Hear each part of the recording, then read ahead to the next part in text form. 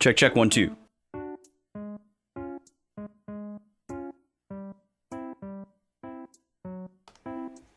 All right, we are here, folks. Sorry for the long wait there. Sorry for the long starting soon. I underestimated how many things I still had left to do after hitting go live. What's going on, everybody? Welcome back. Hi Draconics, hi SNES, hi Gad, hi D Holmes, hi T. Yo, who up Suikoden Day 4? Am I right? That's nuts, SNES. She's squeaking my den till I form. That is so unhinged. Alpha Shard, welcome in. This music is too loud. Hold on.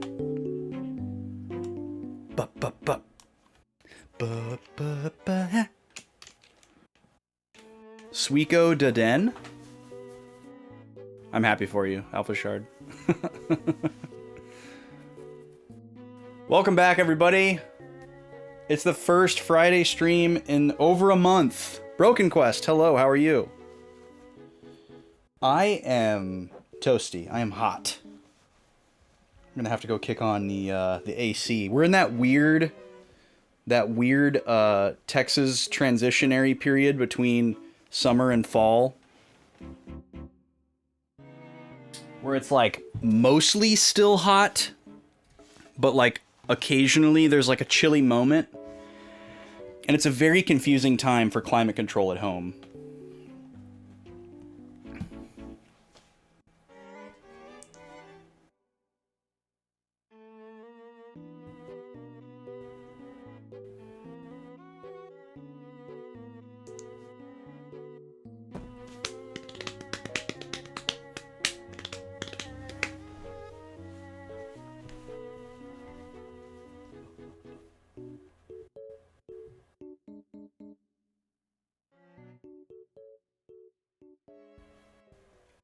Okay, there we go. I'll probably get cold later, but I can change it when we go back. Let's get swapped over to the big cam straight away, shall we?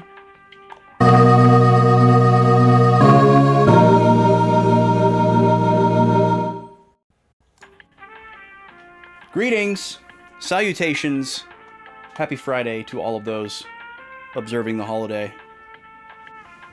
Yeah, but it means something different in Minnesota than it does here, doesn't it? Holy gad. Also, D Holmes, thank you for the 11-month resub. I did not miss that. Gad, thank you so much for the 10-pack. What the heck are you doing, dude? Florida has spring, summer junior with a couple of cold days. Yeah, the great thing about fall in Texas is that we get it all winter long. It's fantastic. As someone who hates winter and loves fall, Texas is the perfect place to be because there is no winter. You just get a really long fall and then it goes back into spring and summer again.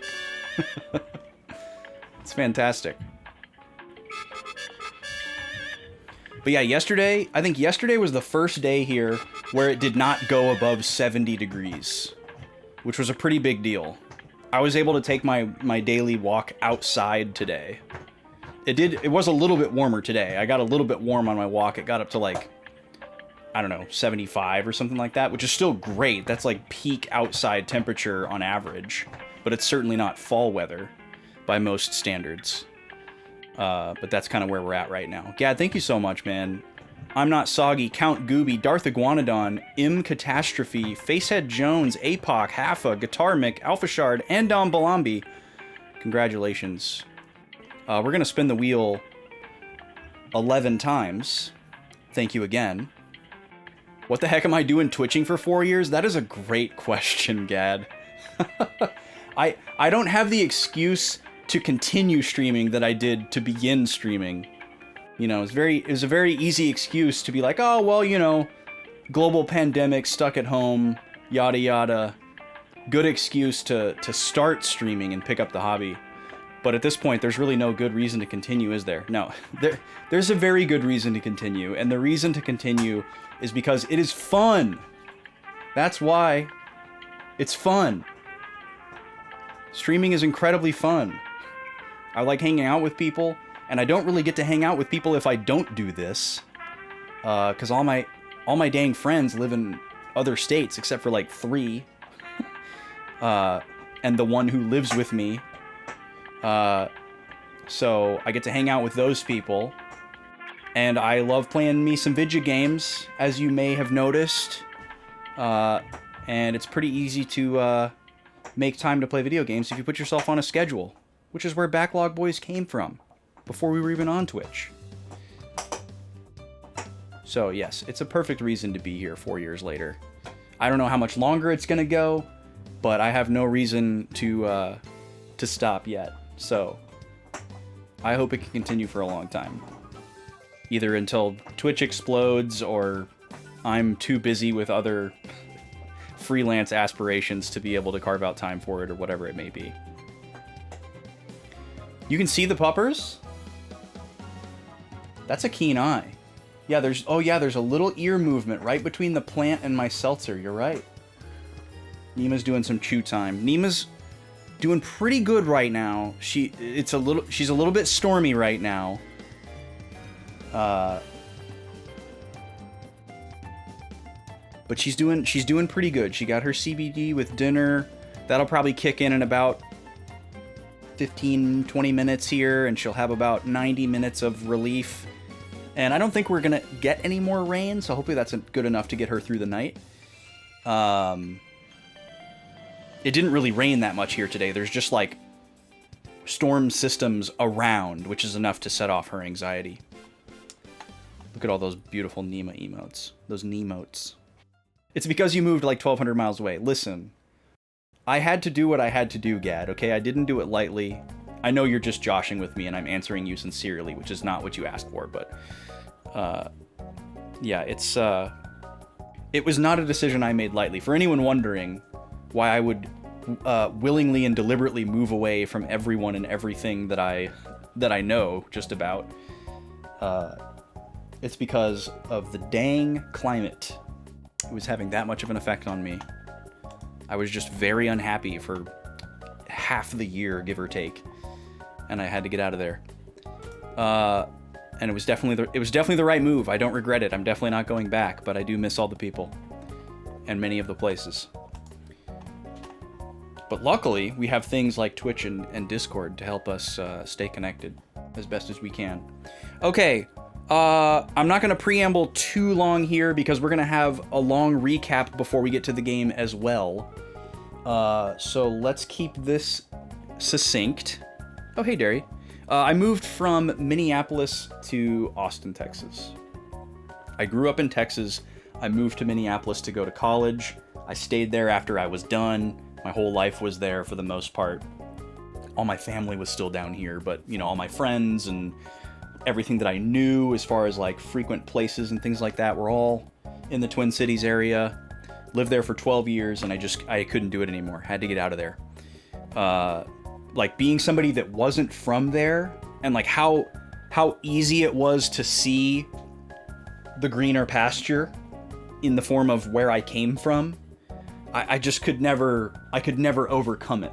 You know, every time I had to like clear snow off my car to go to work that I didn't want to go to, and then clear it off again on the way home, and like shovel my driveway at the front and back end of that as well, like all to do something that I had to do and didn't want to do, like every single day for several months, knowing that if I was here, that like my commute is the same length every day of the year, you know, like having lived that, it was just, I could never get past it. I could never normalize those behaviors. So I had to do something about it. And like, I just love the sun and like colorful skies. You know, some people get this like really cozy feeling from like a cloudy gray sky and they like it. I like a rainy day as like a novelty to like slow me down for a second. But I need it to be like sunny and colorful like 90% of the time for me to feel like happy. I need nature to look like colorful not like brown and gray. I need to see green and blue. And I guess it's just because that's what I grew up around. But even like in the fall here, when things die and turn brown, it makes me more sad than in the summertime. There's something about like the vibrancy and the warmth outside that even if I'm not outside, makes me feel more motivated and happy and stuff. So I had to get back to it. Yeah, Austin and Austin. Yeah, I never hear that. I promise you, I've never heard that before. Every year you get older, the cold is harder and harder on your body, and you're more and more uncomfortable. But your family's here, and you love everything else about the city-state. Yeah, it's hard, D. Holmes. It's hard. It's not an easy thing. Like if I didn't have like a desperation and like some small amount of like lifelines, it would have, you know, it would have been that much harder to do. It took me probably like 5 to 7 years to make the decision to leave. It was something that I wrestled with for that long. Like I hated it the whole time I was there. It's not like I liked it at first and like the novelty wore off. I was like waiting for it to become less odious, and it never diminished in that regard. So it was like, okay, I gotta get out of here or I'm going to be sad for the rest of my life. What am I gonna do here? And I had to wrestle with that for like the better half of a decade before it was finally like, okay, we gotta go. We gotta go. So yeah, shoveling is bad. Just snow in general is bad. But even once you have like all the proper equipment to deal with snow, it goes so much farther beyond that. Like people don't go out as much because it's more difficult to go out, because it's cold, because you have to put all the clothes on, because it's so cumbersome and repetitious and annoying, and it causes people to become less social. And like, I'm not the most extroverted person in the world, but I do like to be around people that I care about, you know, from time to time. And like, it's hard to get people together during the winter months. Like people aren't going to as many shows, and people aren't going over to other people's houses to just hang out as much. People aren't throwing as many parties. People aren't having as many game nights. You know, like it's so much, it's just that much easier to talk yourself out of all those little things. Whether it's talking yourself out of throwing it or talking yourself out of going to it. Because it's like, I don't want to clear the car off and do that whole song and dance, or it's icy tonight, I don't want to risk driving, you know, I love them, but next time, you know, like all those little things just like add up to like staying inside most of the winter. And like, I'm a homebody. I love being at home. I can stay at home with the best of them. But eventually I need to go somewhere and I need to have people around me. Even if it's not both of those things at the same time. I love hosting people. I love just having people come over. I don't need to go anywhere. I just need to drain my social battery a little bit. And before this was a thing for me, you know, especially that much more. Like this helps. This helps me with that a lot. And, you know, the interactions that I have with people in Discord, etc. Snow's been milder in recent years, but it's still cold, dark, and gray. Well, we are in the, we're in El Nino, right, D. Holmes? I think, what are we, like 2 or 3 years into El Nino? I know there was a couple of winters when I was still up there that were like peak La Nina. And we were just getting destroyed. But yeah, there's ebb and flow to it. It's not always bad, but it's also not predictable, which is a problem for me. Winter here is predictable. You know, we had that crazy blizzard a couple years ago that like wrecked our infrastructure, but that happens like once in like 100 years. Whereas in Minneapolis, like, you know, many of the things that I saw were like very commonplace, you know, 1 in 5 years, 1 in 2 years, every other year, every year. But I get what you're saying. Happiest time of your life was when you were a student at the U of M. Spent all your winter time there. You're wondering if part of what you liked was that the buildings were connected by tunnels and skyways. Yeah. Probably. Because you can go somewhere without going outside and dealing with all the crap. Yeah, being there, like, that was one thing that I never seemed to be able to impress upon native Minnesotans was the novelty and the joy of being able to just go somewhere on a whim. Like not to say that there was no way to be spontaneous, but people just weren't used to it. It's like, oh, well, do I have my jacket? Do I have my boots? Do I need gloves? Am I gonna need a hat? Are we gonna be outside? Where like, you know, here, it's like, okay, well, obviously the warm months, neither place would have to worry about that. But here during the cold months, it's like, okay, you grab a sweatshirt. You're good. Like, unless something like apocalyptic happens here, you don't need to get out your gloves or your boots or your hat or whatever. It's just a lot more easygoing when it comes to like picking up stakes and going somewhere. You don't have to keep special tools in your car. Like the most specialized thing that you're gonna have to do with your car is maybe invest in like a reflective sunscreen for your windshield when it's really, really hot. But in Minnesota, you have like a trunk full of like things. It's like, okay, I've got my scraper for ice. I've got my brush for snow. I've got my windshield cover, perhaps, that you might have, your frost blocker. You might have like a bag of sand or something heavy to like weigh down the back of your car in case you get stuck. You might have those little traction things to put under your wheels if you get stuck. And like, it's just like, it's a lot to think about when you grew up with none of that. And it just never became normal. Okay, I said I was going to transition into games, and we got on a tangent there. So, I said I was going to make this succinct. I'm celebrating 4 years affiliated on Twitch today. The actual anniversary was the 14th, which was Monday. You all saw the little alert if you were here on Tuesday. Twitch just pushes it out. I don't control that. Tonight, we're actually observing, I suppose. We're celebrating. I don't have any type of like special derail game activity. I figured I was going to come up with something, but I figured we have so many things that derail the stream already with the spin wheel and such that I didn't want to add anything else extra to it because I really want to play a good chunk of Suikoden tonight, because I missed it and it's been over a month.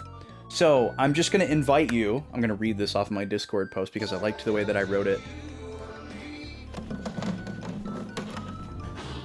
I invite you... Why can't I see this? I invite you to share with me any of the following. You can share with me how you found this channel. You can share with me a favorite moment, if you have a favorite Backlog Boys moment, whether it's from Twitch or YouTube or whatever.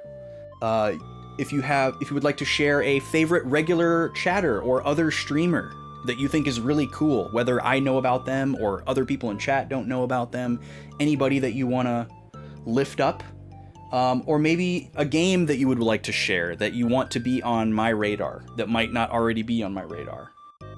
I would love to hear about stuff like that tonight. It doesn't have to be sentimental or mushy. It can be goofy. You know, just things that you'd like to share. Okay, we gotta spin this wheel 11 times. So I should probably get started on that. You're studying the Minneapolis Metro? Wait, why? Oh, you're from Buffalo, Broken Quest? I didn't know that. Oh, you have a garage now. That's great, D. Holmes. You spend less time clearing off your car. God, it sucks, man. Clearing off the car. And even if you have a garage, like if you don't have a garage at work, you're still doing that. You still gotta have that stuff in your car. You know? And you still might have to do your driveway. Unless you have like, you know, like apartment, like parking garage, like covered parking type stuff. Oh, to understand the logistics of what I was describing. Oh, interesting. Buffer bros. You came from the Suikoden 2 YouTube VODs. Really, Sen? I didn't know that. That's amazing. That's incredible, actually. Because I just assume that nobody looks at my VODs. Because like nobody looks at like anything that I do. You like seeing Draconics in Goated's chat? Yeah, Draconics is around, Broken Quest. Draconics is everywhere. He's in a lot of cool people's chats. I don't think Draconics is here, but I think Draconics actually found this channel from B. Oh, just there he is. He's everywhere. You came here from someone's post on the Euden Discord. Really, Alpha Shard? That's amazing. Log back, loggy backy log back. Log. Was that a haiku, Aelise? That was incredible. Thank you so much for 48 months of tier 2. That's 4 years! We're celebrating 4 years affiliated. Aelise has been subscribed for the entire time that it has been possible. What a legend. We love you, Aelise. Hope you're doing well today. Okay, that's 12 wheel spins. That's a dirty dozen. If we land on a different wedge each time we spin, it'd be a perfect blackout. I was doing the Suikoden 2 playthrough. Oh, I was smart, huh? I posted in the Euden Discord when I played Suikoden. Wow, I'm so smart. Too bad I don't do smart things anymore. Yeah, I'm glad that y'all came over from Karkalas. Y'all know how much we care Karkala around here. Hey Luca, how are you? Alright, we're gonna start spinning. Oh my god. Lucky number 13! Lucky number 13. Raccoon Fiasco, another tier 2 48-month legend. Another perfect 4-year streak. What an absolute mad lad. Thank you so much, Raccoon Fiasco. I almost said your government name. Okay. We're gonna go over here. And we're gonna start spinning. No one has ever done that! No one has Broken Quest! ever done that! Oh my god! Oh, rip headphone users. I'm so sorry. I know how loud that alert is. It is intentional. It's unhinged. It's chaotic. Alright, well now the hype train is rolling. I really gotta start spinning. Let's see. I'm gonna need a piece of paper. Let's go to the other notepad here. We're gonna start spinning and writing stuff down. Alright, the first spin is for D. Holmes. Oh, I gotta switch mics too. You guys hearing me okay? Yeah, there we go. Okay, hopefully we don't get any crackle tonight from the lavalier. Alright, first spin is for D. Holmes. Then the next 10 are for Holy Gad. Orange and pink wedges are locked. Hold on, sorry, we got a rogue X here from a long time ago stream that needs to be erased. Thank you for the 420 Broken Quest. Really appreciate that. Do do do do do do do do. Come on. All right, apparently no spray came out there. There we go. Excuse me? Spins is just silliness. Excuse me. 1,000. Gad, what are you doing? All right. Well, that's another 2 spins. Thank you so much, Gad. All right, let's get started. For D. Holmes. We're never gonna play Suikoden, are we? Oh my goodness. All right, first up, we've got a game roast. D. Holmes, is there a game from the backlog that you would like me to roast? You have plenty of time to decide. You just can't pick anything that we've roasted before, ! Roast, to see the list. Ailese, thank you for another 500. That is another wheel spin. All right, this is 1 of 10 for Gad.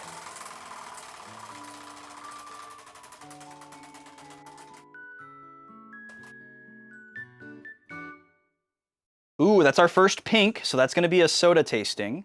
Pink wedges are now unlocked.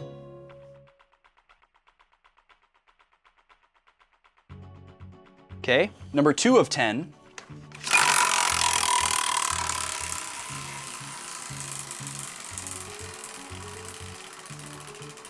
Oh, I've heard a lot of people talking about that game, Alpha Shard. I also got a push ad for it somewhere. I haven't actually watched like a trailer or anything though. Oh wow, we landed on Game Roast again. Okay, Gad, pick a game to roast as well, please.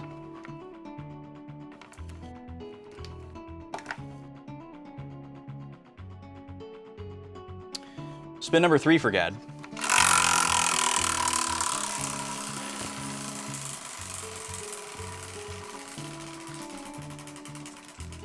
Yes, people have been intentionally choosing really good games. Well, it's kind of hard because I don't really own a lot of like classically bad games, except for like some really obvious low-hanging fruit. Oh, this is spicy. Discord Despot. Gad, are you the current Discord Despot already? Or is it someone else and you just stole it back? I can't remember. But regardless, you are now the Discord Despot. Which means your vote counts twice in the next poll.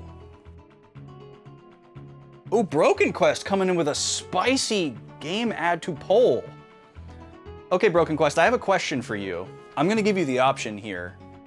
I'm currently running a poll for the next Tuesday game. Do you want me to add Pikmin to that poll now that that one's already open? Or do you want to wait until the next Tuesday poll for Pikmin so that it all goes up at the same time? Next poll, okay, got it. I figured you would say that, but I just wanted to make sure that you weren't trying to get in there. They have a demo on Steam. Okay, nice. Yeah, I'm definitely gonna look up Forge of the Fae. Some people have been saying some very hyperbolic stuff about it, and I'm not really putting too much stock in that, but I do want to check it out. Is there a list somewhere of games I've played? Exclamation point backlog will take you to my collection spreadsheet, and it will show you in the far right column if I have played the game or not. Or also contained in the same command is my backlogged account. If you prefer to look at that, it's a little more graphical. You can filter games by played there. Okay, Discord Despot. This is spin number 4 for Gad.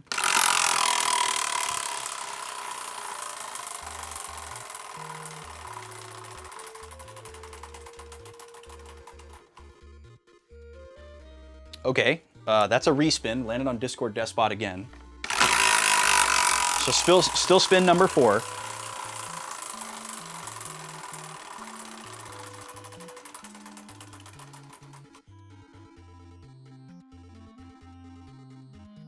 All right, a Wordle, our first Wordle of the night. And that also, or wait, no, sorry, getting ahead of myself. That's an orange wedge, so that's a snack tasting. Not a Wordle yet. Orange wedges are now unlocked. You try to hype responsibly, since many are burned out on the next Chrono Trigger. Yeah, exactly. Also, the next Chrono Trigger is that other game. There is a game coming out that is literally Chrono Trigger 2, and that game looks amazing. I'm forgetting the name right now. But those devs are like actually trying to do it. All right, what emote did y'all get? Oh, that's a good one. I actually have that emote on BB Austin, but the Backlog Boys account doesn't have nearly as many. Is it Chrono Cross? No. Where is the next Incredible Crisis? Dude, I need to get that game. It's a very low priority on my list, but it is on my list. Every once in a while, I look for a copy. Metal Gear Solid 2 Sons of Liberty, that's a good one. MGS2. Gad, don't forget that you gotta pick one too. All right, spin number 5 for Holy Gad.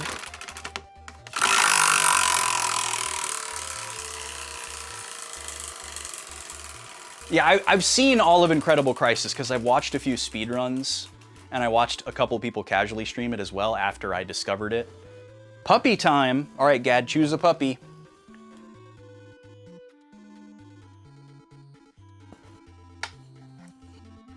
and obviously it has amazing music. Do you get striked, or not striked, but like do your VODs get muted if you stream that game? Probably.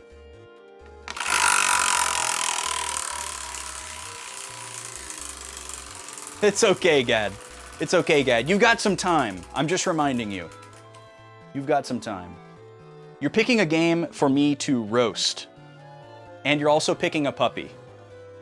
Oh, you're the Discord despot again. Congratulations. Spin number 7.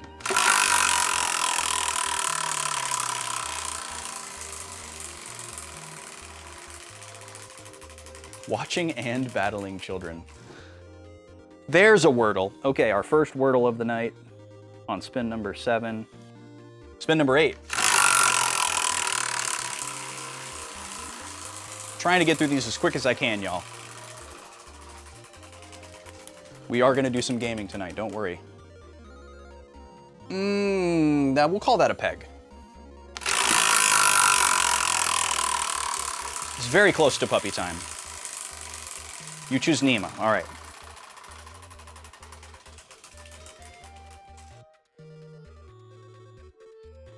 Last spin was Wordle, so that's a respin again.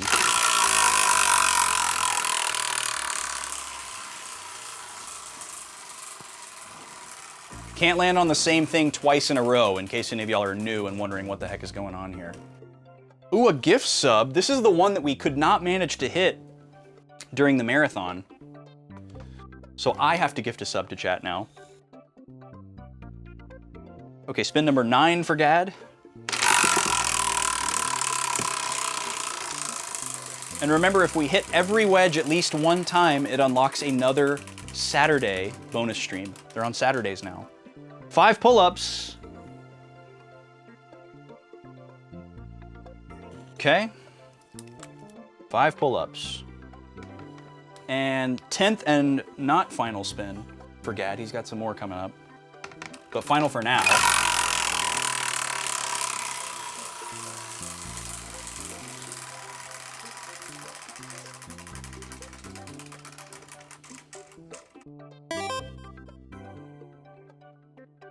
Yo! Broken Quest, thank you for the 89. What game did you get? What was that? I saw Sega Genesis, but I missed what art it was. All right, so Broken Quest gets a spin now.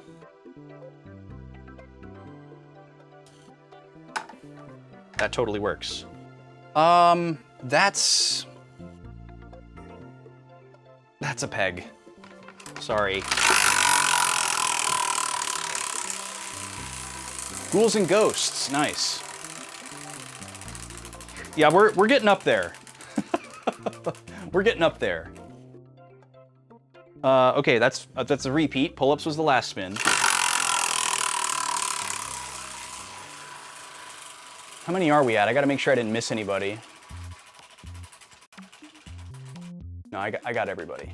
I got everybody. Okay, another puppy time, so we're gonna get Gobi in the mix as well.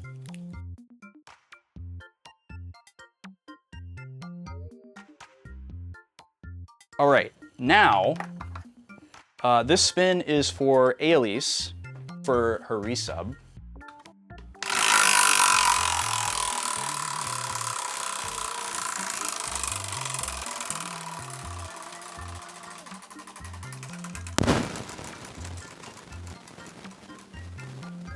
A game Gush. All right. Ailese, what is a game that you would like me to speak nicely about? And say mushy things about. As long as it's something that we haven't gushed before. Exclamation point Gush for the list of previously gushed games. Now we have a spin for Raccoon Fiasco.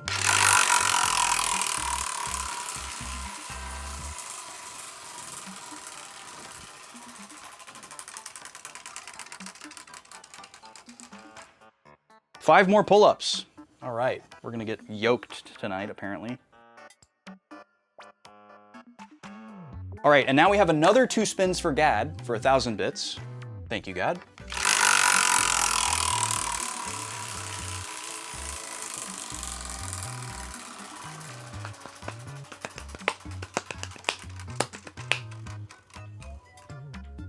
Dumbbell exercises. All right, we're getting close to that blackout, y'all.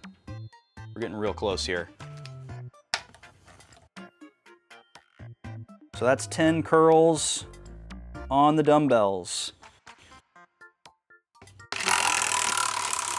Final spin for Gad.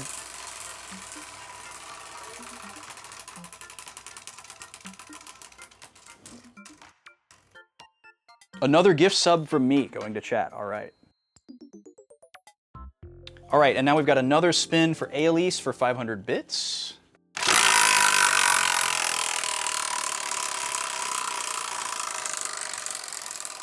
I think we're 3 wedges away from blackout.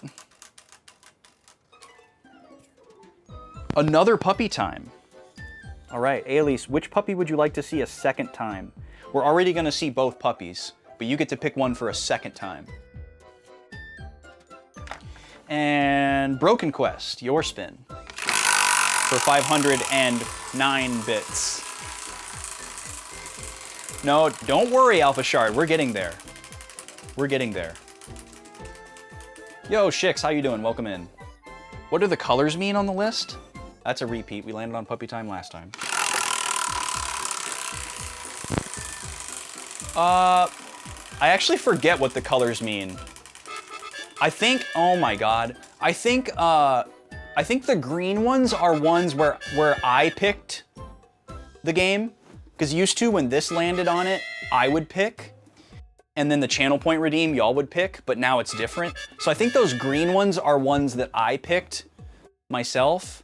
I think the ones in gray or italics are games that I've never played before, but people picked it anyways.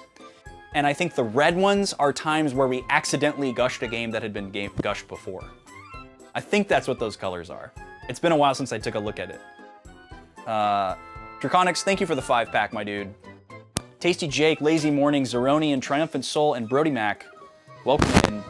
Congratulations. Title update, wheel stream. Hey, you know, you guys know the rules around here, okay?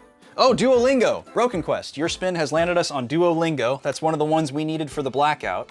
So we will do a Duolingo lesson live on the stream here, Japanese. Now we have a 5-pack for Draconics.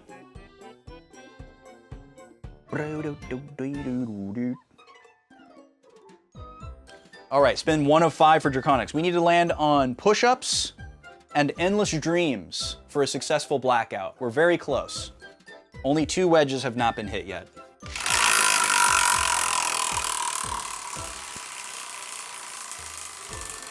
Oh, I adore Rogue Galaxy, Alpha Shard. I could talk about Rogue Galaxy for 12 hours. I have a long playthrough that I've been working on with a very good friend of mine over the years to like max % the game. And we're very, very close, but we don't live in the same state anymore. So we've been away from it for a while. We're both very busy. But sometime he's gonna come down here. We're gonna hang out and finish the game off and watch some of our favorite anime. It's gonna be very cozy. Yeah, I adore Rogue Galaxy. It's the closest to Dark Cloud 3 we'll probably ever get, so that's reason enough to love it. Okay, Draconics, you've landed on Game Roast, so you need to choose a game for me to roast that's not on the roast list already.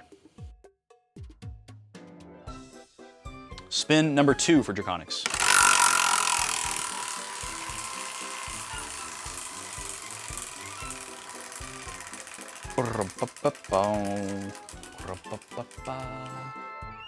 Oh, this is spicy. The Discord Despot is moving crowns. Congratulations, Draconics.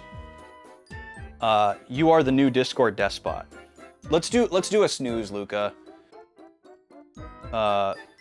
If you don't mind. Thank you for pointing it out. I was not paying attention.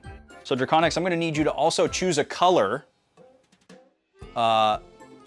Exclamation point color, or no, sorry, exclamation point hex in the chat for a hex color picker that I really like. You're choosing the color of a custom Discord role that is going to be bestowed upon you. And while you hold this role in the Discord, every vote that you cast in any poll, whether it's for a game or whatever, counts double. And we have 2 polls running right now. So that's very, very exciting. So let me know once you've got your color. Okay, Aelise has got her choices. We're going to gush about Final Fantasy XII. That'll be easy. And we're gonna do Nima for double puppy time. Got it, thank you. 480FC1, that was quick, thank you. I still need a roast game from Holy Gad. Oh, there it is, Yoshi's Island. Oh, that. Actually, that's a very spicy choice. I love that you picked that. I actually feel very confident in this one. Okay, spin number 3 of 5 for Draconics. Spinning this wheel like it is my job. Oh, Gen 4 remakes. Okay, that's a fun choice.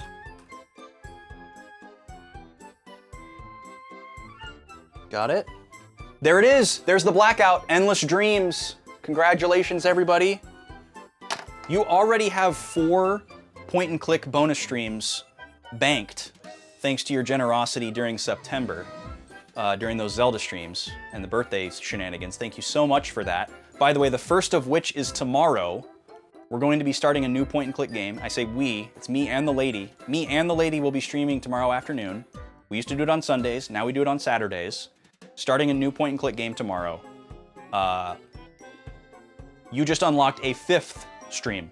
We're only gonna do those streams together playing that point-and-click game ongoing whenever these bonus streams happen. When you either black out the wheel or you fill up the, the bar, which we're getting dangerously close to as well. So, thank you so much. Ladies and gentlemen. All right, congratulations on the blackout. Draconics, will you please choose a number between 3 and 267? That is the page that I will read from Endless Dreams. We got 2 more spins for you here. 2 more for Draconics, here we go. But not 14, thank you, Luca. We don't speak of page 14, that's right. There are some CWs, we learned. That's another puppy time. Okay, so that's going to be double Gobi, in the interest of fairness. And final spin. Number 5 for Draconics. 197, thank you. That's all right, that's perfect, Luca. You can go ahead and open the prediction. We'll go ahead and run it. Ooh, and an art time! Okay, Draconics, exclamation point color, or no, sorry, exclamation point paint in the chat. Oh, our Smash combatants today is Kirby in the red corner, Fox in the blue corner. Exclamation point paint is not working. Okay, maybe it is color. We have this beautiful canvas that we're working on here, and we're going to color in the next square, whatever color Draconics chooses. Oh, paint did work. It was just a little bit delayed. Here's what it currently looks like. If you want to see the colors that we've currently got going, we're going to do this square right here below the yellow one, if that influences your choice at all. You can choose whatever you'd like, and we'll color that square in that color. Kirby and Fox. Ooh, we got Luigi coming in. That's exciting. Luigi has not fought yet. Thank you, Broken Quest. All right, hopefully you've got a good enough look at that. Here's an example of what a completed art time might look like. This is not one that we did together. This is just one that I did myself so that I could show it off to y'all and you'd understand what the finished product might look like. Just something for us to all do together as a community. Very simple. All right, we've got an ad coming up that we can't snooze any longer, so we're gonna have to do this before we play the game. Draconics chooses Lime. All right, it's gonna be the second appearance of Lime. So during this ad break, I'm gonna be very busy. I'm gonna go get a soda, I'm gonna pick a snack, I'm gonna get some games ready to be gushed and roasted, and I am going to get this art time ready to go. I'm gonna get Endless Dreams ready to go. We have so much to do.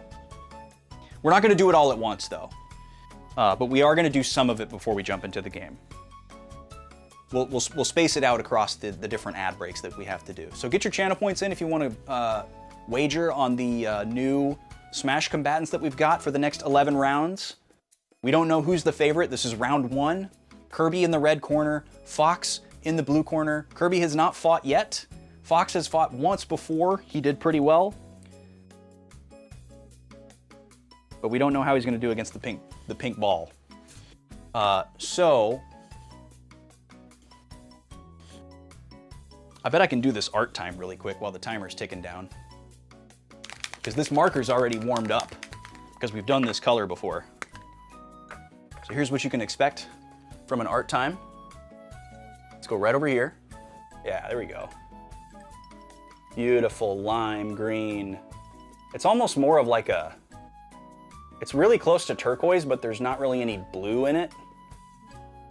It's a really nice color. Just a nice light green. I wouldn't really call it lime, but that's what they call it on the box. So I just copied them. And this is actually paint. This is not a marker.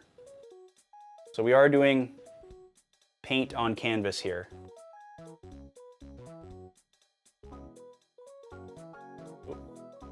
Screwed up my line just a little bit there. It's hard to do while just holding it up. Here we go. Beautiful. 2 lime squares now. We got a nice little color scheme going. All right. Ad is getting ready to roll. Thank you again, everybody. I really appreciate y'all. I'd be sitting here playing games if there was nobody here, but it is 10,000 times more fun when we're all hanging out together. So thank you. Let's see. I'm gonna come back over here just in time to tell you that the ad is about to start. I'll be back with some shenanigans, but not all the shenanigans, don't worry. We are close to getting into the game. Appreciate y'all being here. I'll be right back. Enjoy the Smash match if you're not in ads.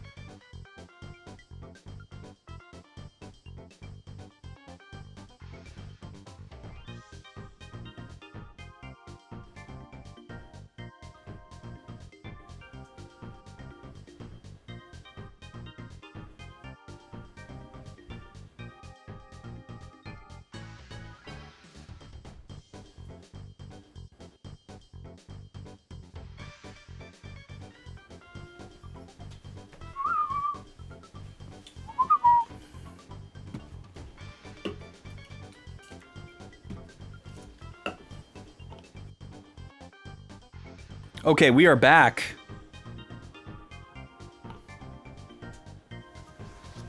Congratulations to the Kirby believers. Kirby takes round 1. Y'all make it sound like he was doing pretty well there. Broken Quest said he was not playing around. Yo, Adrian, welcome in. Sorry, I was in an ad there. That was just before I walked away and I missed it. Hope you're doing well. Brother versus brother. That's spicy. So our next combatants after Kirby and Fox will be Luigi and Mario. Very exciting. Mario absolutely trounced Donkey Kong. So he's sort of the favorite going in. We haven't seen anything from Luigi yet. All right, let's go over here. Welcome back, everybody. Let's get the music on for just a second here. We're going to taste a soda, and we're going to do a couple little shenanigans before we get started here, because otherwise we'll be way behind. And I'll have to do all these... Oh, I left my other notepad out there.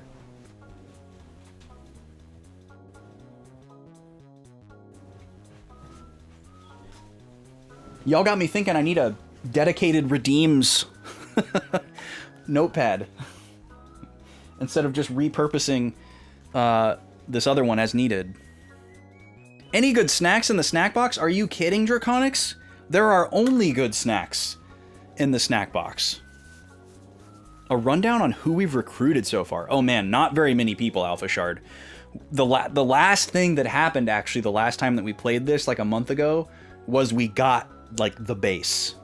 So we haven't really recruited anybody. We've met a lot of people that seem recruitable, but the only people that we've, like, gotten in our party so far are, like, story-based people. We haven't actually, like, recruited, in a true sense, anybody. So maybe that's an easy answer, I guess. I just realized I don't have a bracelet on. This keeps me from statically shocking my equipment up here, which can cause my capture card to die, or worse, a blue screen on my computer. So it's very important that I don't build up static, and I seem to have a tendency to, just as a human being. Okay, we're gonna taste a soda here. This is Apfelkirch Holländer Lemonade. I don't speak German, so I probably butchered that, but this is German. This is a brand that you may have seen before. It's common to my eyes because I go to a lot of places that sell specialty soda, and this one you see pretty commonly at like World Market or other specialty grocery stores, like if you have a high-end grocery store near you. I've had a couple of sodas from this brand, but I've never had this one before. I think when I grabbed it, I thought it was a cola, but it must be lemonade. I don't know what Kirsch or Holländer means, but obviously Apfel probably means apple, given the other context clues here. And then Limonade seems to just be like the German accepted word for like a soda. Yo, Tulip Waltz, welcome in. It might have been me. We had a couple of, we had a 10-pack, a 5-pack, and then there's a thing that my chat can do to make me gift subs to random people. And I had to do that twice. So I'm not sure where yours came from, but it might have been me. It was somebody in here. Welcome in. Kirsch is cherry. Oh, thank you, D. Holmes. Nice. You got a lemon one from Blue Sun. You remember it being weird. Interesting. Have I had the Bundaberg Sparkling Lemonade? Yes, I have several cases of it in my garage.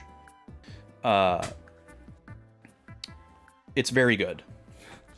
It is the second best sparkling lemonade I've ever had. Beaten only by the limited edition Boylan Sparkling Lemonade. Oh, wow. The lady must be back from the store. Do I like the sailing in Suikoden IV? I feel like I haven't done a lot of it, I guess, but so far, yes. I don't have any issues with it so far. I like that I can autopilot. So cherry apple. Does anyone know what Holunder means? Also on the side here, it looks like this is 23% fruit juice, which is very respectable. But yeah, the whole label is in German. So, oh, here we go. Hold on. I may have just figured out what Holunder is. This is actually from Austria, not Germany. Apple juice from concentrate, sour cherry juice from concentrate. Love that it's sour. And then we also have elderberry juice concentrate. So Holunder might be elderberry. So this might be an apple cherry elderberry soda. That's pretty exciting. I love a fruity soda.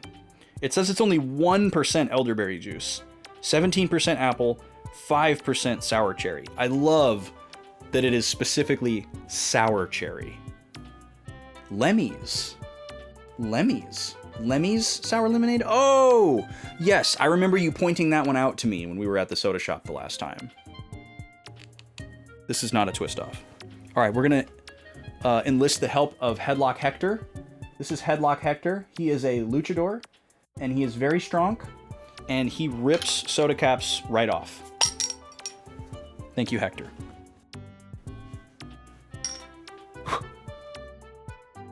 Oh, that smells great. Wow. Oh my gosh. That smells amazing. Oh, it means Dutch. Hollander Kirsch Tort is a specific type of cake. Oh, okay. So it is a Dutch apple cherry soda. This is one of the best smells I have ever smelled. It smells a lot like the Reed's apple beer, if you've ever had that. It's like this spiced apple cider fall. I was hoping that this would be kind of like a fall time thing, just because apple. And apparently I was dead on. This smells like the most beautiful fall potpourri of like warm spices and hearty mealy fruits. Oh man, that smells so good. And it's a very homogeneous smell. It doesn't smell like a bunch of things mixed together. It just smells like this beautiful singular smell.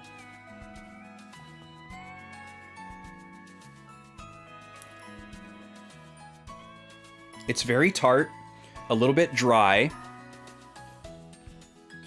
It's good. The aftertaste tastes exactly like the aftertaste of apple juice. There's a very strong presence there.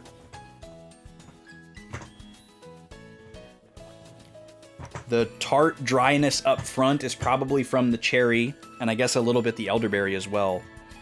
I don't know if it's this particular bottle, but it's not really carbonated. The first ingredient is carbonated water, so it's definitely supposed to be carbonated. And it was a pry-off cap, but it's pretty flat, which, you know, it happens. These sodas travel upwards of 1,000 miles to get to me.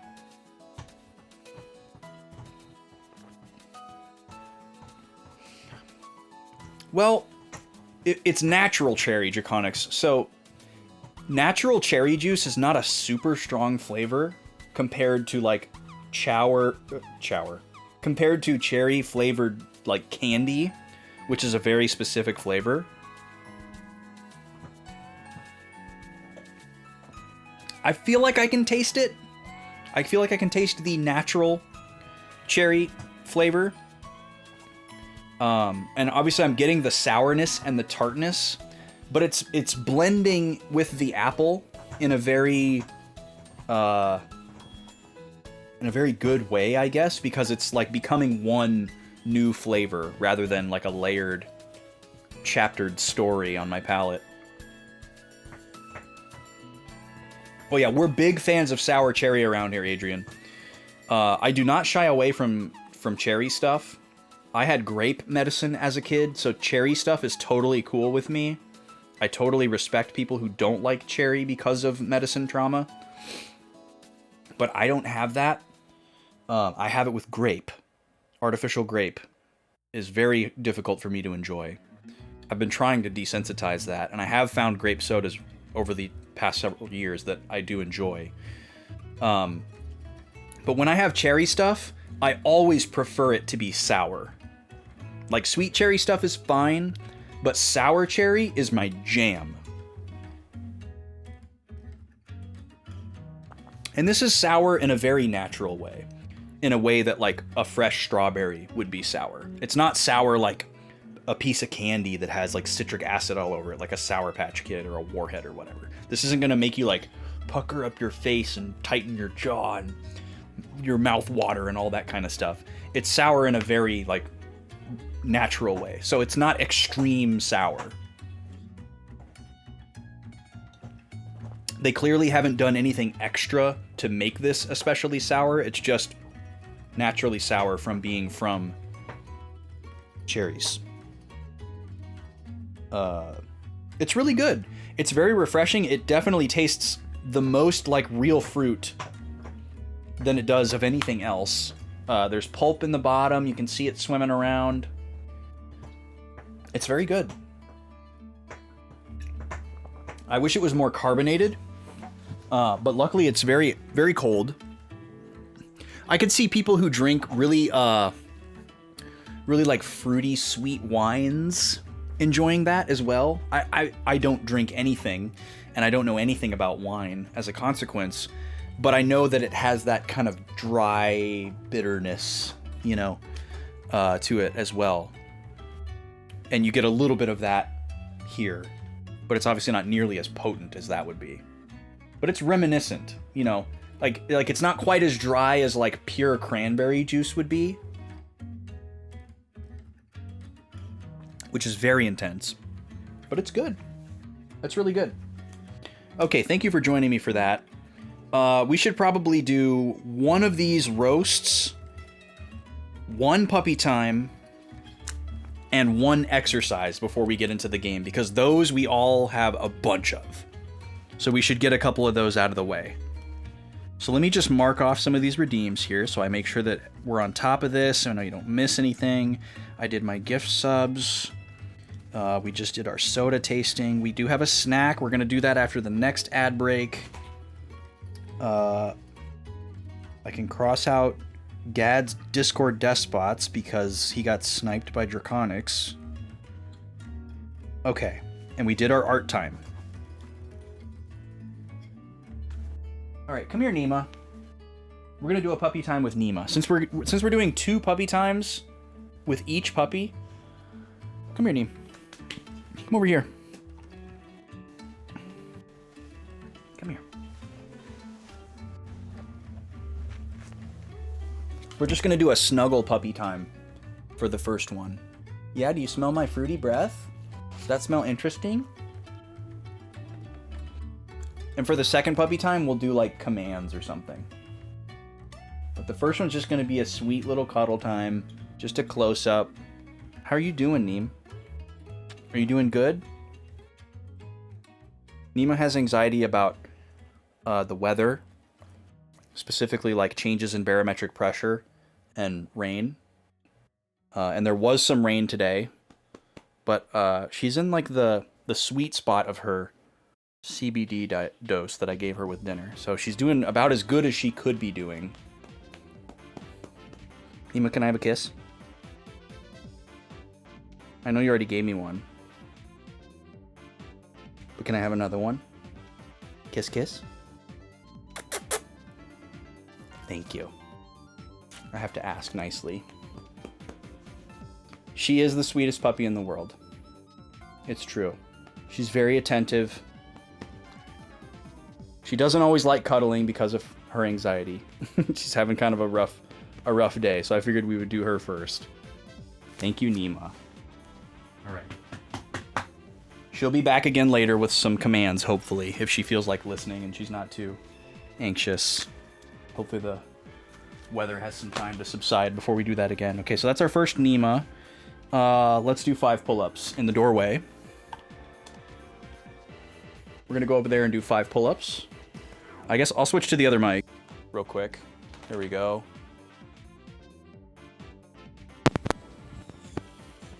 Knock out 5 of these real fast. Fast as we can, anyways. I gotta be really careful with these pull-ups tonight because I have like a crick in my neck. You can very easily make that worse with bad form while exercising. It's not how I got it either. Just got it from sleeping.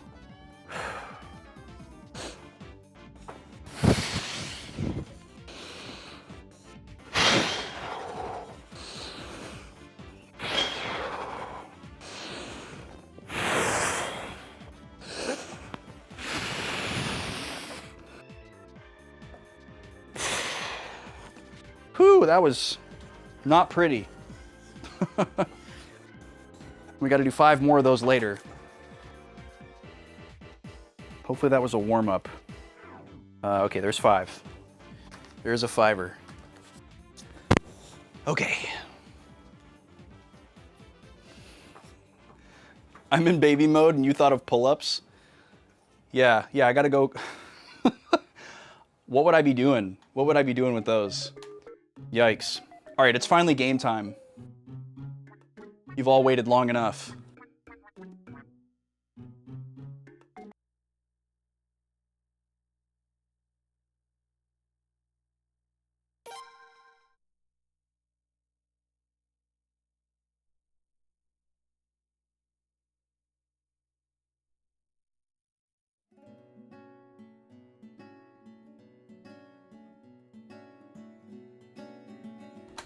Sorry, thank you.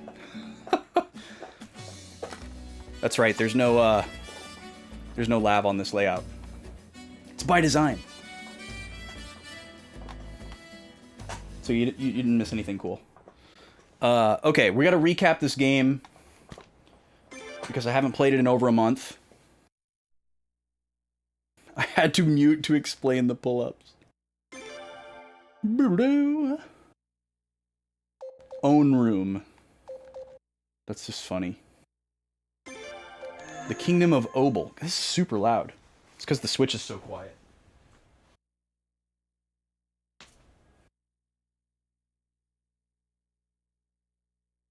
Turn that down just a little bit. Probably should do that on a screen where there's actually music so I can reference.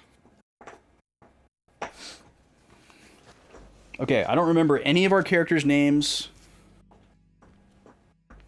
Is there no music on this screen? Or did I just turn it down that much? Okay. There is music on this screen. I just turned it down too much. Okay. So, we always read last week's notes whenever we start stream again. It's just that it's been over a month since last week. So, let's see here. I'm just going to start reading and see if my memory gets sparked instead of trying to go back. Okay. So while adrift, a larger ship spots us. Spots us captained by Colton and a mysterious, handsome swordsman. Colton is posing as a merchant, but apparently is not, ? Swordsman is undercover but in charge. Colton is suspicious of our ship, thinking it may be a trap. Does he have a military background? This ship is meeting another merchant ship. Seems sus. We are caught eavesdropping on the exchange, and we reveal ourselves. Colton refers to enemy territory as he receives report from merchant about the pirates attacking Razoril. The way he talks to us after hearing we are knights of Gaian implies that he is an enemy of Gaian. And I wrote, Kuluk, ? Colton wanted to kill us. We fight. It's a scripted loss. We flee. The captain swordsman is revealed to be Troy, who is a rival of Glenn, the leader of the Knights Academy. Our, like, supreme good guy character right now that died and passed the rune on to us.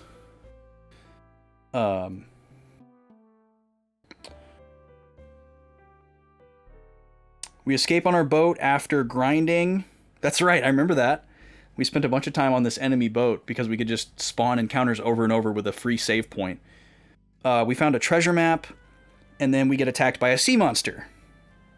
After defeating the sea monster, we are hit with a tidal wave and shipwreck on a deserted island. I just wrote on a deserted. Yes, and we were on that island for a long time. We had to play like these little, like, almost like Harvest Moon, Animal Crossing-esque little conversation task gathering things. And we were in like this weird Groundhog Day loop where we had to do the same thing over and over and over, and it seemed like we were making no progress, but we were. We spent 3 days gathering materials to fix the ship. So we would like run and go get this thing, and then go get that thing, and then go get that thing, and say we got all the things, and then we'd end the day, and there'd be a little scene, and then we'd come back from the scene, and it's like, okay, we got to do those 3 things again. But it wasn't like again. It was just like, we got to do these 3 things. It's like, well, we already did those 3 things, and we did it 3 times in a row. And we met this mysterious mermaid lady who gradually became slightly more friendly towards us each of the days. Who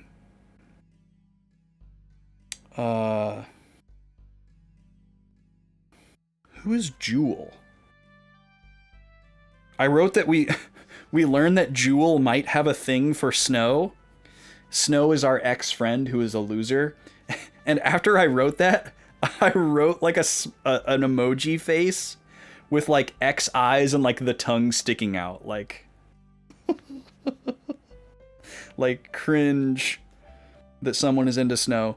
Paula and Jewel believe that Laszlo is innocent. Oh, okay, Paula and Jewel are the two, wait. Yes, Paula and Jewel were the 2 friends from the beginning, and they stowed away on our boat. Are they in my party right now? Yes, there they are. Paula and Jewel. There we go. They believe that we are innocent, but if Jewel has a thing for Snow, that's cringe. We meet a mermaid-esque woman in a cave and slowly build trust. There that is. After 3 days of gathering, the ship is seaworthy. Mermaid girlfriend says that Chiapu is in trouble and we must kill Big Crab. Chiapu is the cat person. Laszlo resorts to using the death rune. Laszlo is us. I was thinking Hugo. I was trying to remember our character's name before stream, and I was like, it's Hugo, right? It's Hugo? Laszlo. Laszlo ends up having to use the death rune in order to like penetrate the defense of this giant crab thing. Nothing else was working. So that was like a scary high tension moment because what's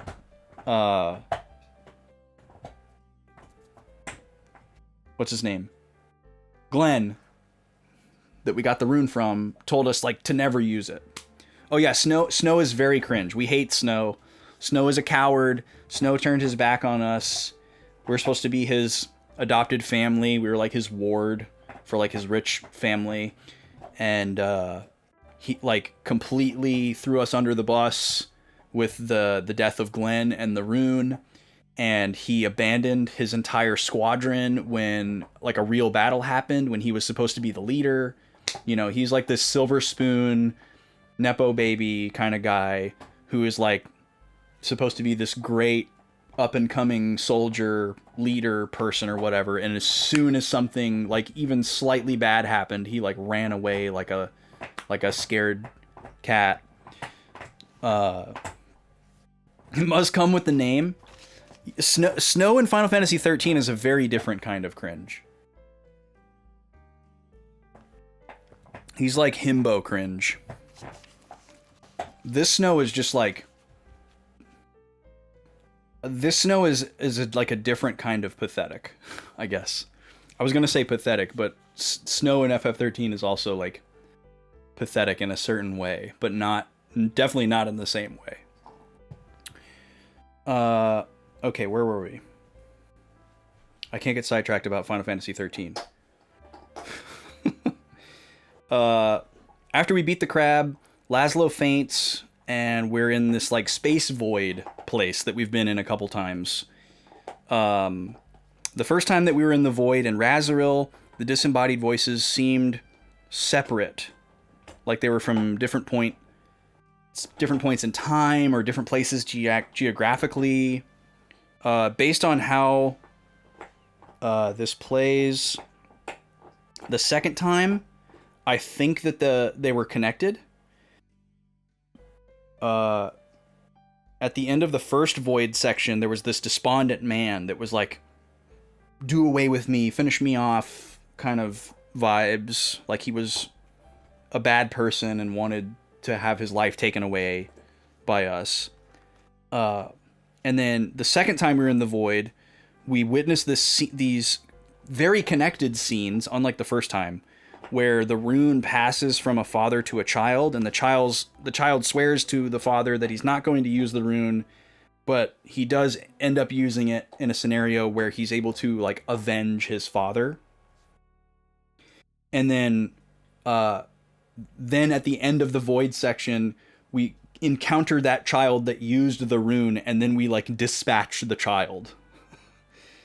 It was very heavy. So we seem to be interacting with like memories of the previous users of this rune through the years. It seems like that's what those void sections are.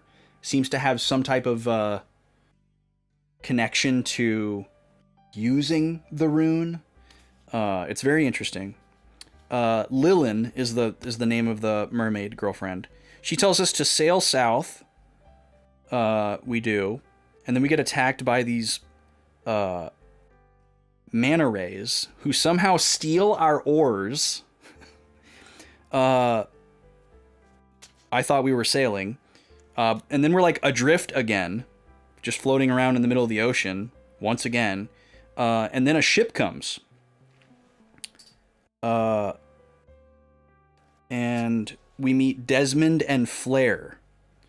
Desmond is like some kind of knight dude who is the attendant to the Obel royal family, and Flare is the princess of Obel. And they take us to Obel, which is where we are now. We're in the kingdom of Obel, and we have to go visit the royal palace. Then we met a bunch of NPC characters who seem like future recruits. I'm not going to go through all of them right now. And then we go and we meet this guy Lino, he looks like a surfer dude, but he's the king of this whole place. And he hits us with a big lore dump about these ruins, which is where we're supposed to go next, to learn about the rune that we have on our hand. Because he sees the rune and he's like, whoa, is that the thing? That's the thing. You should go to these ruins and learn about the thing. So the Rune of Punishment, which is what we have on our hand, came from the Obel ruins 15 years ago. Now that doesn't check out with my theory that the Void memories are also previous holders of the rune. It seems like this rune has been around for a lot longer than 15 years. So maybe just the last person that had it was in there, or one of the more recent people to have it. Not the last person, because 2 people have had it before us that we've seen. Glenn got it from this pirate guy whose name I've forgotten. It's in my notes somewhere, but I'm not going to go dig for it right now. And then we got it from Glenn. We must visit the ruins and meet the inhabitants there to learn more about the rune. Lino offers us a place to stay, but he whispers something to Desmond and explains that he doesn't trust us yet. And then they take us over to this castle and just give us this like huge like it's like a ship built into the side of a mountain, it sounds like, which I guess is just a play on the theme of the game. So instead of a castle, it's a boat, because boat game.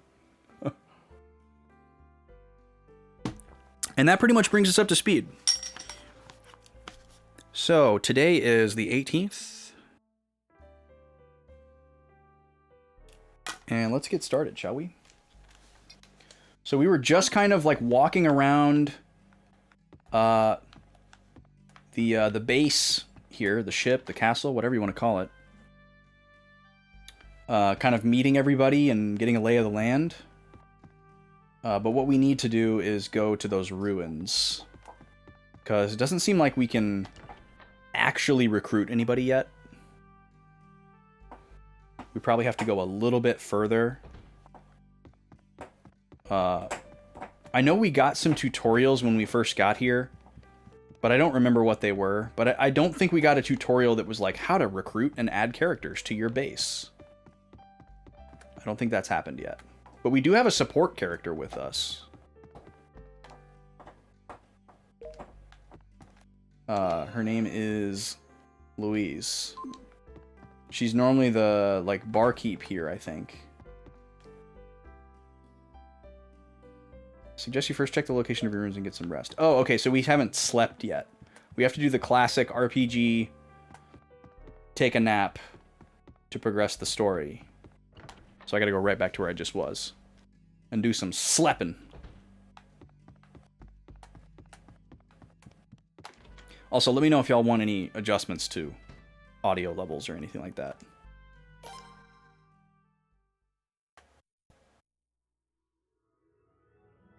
No blanket.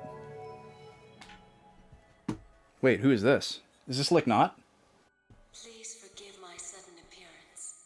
Called it. I don't mean to frighten you. My name is Leknot. Like your name is Lek, and then you're pranking me? Guardian of the true runes. Some call me the executor of balance. Others call me Ash Ketchum. Embedded in your left hand is one of the true runes. That particular one is called the Rune of Punishment. It is this rune that governs atonement and forgiveness. As the rune's power is used, its dreadful spell will consume its master's life, little by little. But no matter how harsh the journey, you must remember that there are no trials that you cannot overcome. Friends will help you along the way. Surround yourself with strength, the strength of many. Remember, I shall be monitoring the rune for a while, and more importantly, the way that you use it.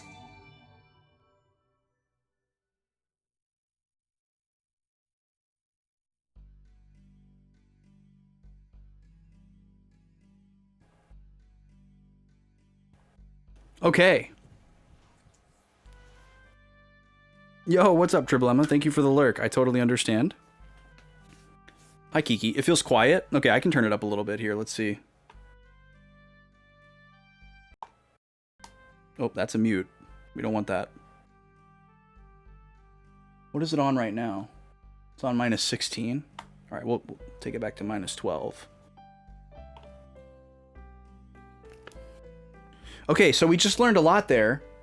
The rune of punishment that we have on our hand will consume our life every time we use it and eventually kill us, which is what we saw happened to the two people that had it before us as well. They used it and then they died. She also told us that it is the rune of forgiveness and atonement. So that explains the, like, void stuff. We were seeing people's moments either that where they did things that they needed forgiveness for or needed to seek atonement for, or actually receiving the forgiveness and atonement. So kind of like their bad memories or the major triggers. The rune uses up our life force and will eventually kill us. Okay. And yeah, in case y'all didn't notice, that voice actor was Veronica Taylor, aka Ash Ketchum. Also, welcome in, Kiki. I haven't even opened my tea yet. That's crazy.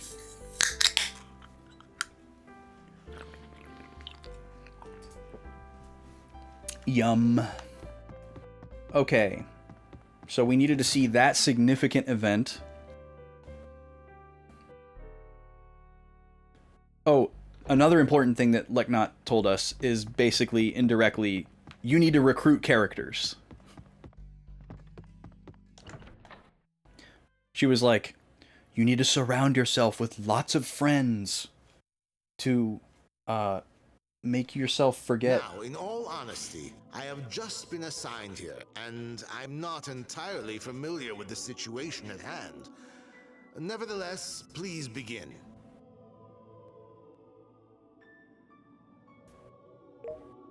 That was weird. It read the second text box before I got to it. If I may, it is the light that was seen earlier that concerns us. It has not been seen around Rosaril since then. Okay, so this is the guy that we got attacked by. The first boat that picked us up before we ended up on the deserted island was this guy and the guy next to him, Troy. So this is like high up Kuluk people.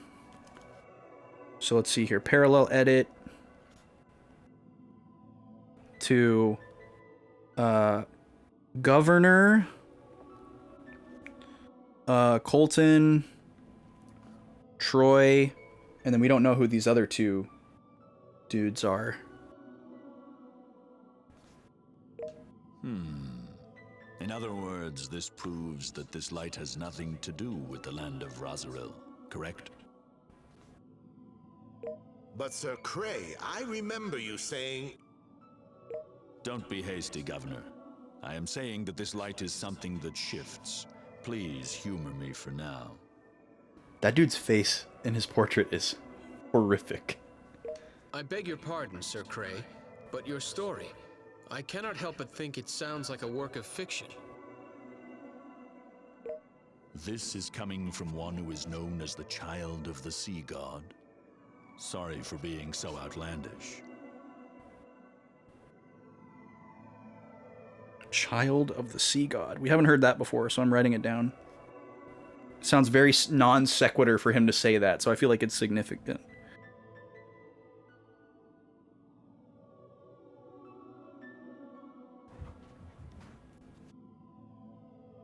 If you would please stop calling me that. Oh, he doesn't like it. Troy, just let it go. There is no need to be so sensitive.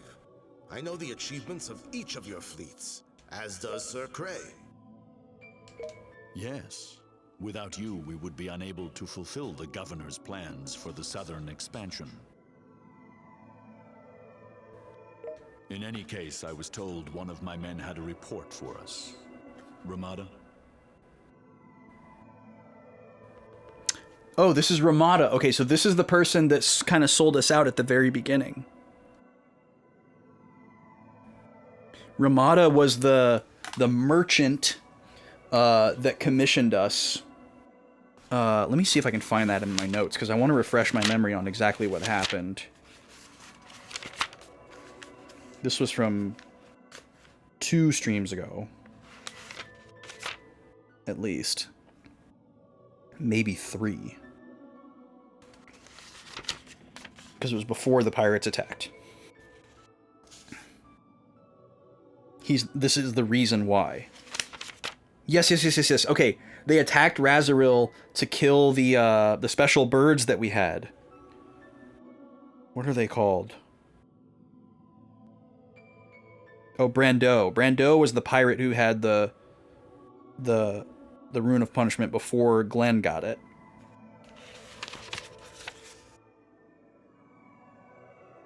Here we go.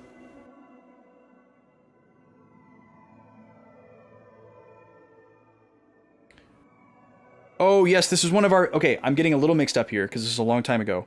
One of our first missions after graduating was to help escort this guy Ramada. And his cargo was reported as spices, but we found out that it was rune cannon ammo, and like the most powerful rune cannon ammo that we'd ever seen before. Nasal birds, or nasal birds.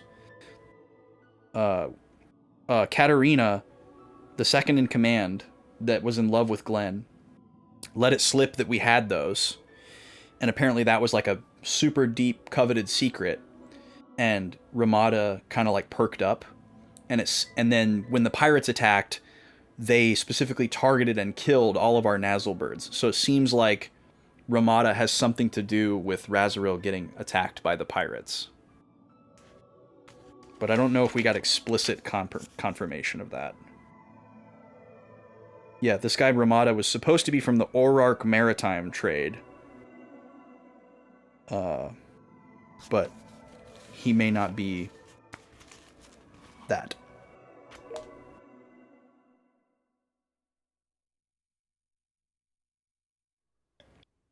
Pardon me, but I brought with me a man who claims the possibility that the object in question has moved on from Razoril. Ah, bring him in. As you wish. You may enter. Oh, and the big light that they were referring to was when Glenn used the rune to repel the pirates. They're trying to figure out what that was. No way, Snow defected already? Dude. Are you kidding me? Alright, so Snow is the new Joey. Should we start calling him Snowy? Because his name ends with an E. And he sucks. Like Joey.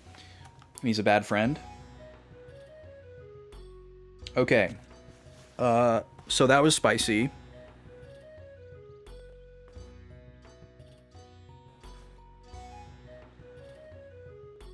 Snow appears at Kuluk. We'll call it a round table, even though it was square.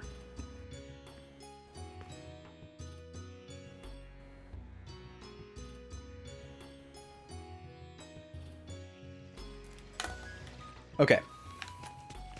Whew, look at that skybox. Forgot how bad the skyboxes in this game are. Oh, there's battles here. Okay. Sure. Oh, look at these cute little guys.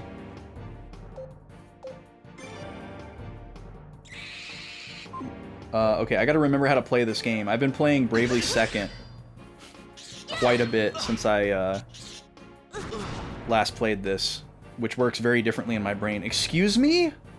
What just happened? Hello? 2 of my characters are dead? What is going on? Like, what are these things? Why are they so strong?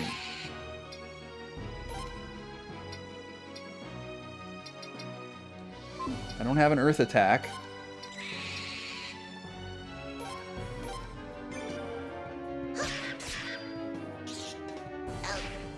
How did they like crit us?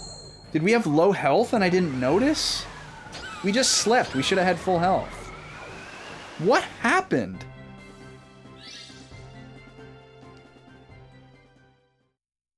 Joey had at least reasons for doing what he did. Snow does what he does because he's a little something. See, that was... I mean, I don't want to talk too much about... Oh my god. I don't want to talk too much about the specifics of Suikoden 2 in case there's people here that haven't played it, even though that's very unlikely. But I never really felt like Joey's motivations were resolved enough. Wait, what is this? Where is my base? Oh, I have to walk through a cave first. Okay. I'm gonna go right back to my room and sleep again to heal myself. I'm just gonna assume that that was a weird fluke.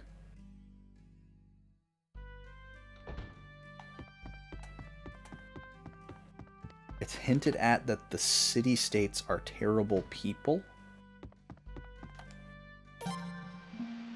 I don't know what you mean by that.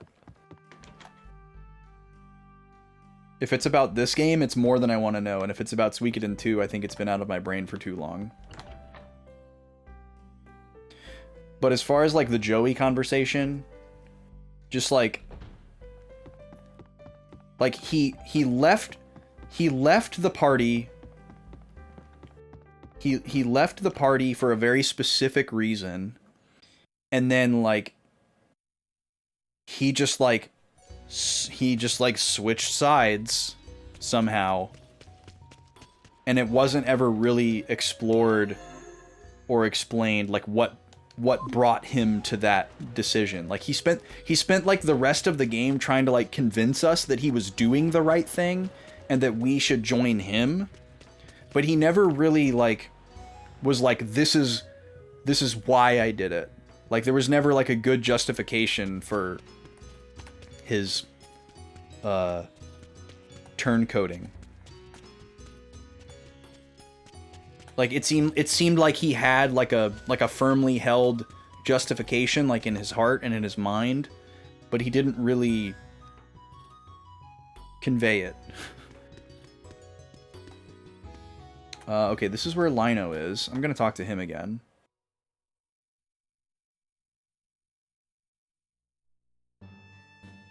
Oh, these outfits! I forgot about these crazy outfits.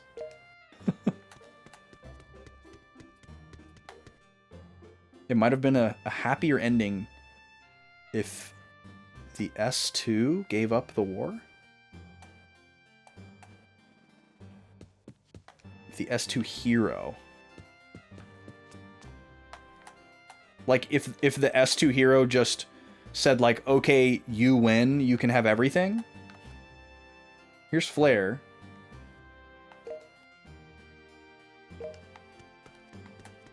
She's right that I'm looking for her dad. I want that hat. Luca will make you one. Yeah, that's a threat, Gad. Is he over here? No, these are random people. Gary. Have we met Gary before? I don't think we've met Gary before. I think Gary is new.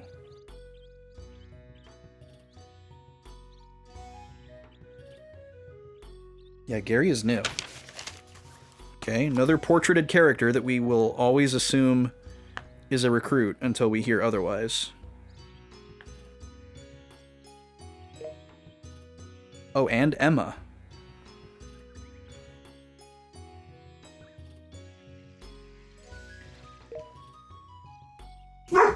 Jesus.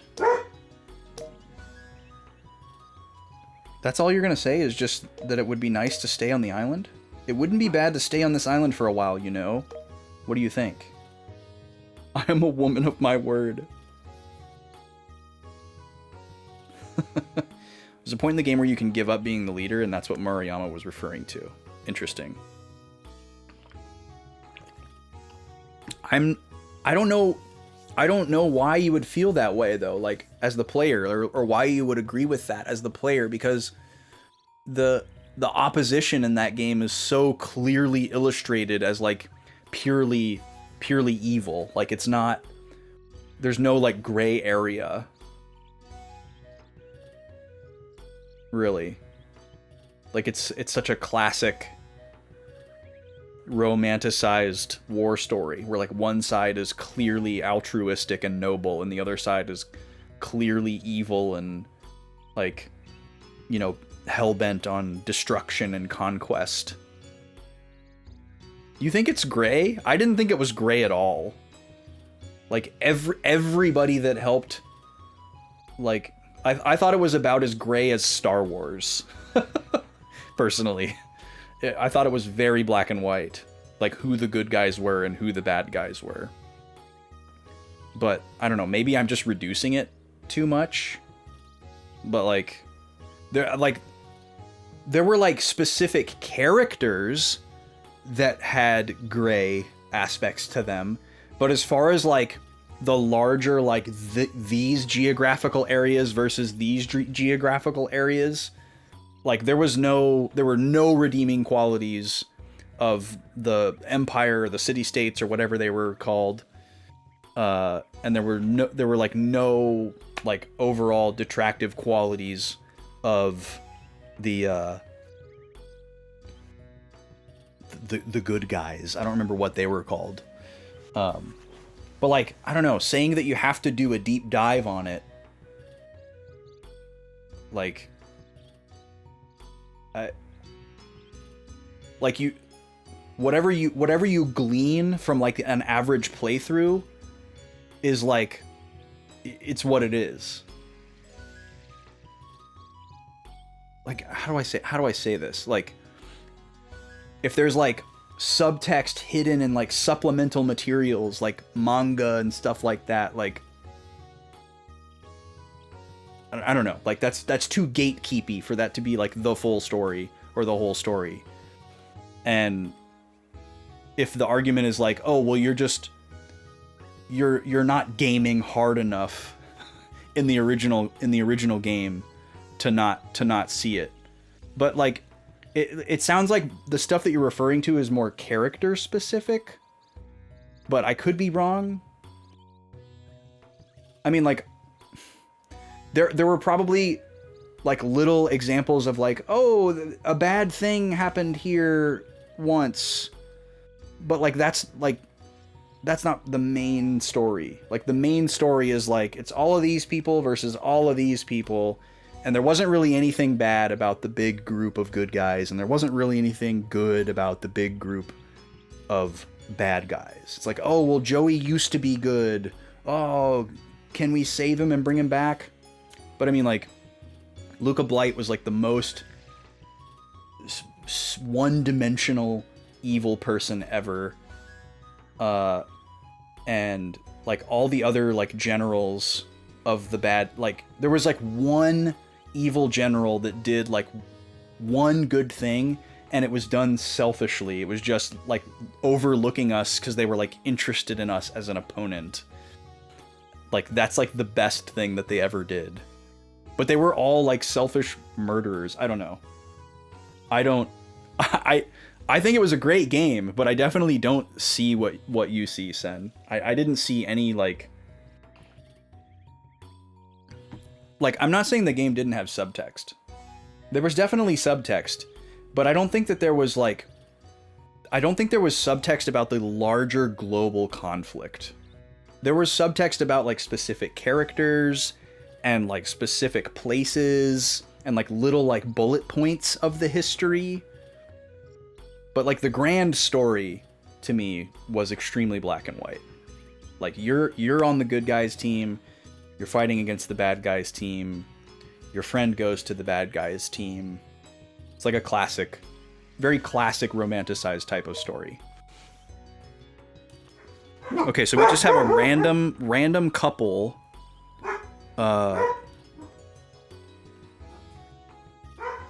I guess are tourists.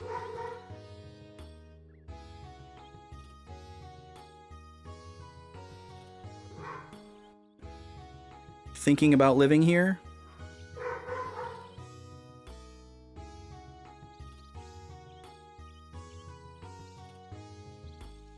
All right. I think the lady is actually home this time. So where were those ruins? Oh yeah, we got an ad starting in a few minutes. So if you want to get your prediction in, go ahead and do that. Now you've got me wanting to go back through my my Suikoden 2 notes, Sen. Got me second guessing myself here with my rudimentary interpretation of the game. Who is this young person? Have you permission to enter? Ah, permit. We finally have visitors to show around. Thank you for waiting.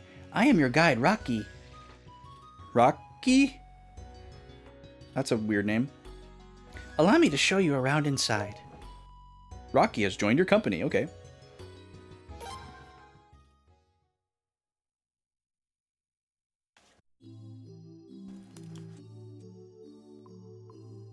This looks like a dungeon.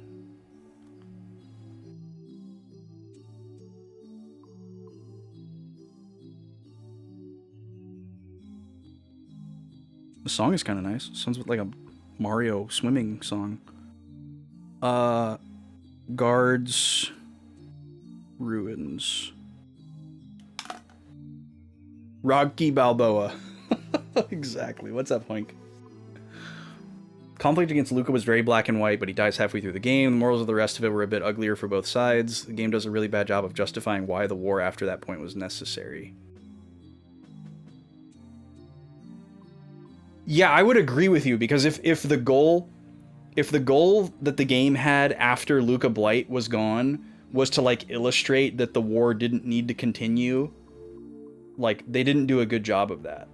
I mean, we basically spent the entire time like trying to convince Joey that there was no reason for him to be doing what he was doing, and he just didn't listen to us like at all.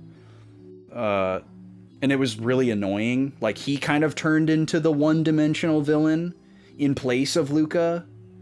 Like, he always like alluded to the fact that he had these like really deeply rooted motivations for like making this difficult choice that he did to go to the other side, but it was never like properly illustrated or spelled out. So it never really held a lot of water for me. It was just like, okay, he's bad now. And like, we never wanted to keep doing what we were doing, but we just kept doing it to stop him. I don't know. All right, we're gonna run an ad here. We got a smash fight going on. If you're not stuck behind the ads, enjoy. Otherwise, I will see you in 3 minutes, and we'll get going on this dungeon, I guess, and maybe some more shenanigans. Thanks for being here. See you in a bit.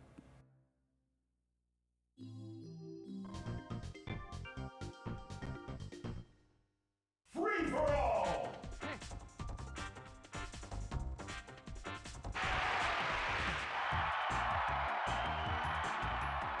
Three, 2, 1, go!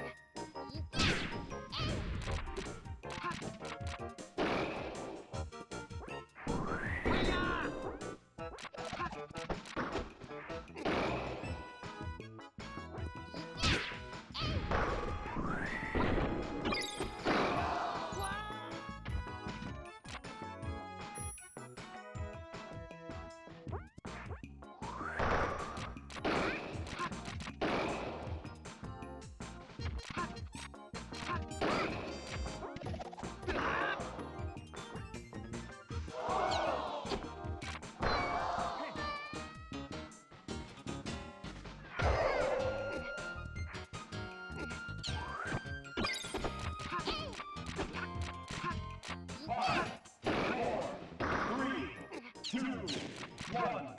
Time up. This game's winner is Fox. Okay, 1-1. Keeping it interesting, Fox. All right. Oh, I forgot to update the scoreboard for Kirby. It's 1-1.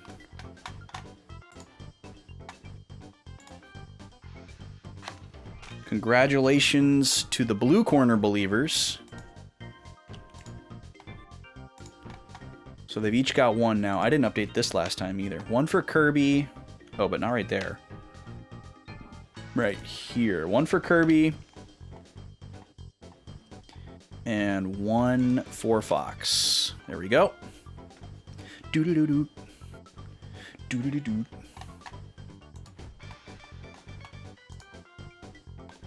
All right. Welcome back, folks. Oh, we're relitigating Suikoden 2. Joey believed it was necessary for one side to conquer the other for there to be peace, so he tries to conquer Joustin. Shu also believes that one side needed to conquer the other. We ultimately conquer Highland. Why there only has to be one is never adequately justified by either Joey or Shu, which is something that we're told. We know from other lore that Joustin states were very often the bad guys in the Highland-Joustin conflicts, and the game ends with Joustin's conquest and imperial rule over Highland. So you don't think we can get a straightforward claim that Joustin are good guys? The game does a really bad job of making that all clear, though. Yeah, so, like, I feel like, obviously my memory's not the best, and I'm not, like, you know, like, I don't have immaculate reading comprehension, but, like, I played the video game, and I did really intense analysis of the video game as I played it.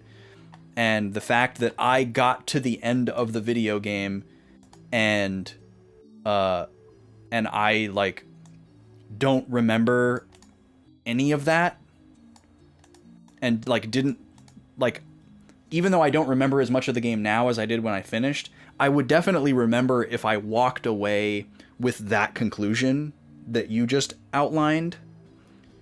Like the fact that I didn't really feel like that was a big part of the story makes me feel pretty confident that it either wasn't really well illustrated by the game and is relegated to subtext and supplemental materials, or that it wasn't really the main focus of the story. You don't think they did a bad job, but more like Murayama wanted to make it more hidden. Yeah, I guess, you know, we'll never know. It's all in the game, but, like,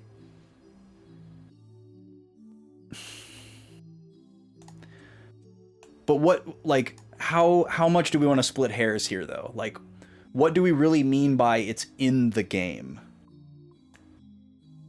Like, if I were to say to you, Jar Jar Binks is the most powerful Sith Lord in the galaxy, it's in the movie. It's in the movie. Like, we have to, like, where are the goalposts when we say it's in the game? Like, that's a rabbit hole we don't really want to go down, but that's more of a rhetorical question that I want to pose. Like, when we say it's in the game, let's really think about what we mean by that. Like, just because you glean it from playing the game doesn't necessarily mean that, like, it's overtly intended that you walk away with that conclusion. Like, your conclusion is not in the game, right? Your conclusion is drawn from what's in the game. It was very badly illustrated. Some of those points are just a few lines of text in the game. Shu's belief that the conquest of Highland is necessary was a single line of dialogue. Yeah, so that kind of speaks more to my point, D. Holmes. Like, sure, we can say that Murayama was a genius and the entire crux of the story was just mentioned in passing and meant to be hidden for players to search for decades and decades. But I'm more inclined to believe that what they wanted to be the crux of the story was something that they would drive home and repeat over and over and over. Like, to go back to the Star Wars example, like, we know that the point of Star Wars is to defeat the Empire because the Empire is bad, because we can't go like 5 seconds without hearing that the Empire is bad and that they killed somebody or whatever. Like, that's the crux of the story. The crux of the story isn't that, like, you know, Tatooine's vaporator economy is failing, and we need to, you know, restore balance to their inflation in their, you know, local economy. Just because it was, like, mentioned, and that's, like, really cool or whatever. Do I remember how the mayor poisoned the blade during the duel? No, I don't remember that. The Rock Axe leader just straight up a terrible person. I do, yeah, that guy was bad. The leader of the White Knights, he sucked. That's him, right? Green Hill's leader poisoned Karaya clan's leader. Yes, and they had to, like, reconcile. Yes, I do remember that. But, like, I guess I don't feel like that all of those things were, like, strategically placed on a chessboard for me to walk away with the conclusion that, oh, maybe no one was the good guy. I think that's a fun interpretation of the game, but I personally, this is just my opinion, I personally feel like it's a stretch to say that that was the overall point of the story. Like, my more casual interpretation is just that the point was the good guys fighting the bad guys and adding, like, a little bit of depth to all these individual characters made it more interesting and believable, rather than everyone just being a cookie cutter paragon or demon, you know, kind of thing. But again, that's just my interpretation. I like your interpretation, but I don't like the idea of saying, if you think that it's a good versus evil story, you missed the point. Because I think it very much is that. But saying that the city-states started the war is a good point. That is interesting. You think the point of the story is more about the relationships between the hero Joey and Nanami, since that's really what drives the whole thing. I totally agree. We were actually just talking about Suikoden 2 in Jackie's chat earlier today, because she was talking about how her personal preference is character stories and not, like, plots that are about, like, you know, global conflicts or groups of people or whatever. And I in that moment was like, Suikoden 2 is the perfect game for you, because it is. Somebody brought up Suikoden, and I specifically was like, Suikoden 2, because really, yeah, the story is about, like, those three characters more than, like, they're like 60% of the game is about those three characters. Like, if there was no Joey in the game would be completely different. It would be so different if it was just you and your sister fighting this evil empire. The heroes group isn't the city-states, they're the Dunan reunification group, so their story is pretty black and white. The war between the city-states and Highland is pretty gray. Sure. I mean, I will agree that it's gray in that it's muddled. Like, it's hard to understand. It's like kind of lost in the details rather than, like, illuminated in the details.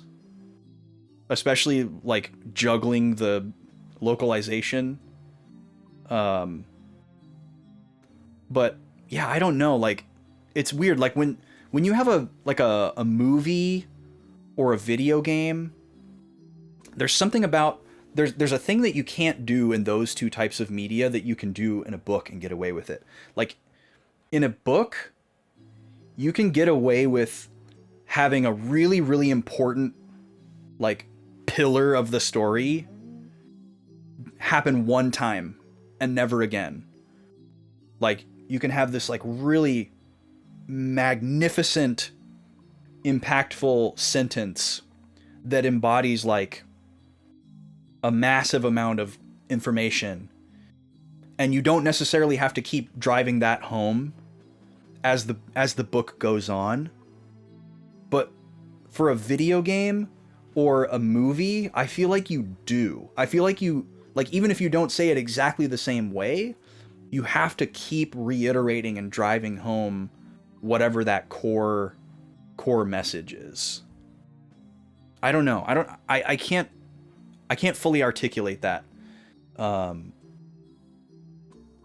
But there's something that irks me about like pointing to a very specific moment within this massive like 60-hour experience.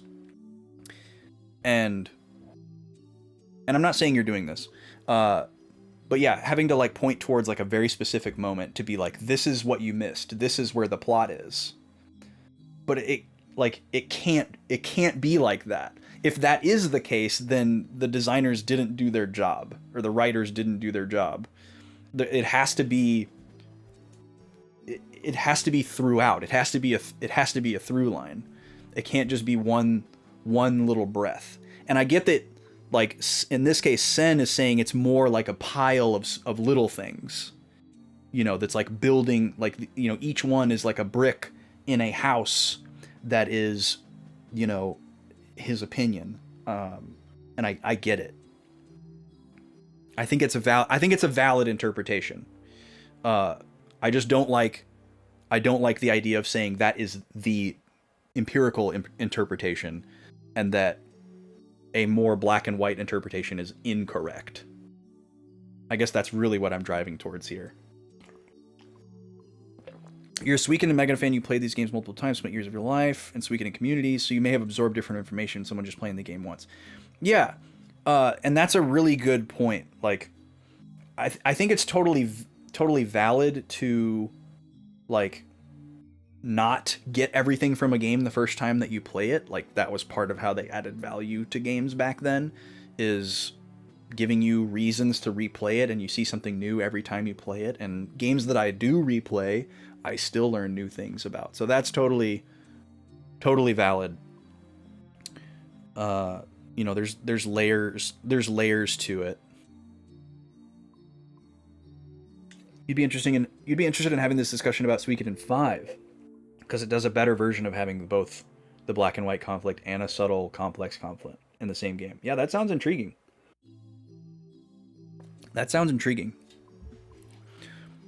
Another thing with like complex stories like that, if you want to have these really like layered, multifaceted, living in the gray kind of stories, if you really want people to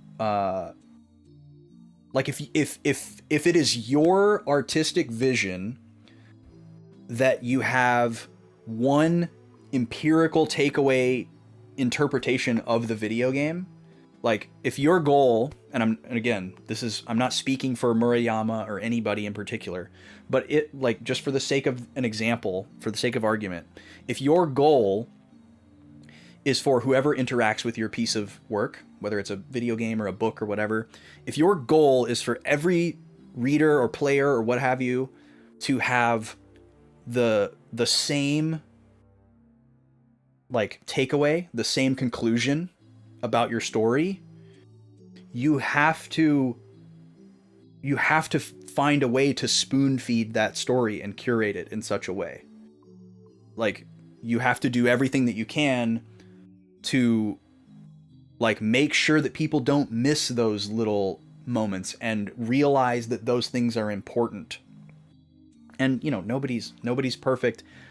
Nobody's going to be able to perfectly achieve that. But if you have the approach that's kind of like the opposite, where it's like, oh, I like the idea of this story being a little bit up for interpretation. Different people will interact with it that have different lived experiences and different like reading styles, playing styles, whatever it may be. And different people will have different feelings about what the crux of this story was, and they'll talk about it to each other, and it'll spark these conversations, and it'll be interesting. If that's your goal, then you can make your writing a little more Easter egg style. You can have sorry, it's so quiet in here. You can have a little bit more leeway in like how much you spoon feed people. You can leave little breadcrumb trails. You can leave things open-ended and vague. So it just depends on the artistic intent. And I don't know what Murayama's artistic intent was with 2 or with 1 or with any of these games. But I would be inclined to believe, if I had to make a guess, that it was closer to the latter. You know, when you have a game that has all this replay value and you're hoping that people will play it multiple times and see it from these different perspectives, it seems like a more kind of breadcrumb style writing, which means you would be open to the fact that people would have different interpretations of the story based on their lived experience and how much they played the game.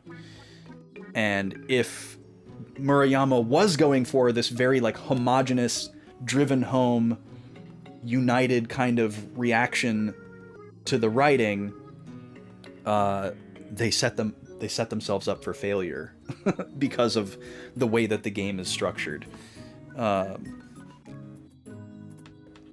And if they are the genius that many laud them to be, I would say that's probably not what they did.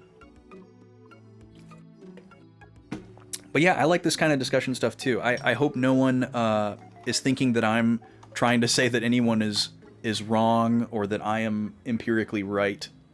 I'm more trying to say that that no one is empirically right, and we should try to make sure that we don't insist that anything is a certain way. You think he intended for Joey to be a more sympathetic character than I took him to be? I was pretty hostile to Joey's BS by the end of the game, more than you were the first time. I'm glad you remember my emotions about the game better than I do, D. Holmes. I do remember like not really feeling anything for Joey, and just I just the whole time I felt like there was just no reason for him to be doing what he was doing. I wasn't compelled. He wasn't like this like, you know, fallen hero, tragic kind of story that I wanted him to be. I called him a fascist. That's awesome. That is awesome. I don't remember that at all. But yeah, I don't know. I love a character like that, like who has like these redeeming qualities that you can sympathize with despite the fact that they're evil and committing these atrocious acts. Or, you know, somebody that goes from one side to the other where it's good to bad or bad to good or riding the line or whatever. I didn't feel like he was a very interestingly written character. Maybe I just missed something, but like I don't know, like he went off to do that thing and he was like, "Don't worry guys, I'll be back." And then like he came back and it seemed like everything was cool, and then suddenly it wasn't cool and he was the bad guy. And I kept waiting for there to be this like cutaway moment where we were going to like get illuminated on what happened while he was gone. It's like, "Oh, that's why he did it," you know? And that just never happened. So I was just mad about that. I was like, "Oh, well, that's going to have to happen at some point because they haven't explained his motivation at all." And it never came. So some things that he said about the virtue of a strong leader. Okay. Well, that's fair that you wouldn't catch that at 16. I'm sure I wouldn't have either. I didn't even really understand what that meant when I was 16, so. Okay, we're yapping. I'm sorry. You guys got me going about Suikoden 2. I'm seriously, like, after stream tonight, I'm gonna, like, reread my Suikoden 2 notes. You guys got me a little wound up. Okay, we're in the ruins. We're playing Suikoden IV tonight. Oh yeah, I was gonna talk about Bravely Second. I've been playing Bravely Second off stream, and it's awesome. It's a really good game. Look at these guys. The reason why I was talking about it earlier was because I have to like shift my brain into this battle system from that one. It's so different. Whoa, okay, they're strong. Oh, that thing came back. Whoa, okay. Who has healing? Jellyman! We love the Jellyman. Everyone has a rune now, right? Okay, yeah. I hate that I can't see my characters' names in battles. That really bothers me. Heals status. Yeah, water is HP. There we go.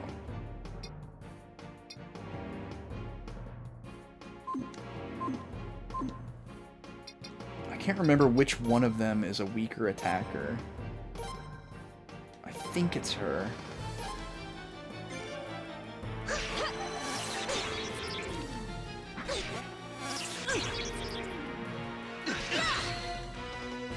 So yeah, it seems like we have a little bit of a difficulty spike on our hands here. The enemies have gotten a lot stronger. Alright, maybe we need to get rid of these unicorns first.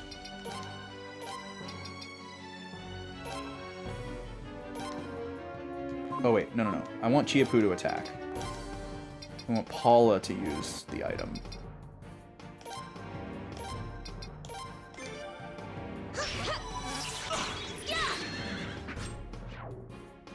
Goodbye, horsey. But yeah, I have like a very specific like mode of operations when I'm doing a battle in Bravely Second, and it's very different than what I would do in this game. Yeah, certainly not, D. Holmes. You're right. We're very much allowed to talk about Suikoden in a Suikoden stream. If we're gonna do it, it's probably a good place to, right?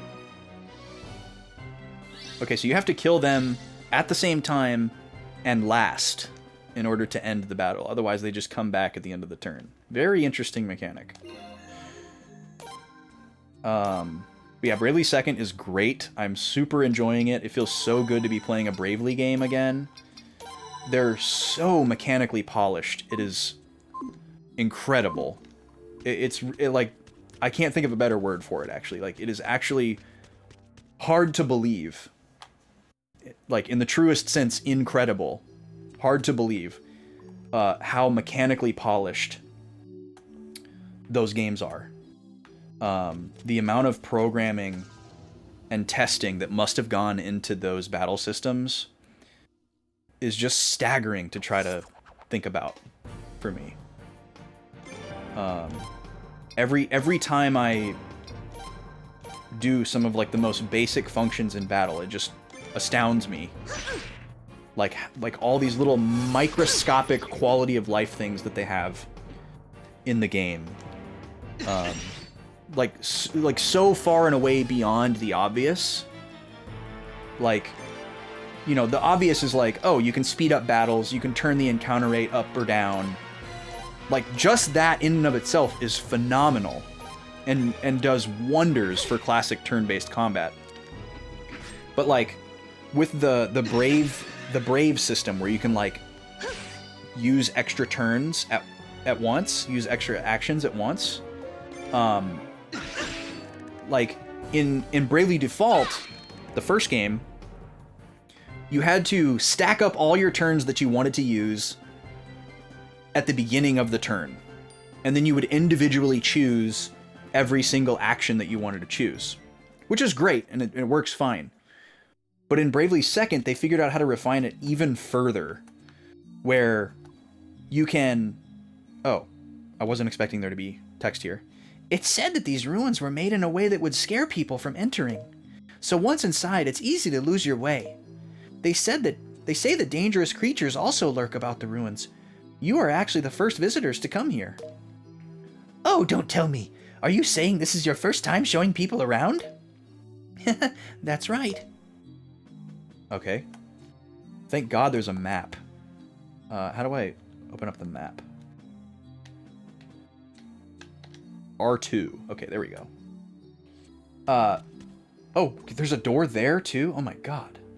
This place is overwhelming so far. But yeah, in Bravely Second, you can like... There's a door there too? You can stack up your actions at the beginning of the turn and just pick everything one by one, just like you would in Bravely Default. Or you can choose to attack somebody and then just hit one button when you're choosing your target, and it'll do a full stack of that action. And you can do that with any action. So instead of pressing like L to stack up 4 turns and then going attack, target, confirm, attack, target, confirm, attack, target, confirm, right? 4 times to attack that target 4 times. You can just go attack, and then before you choose the target, hit L or R or whatever it is. It's like flipped in that screen. And then it'll just full stack however high you can go with that same action. And then you can even do that within the context of mixed actions. So you could do a full stack of 4 at the beginning of the turn, and then you could choose to like scan the enemy for HP on the first action, and then like use a healing item on the second action, and then choose attack and hit the full stack button, and it'll use your remaining 2 actions on the attack or whatever skill you use. It's so sick. And you can like add and subtract turns within those little sub-menus, like any step of the way along the turn, instead of having to back out completely to the very beginning and re-choose the number of actions that you want to do. You can like change your mind throughout the chain, and you like once you get to your 3rd action, you realize, oh, I actually only want to do 3 actions this turn instead of 4. You can just subtract at the end of the cycle instead of having to go back to the beginning and say, just kidding, I want to do 3, and then choose the 3 things again. It's so cool. Like I love getting in the weeds mechanically with games. And then just the way that everything is tutorialized and explained is also phenomenal. Like there's like a little help button that you can use on literally anything. Any ability, any item, and there's so much information given to you during a battle. You can there's 3 screens on the lower screen. On the lower screen, you can see like the main battle screen, which is like where you choose your attacks and your abilities and whatever, and like you can see your character's health and how much BP you have and stuff like that. Yo, what's up, Spec? How you doing? It does kind of look like a chair, doesn't it? And then if you scroll over to the left, there's an enemy detail screen where you can see all of their stats once you scan them. You can see their HP once you scan them, anything that they're weak to, any current like buffs or debuffs that they have. And then you can scroll to the right of the main screen and see the same things about your characters. You can check all your stats, how much like buffs or debuffs that you have, any status effects, all that kind of stuff. And everything is like super intuitive and like graphically telegraphed, like where you can tell what everything is, like all the little icons for the different statuses and elements and everything like that just makes sense, and it's clean. I can't say enough good about it. And I'm like extremely maximum completionist mode when I play these Bravely games. I did it with Bravely Default, I did it with Octopath Traveler, and I'm gonna do it with Bravely Second for sure. And the game, like, you guys hear me complain about this stuff all the time when we play these games on the channel. I'm sure you get sick of it, actually. How I complain about older games either not explaining mechanics well, or having like really cool things that you can do for 100%, but not giving you the tools you need to like know about their existence or find them or track them. Like there's no, there's so many games, even from like 10 years ago, not necessarily like super old stuff where it just wasn't a thought, but like fairly recent games, like reasonably recent games that don't have like a menu that says like, oh, there's this many of this thing and this is how many of them you have, so I'm so spoiled and snobby because of these Bravely games, because they give you all of that and it's so perfectly well done. And they make everything extremely satisfying to collect as well. It's certainly a bit overwhelming, but as somebody who gets pretty easily overwhelmed by like really big games with a lot to collect, they make it extremely manageable because you always know exactly where you're at and they give it to you right from the beginning. Like, they don't gatekeep fast travel and other, like, commonly needed things. They don't gatekeep, like, access to the bestiary or any of that kind of stuff. You just get it all, like, pretty much right away. Okay, I need to heal after this battle. We're getting low. I don't have an AoE heal, so I'm being a little bit risky here. But we should be okay. Just auto out of here. But yeah, you can like 100% the bestiary. You can 100% all the items.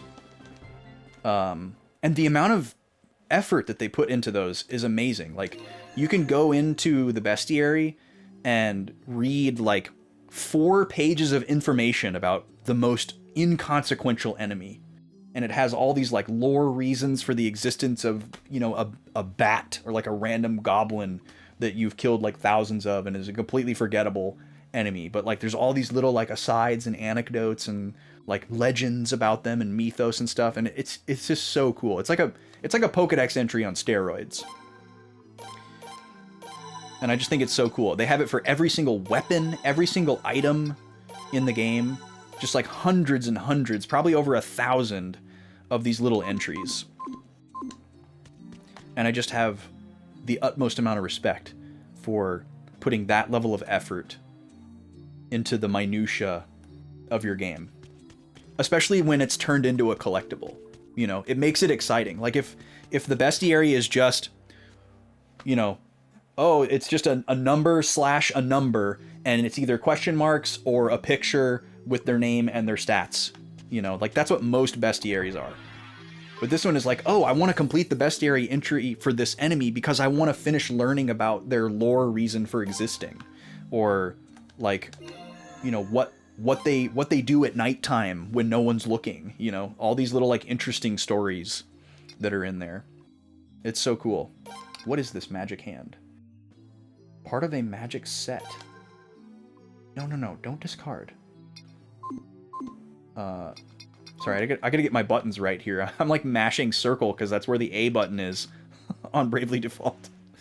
Or Bravely Second. And the buttons in this game are kind of weird. Okay, so this would be for hands? Yes. Raises magic and magic defense, lowers evade. Yeah, that's a worthy trade-off. I'll take that. No, not remove. Triangle is back, not circle. I'm doing well to assume that circle is back and not X from coming from a Nintendo button layout. But I gotta go to triangle.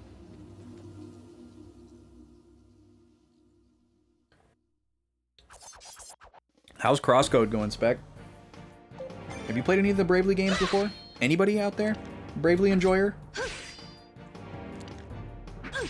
A lot of people I talk to don't like those games because they're way too pedantic and long in the tooth. Which is fine, I totally respect that, but it makes me sad just because I want to, like, gush about it to people. These guys really suck. Especially a mob of 3. You gotta kill them all at the same time in order to win. Hopefully they're giving me lots of experience. Speaking of Gush, we have a lot of redeems to do. Y'all went nutty mode with the subs at the beginning of the stream. Thank you again. Crosscode very good. When I first saw you playing it, I was like, wait, I have that game, right? Is that the game that I have? I have this game for PS4 that's like a lesser-known RPG, and it's like new in the plastic, and I don't really know a whole lot about it. And I was like, is that Crosscode? That's that one, right? It's not. But I guess I was sort of on the right track because it does have an alliterated title. It's called Trinity Trigger.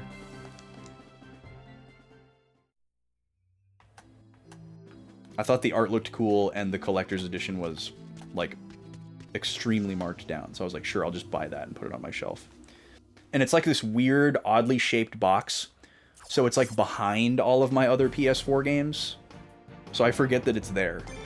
And I don't really have plans to play it anytime soon. Or maybe ever, I don't know. But when I saw you playing that, I was like, oh, I think that's the game that I have. But it's not. It's just another lesser-known alliterated title RPG. Yeah, man, there's so many indie RPGs cropping up. I gotta look into that game. I gotta look into Forge of the Fae. There's that other one that is literally Chrono Trigger 2 that looks super awesome. I forget the title. We got Fantasian coming out in like 2 months. Less than 2 months. Finally get to see what that's all about. Threads of Time. Thank you, Alpha Shard. Yes, Threads of Time is Chrono Trigger 2. If you like Chrono Trigger, you need to go check out Threads of Time, because it is the closest thing we'll probably ever get to a Chrono Trigger 2. It looks really, really good. I think that's going to be a big one. I want auto. As long as we don't get 3 of these Jellymen, I think we're okay. We're getting a lot of money. Like a lot of money. Tears of Magic, which is a Breath of Fire inspired game. Interesting. Shard, you're in the Discord, right? Can you just post all of these games in the Discord? Just like somewhere? My friend B is a big Breath of Fire person. Recently converted Breath of Fire person, and I need to make sure that she's aware of that game. There's also an indie game in the local Twin Cities scene that I see every time I go to a convention up there that I'm also really excited for, that I want to tell you all about. I don't know if I've ever talked about it on stream before. What is it called? It's in my... Oh, I can pull it up without going anywhere. It's in my Steam wish list. It's in early access right now. But I've played a couple minutes of it at conventions, because they're always demoing it. And it looks amazing. Thank you, Shard. I really appreciate that. Because I always forget about minutia that we talk about in chat, especially when it comes up to like... comes down to like stuff that I want to look up later. What is this game called? Hang on a sec.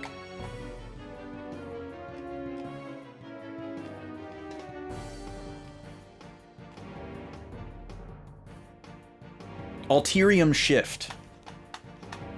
Alterium Shift. Everybody check out this game. If you like SNES RPGs, if you like Secret of Mana and like Illusion of Gaia, check out that game.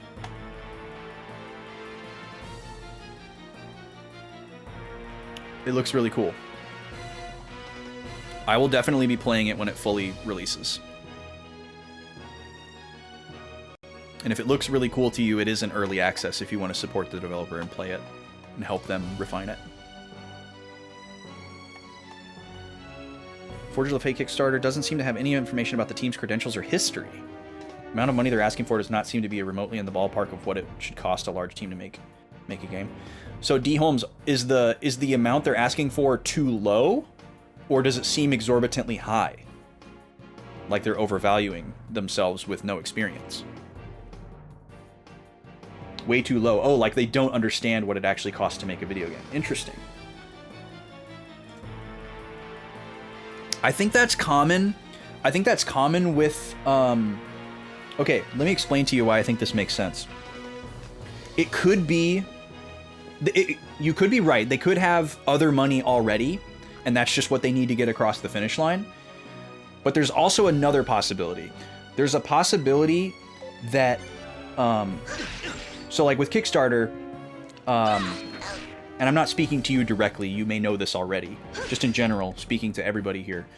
On Kickstarter, if you run a Kickstarter campaign and you don't meet your goal, you don't get any money. It's not like a GoFundMe or other like crowdfunding platforms where you just get whatever people pledge. Kickstarter is unique in that you have to hit the overall goal in order to get any money. So what a lot of times will happen is folks like this, especially if they're first-time developers, they will ask for a low amount of money knowing that it's not enough, so that if they don't raise a lot of money, they still get something, right? So perfect example here. They only asked for $15,000, but they ended up raising $145,000. But they hedged their bets, is probably what it was. So that if, in the event that they only raise the $15,000, they're maybe a little bit crestfallen, and they still have to find funding somewhere else, but at least they got $15,000 that they didn't have before.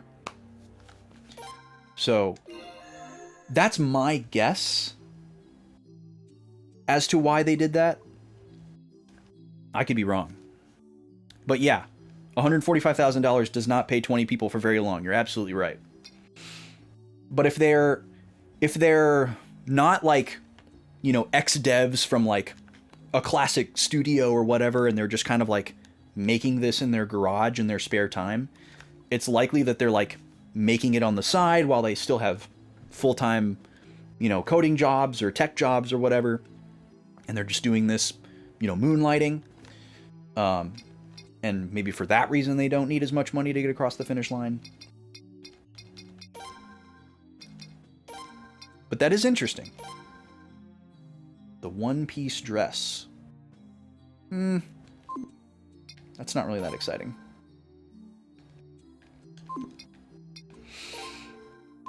And only the ladies can wear it, of course. Man, this place is an absolute labyrinth. Hey, Kay. How are you doing? Are we winning? I have played an embarrassingly low amount of this game tonight, despite how long I have been live. But I guess we're winning. Hello? What is this? Is this like a... It looked like a Karibo from Yu-Gi-Oh! Is this a good or a bad? Angel Hairball.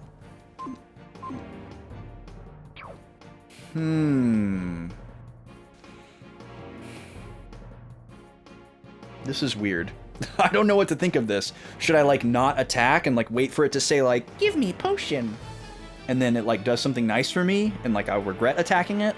Or is it about to just like party wipe me? Okay, here's what we're gonna do. We're gonna hedge our bets. We're gonna use buffs and heal. So, let's see. We don't have buffs with Laszlo, so Laszlo's gonna use a potion. Chiapu also doesn't have buffs, so he's gonna use a potion. And don't at me for calling them potions. Kay, how are you doing? Guys, I got to meet KRPG in real life, in person. We had a lot of fun. It was a good time. We got to go out to... Well, you guys heard me talk about going out to California to see B and SNES tie the knot. And I had mentioned that I met a bunch of Twitch friends, but I didn't like go down the list of people that I met and hung out with because I thought it would sound too pompous. But K was there. K was one of them. We got some good hangs in. K is cool. Sleep could be a thing. Here we go. This is what we're looking for. We're gonna up everybody's defense, because this thing might be super strong. And I guess we'll do one more potion to get full health. We've got enough. Alright, let's see what this thing does. What are you doing? Okay, you're casting really strong AoE magic on everybody. Okay. Got it. So you're a menace. So this is basically a mimic. I don't know if I can even bring people back to life. Oh, I do have 3 revives. Should I just try to run? Okay, we did escape safely. So it's still going to be there. But now we don't have to use our revives. It attacked before we even got to do anything. So that's a Shining Palm from Trails series. Never played Trails Hoink. That's one of my icebergs that I'm avoiding. Because it's just too big. It's right up there with like One Piece. Where it's like things that are like probably cool and that I would like. But I can't be bothered the level of investment at this point in my life with all the other icebergs that lay before me. Persona, that's another one. I'll never touch Persona.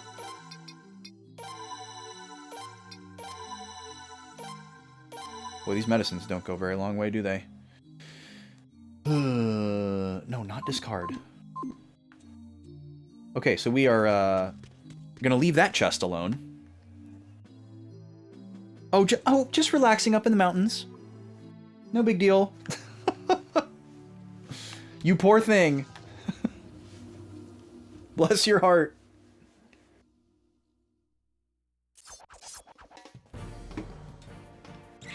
Oh, not these guys again. We kind of hate these guys too.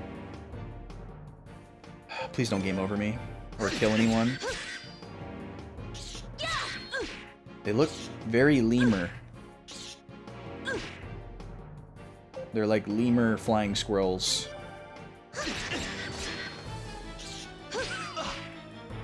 No, I've never played a Valkyrie profile off a shard.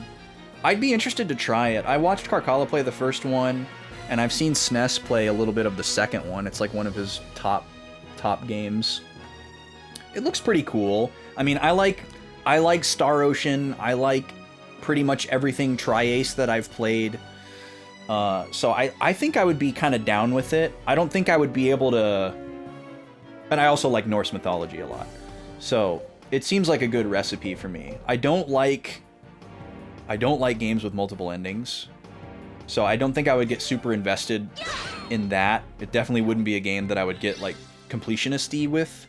I would just play it how I played it and see what happens. And hopefully feel like that was a worthy experience. But I definitely want to give them a try at some point. It doesn't feel like a big looming iceberg. You're not a Persona fan, but aren't they all totally standalone? Yes, they are, but they're all extremely long games. And even just playing, even just like trying to like make a decision like, okay, I'm gonna play one Persona game in my life. Which one am I gonna play? Even that is like an extremely paralysis-inducing decision. Because there's all these differing opinions about which one is the best and why. And, you know, like, oh, for your specific tastes, it's this one. No, it's this one. Yeah, and then Kiki brings up another aspect of the iceberg. There's supplemental media. You know, there's like anime, and there's manga, and there's like side games. It's too much, man. I can't go down that road. It's too big of an iceberg.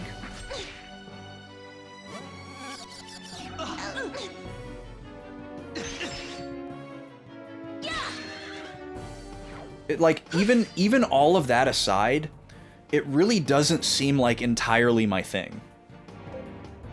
Like, I haven't seen a lot of Persona 1 and 2.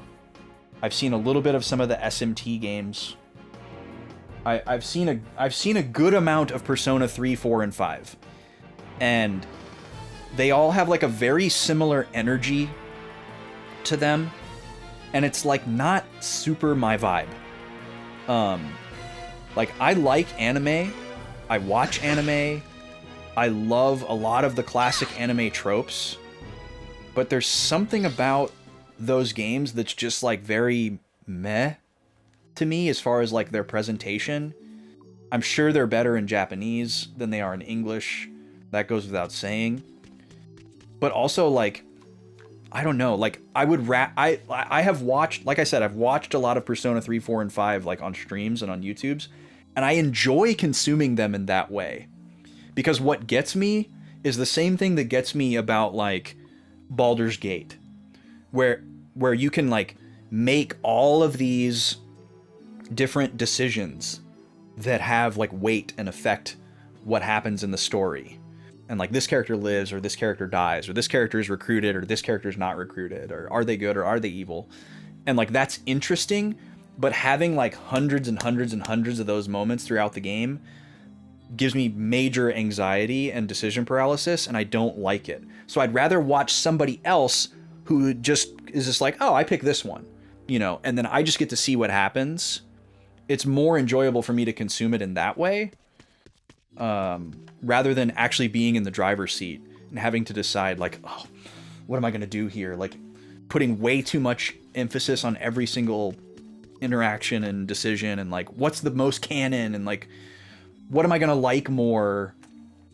You know, like, I don't like that. Like, grindy I can do, especially if it's kind of like dungeon crawler-esque. I can do that. I don't care about that. I'm pretty immune to that. I don't mind repetition either. I mean, come on, I like Dark Cloud and Dot Hack. I can grind and I can repeat myself, no problem. That's not an issue. The issue is like feeling like there's not a definitive path to reaching the sorry, I got distracted by dog bark. There's not like a definitive path to getting the, like, definitive, I'm double using the word definitive.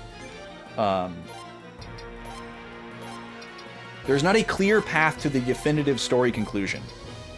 Because there's all these, like, branching things. And I respect it from a creative perspective, but I don't like it for my game experience, because it makes me overthink too much.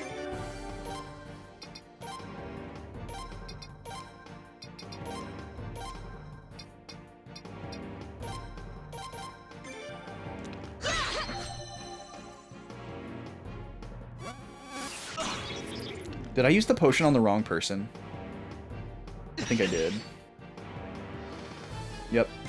Luckily he didn't die.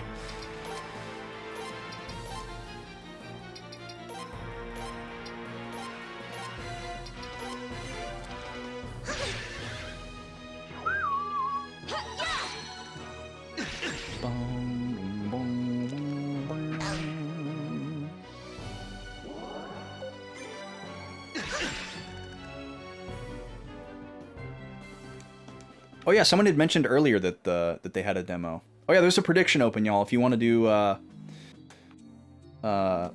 channel point wager for the upcoming ad break, we got Kirby and Fox facing off. It's 1-1.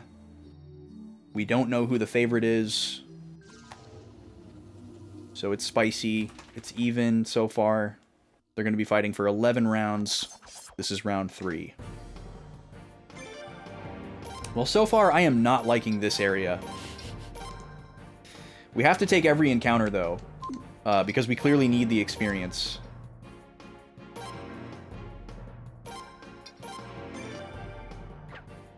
company making it was a non-game software development consultancy for 8 years. So they do likely already have money. Okay, yeah, that tracks. It explains why they don't list game experience. Mm-hmm.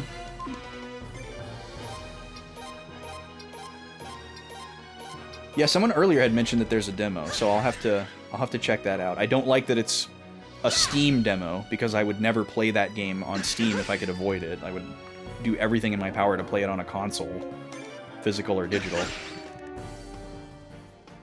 I hate playing games on PC.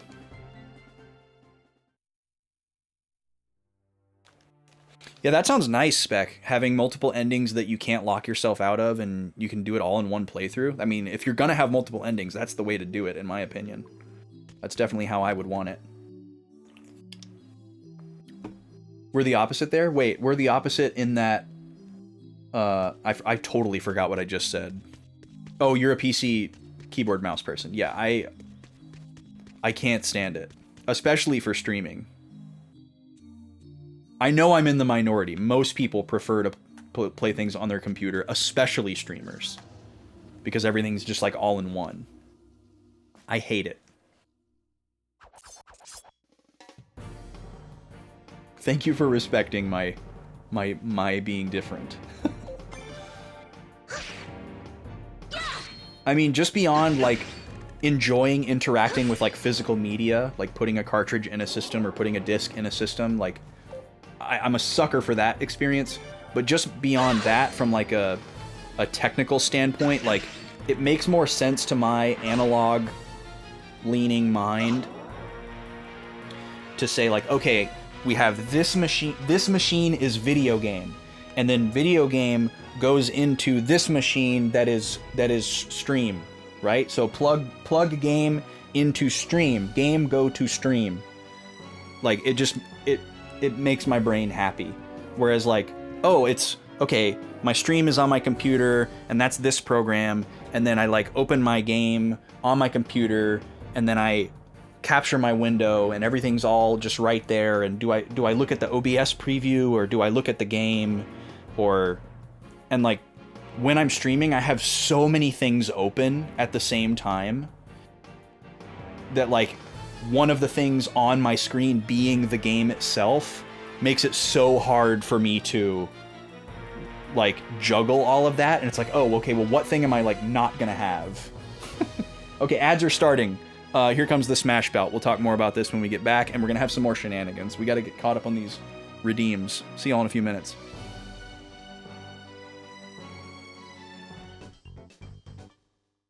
Free for all! 3, 2, 1, go!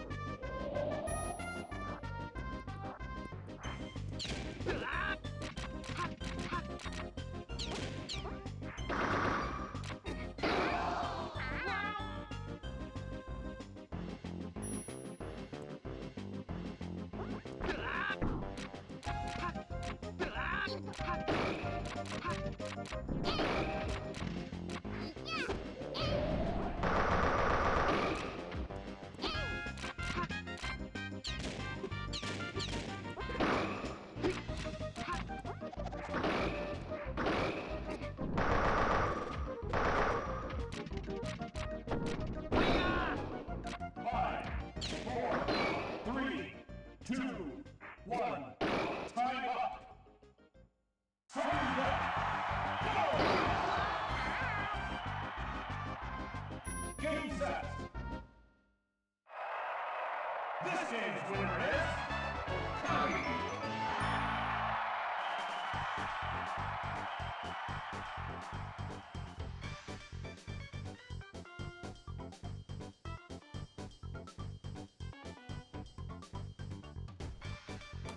Wow, it went to sudden death.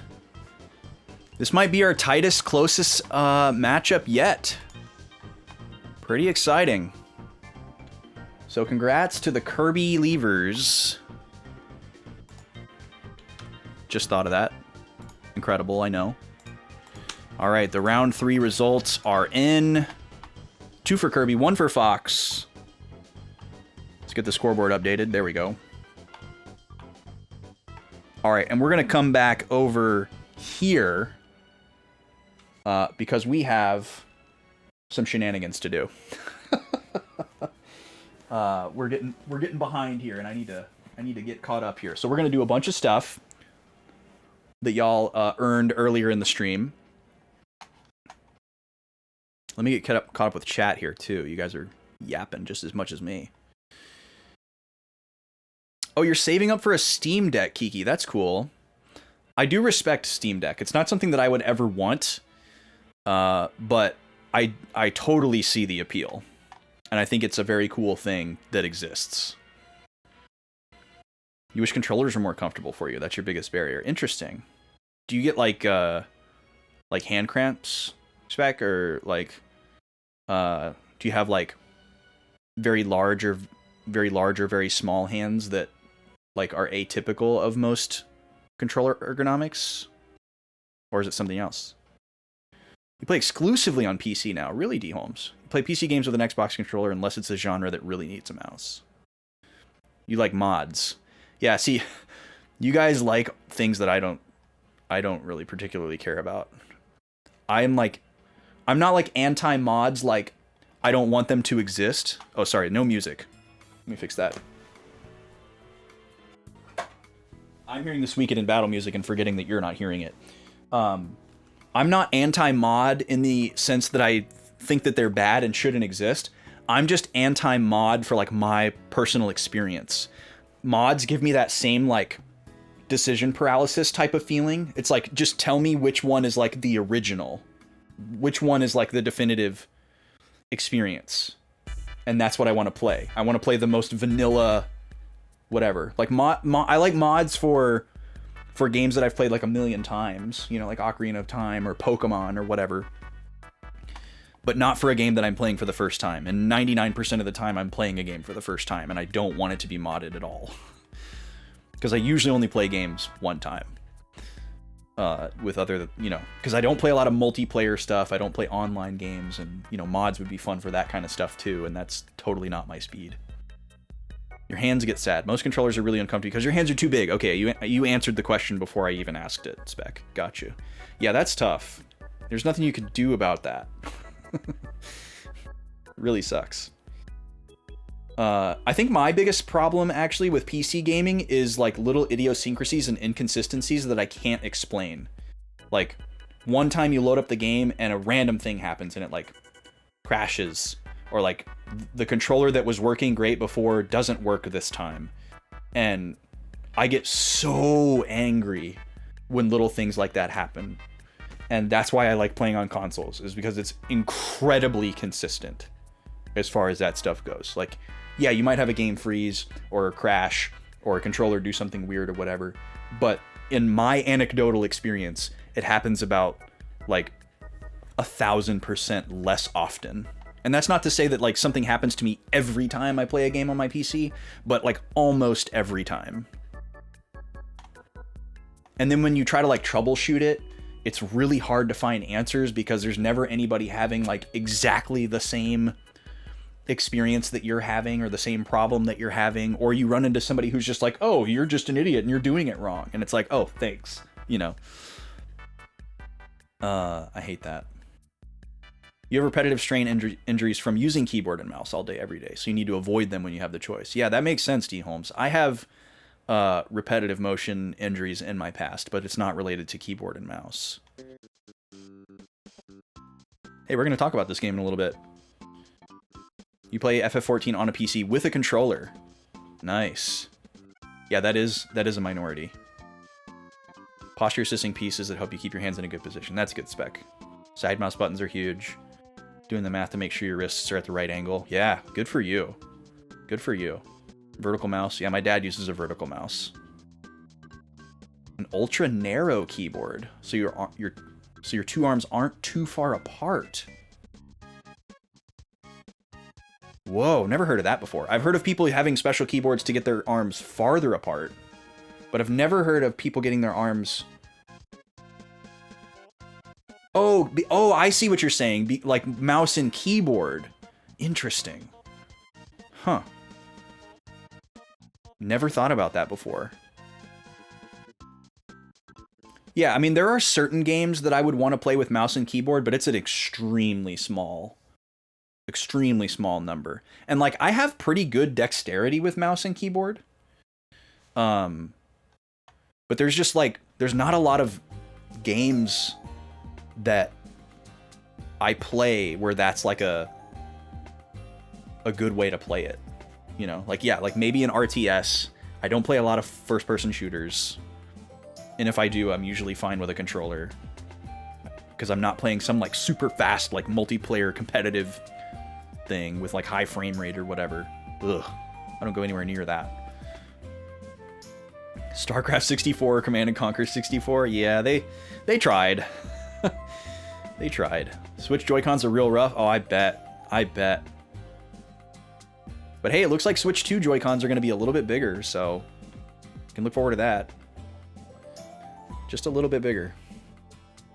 Minecraft mods. Yeah, that seems like a game that would heavily benefit from mods. But like, Minecraft is a game that I will also never go anywhere near. It's too objectiveless.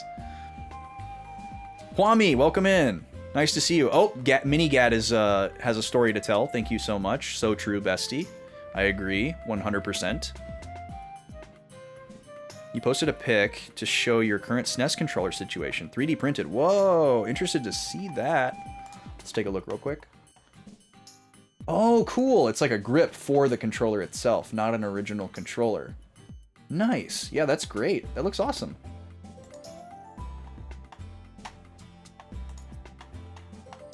Very cool. Gonna sand it a little bit. Very cool. Yeah, I am blessed in that regard. I have like very like standard average sized hands. So most controllers are great for me. Like I hear a lot of people actually complain about specific controllers for one reason or another, or just controllers in general because of their hand size, whether they be small or large. But like there's not really a controller that I don't like, except maybe like the original Xbox Duke or something, which is probably Spec's favorite controller. But you know, I don't play Xbox games anyways, so I don't really interact with that controller anyways. But I remember playing it a little bit back in the day when my friends would force me to play Halo. Well, actually, I take that back. I don't really like the Xbox 360 controller, but I don't like hate it. But I do think that the joysticks are inferior to just about any other joystick, and their D-pad is a joke. But it's not a horrendous controller. I mostly just hate Xbox's button layout being ABXY, but not the same layout as Nintendo. That absolutely breaks my brain. I have a really hard time with that. What's up, I am the ma'am. How are you tonight? Nice to see you. The controllers people you complain about you prefer. You like the Wii U gamepad. Yeah, Wii U gamepad is also great for big-handed individuals. I like the Wii U gamepad a lot. I like the Pro Controller more. but I like the gamepad. Best modern controller for you is probably Switch Pro. I love the Switch Pro controller. You like the current Xbox controllers? Yeah, I've held the Xbox One controller a few times, and it is good build quality. It is much better than the Xbox 360 controller. Miles away. Miles ahead. Huge improvement. Like, the 360 controller always felt kind of cheap in my hands. Like, it felt very disposable and breakable. Okay, shenanigans time. Let's see here. We are going to do a game roast for Metal Gear Solid 2. I'm going to tell you all the reasons why Metal Gear Solid 2 that I don't have a standalone copy of because I only have this collection. I'm going to tell you why Metal Gear Solid 2 sucks. First of all, who the heck is this guy Raiden? Where did he come from? I thought it was called Metal Gear Solid, not Metal Gear Raiden, right? We played the first game, we played as this awesome cool guy who smoked cigarettes and was a little bit misogynist, and like walked away from explosions. And then we get to the sequel and we're playing as this like sensitive white hair man boy. What the heck, Kojima? But, you know, hey, we'll look past that. You know, we get into the gameplay. The gameplay's pretty similar. And then, you know, you start doing all these missions, and then we're just getting bossed around all the time. Everybody's just telling us what to do. We're complaining. We're getting called by our, like, ex-girlfriend, trying to patch things up. Like, I thought this was, like, a cool guy war spy game, right? And we got this, like, you know, daytime soap drama going on the codec. What's up with that? You know, and then we finally meet Snake, and it's like, oh, hey, there's our guy. That's our guy from the first one. Like, yeah, are we gonna like switch it up? Is he gonna join our team? No, he's just like, hey, you're cool, kid, and just walks away. And it's like, why does Snake think that we're cool? I don't think we're cool. And then we get to the end, and we end up fighting Doc Ock from Spider-Man, who somehow is not named after a state of matter, which is a huge misstep. Really, probably Kojima's biggest mistake he ever made was not naming Doc Ock after a state of matter. I'm still waiting for Plasma Snake, personally. Non-Newtonian Snake. Maybe someday. And then, as if we were not demasculated enough by having our ex-girlfriend reject us over and over and being bossed around and having absolutely no charisma whatsoever, we then have to run around naked like a loser in a bad dream about their first day of school, while the Colonel incoherently yells nouns and verbs and other mad libs at us into the void, leading up to our amazing conclusion, where we just watch a bunch of like archival footage from the US government with Kojima's drivel about waxing historical fiction on this like grand scheme to like poison the minds of every American's. Like, yeah, whatever, man. 1984, I read it.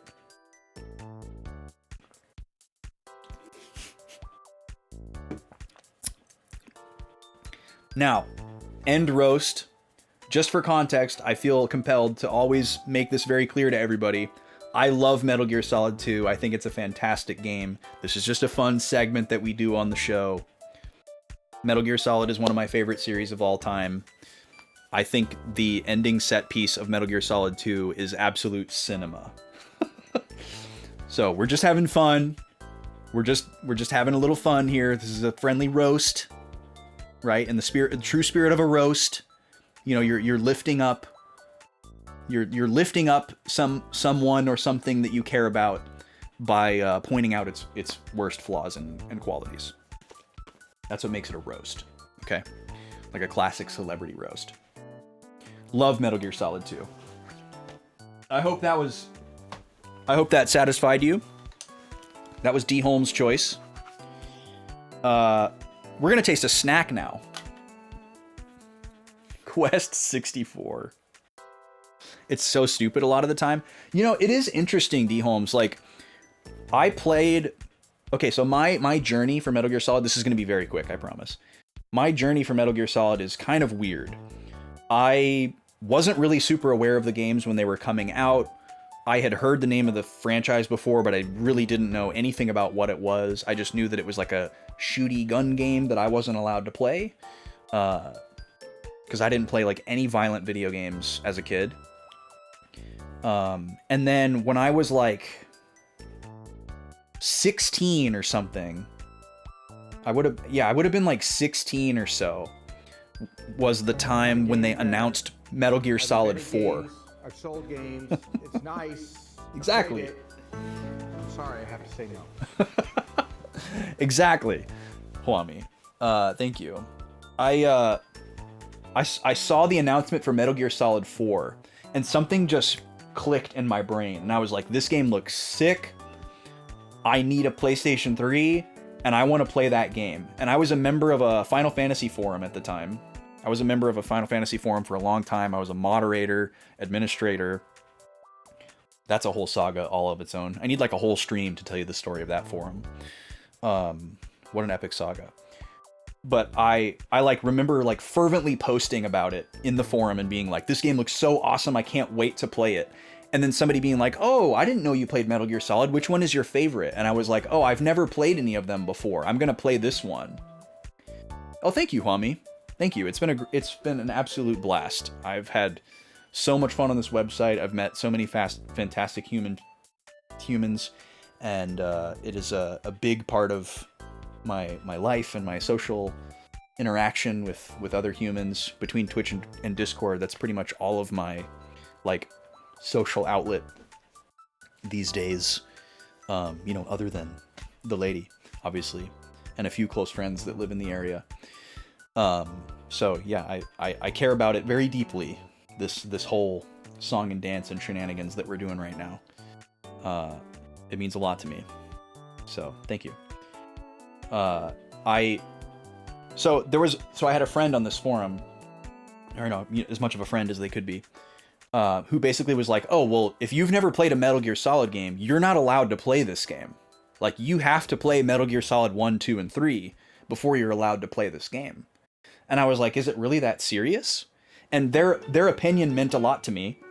So I was very quickly convinced, and I was like, oh, okay, so I gotta play 1, 2, and 3 before I can play 4, you know? Yo, what's up, Tyrandard? Thank you, dude. I appreciate that. You played 2 before 1 without knowing anything about them. You went into it assuming the writing would be serious. Started serious, met your expectations, and then it got weirder and goofier. You had no idea why, you had no preconceptions, you were confused. And then you saw 1, you have a better idea what the series is like. Yeah, it is such a very special tone. Oh, you've never seen my Bionicles? Yes, please perceive them.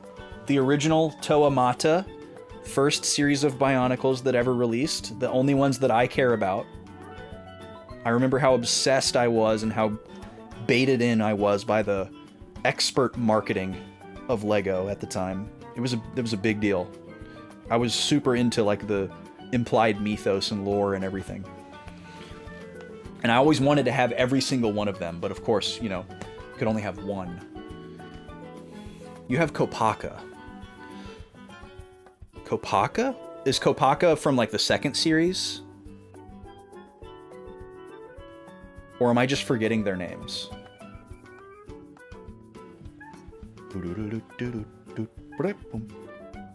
You never do things in order? Is that not the white one? It might be the white one.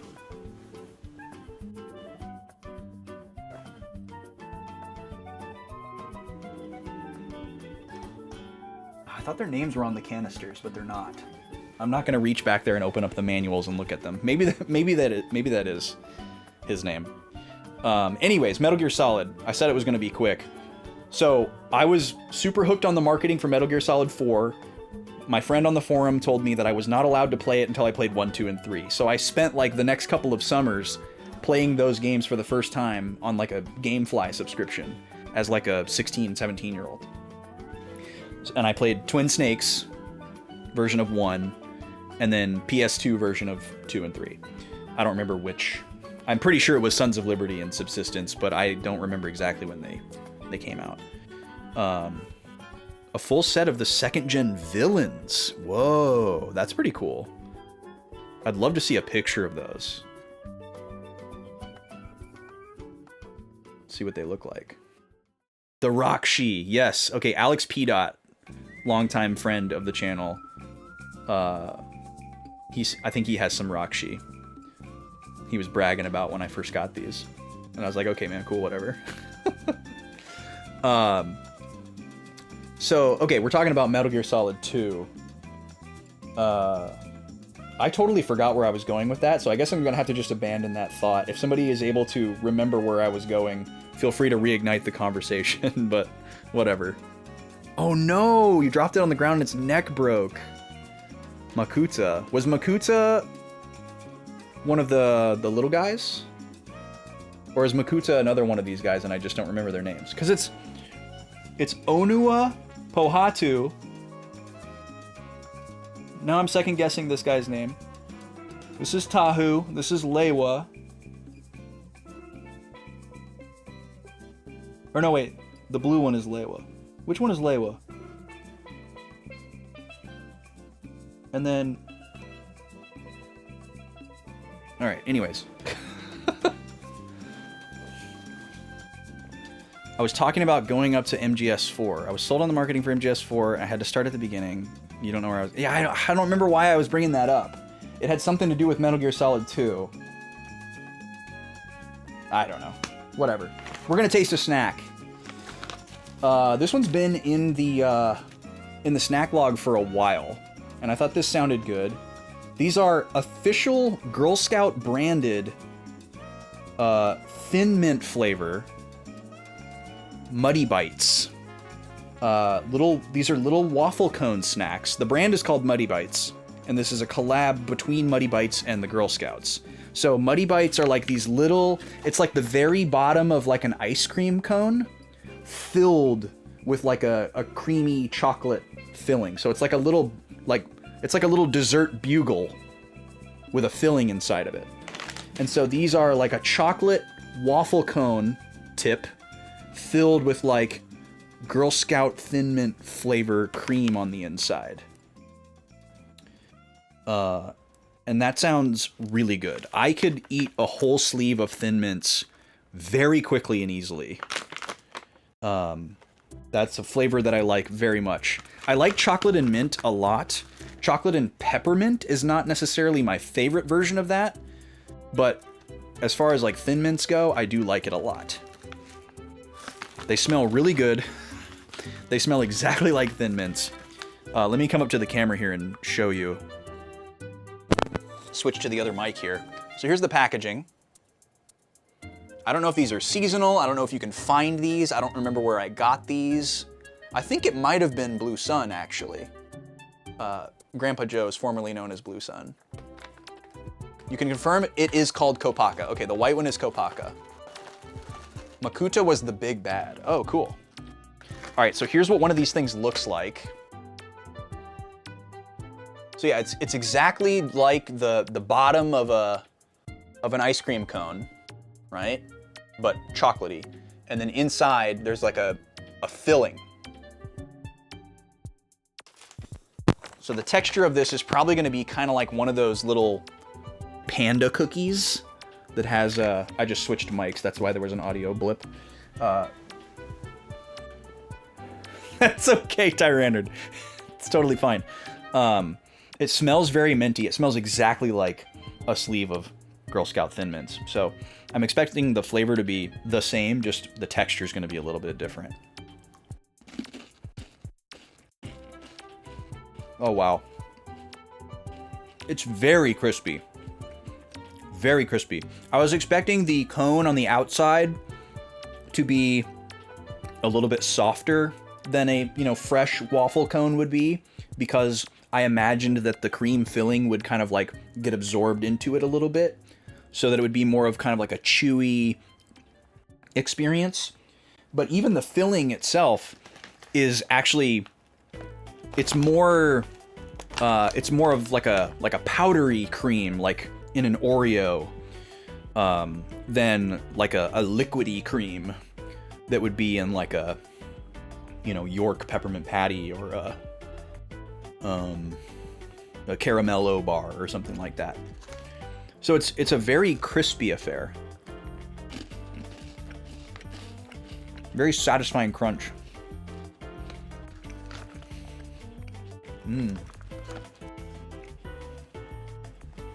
It's very light.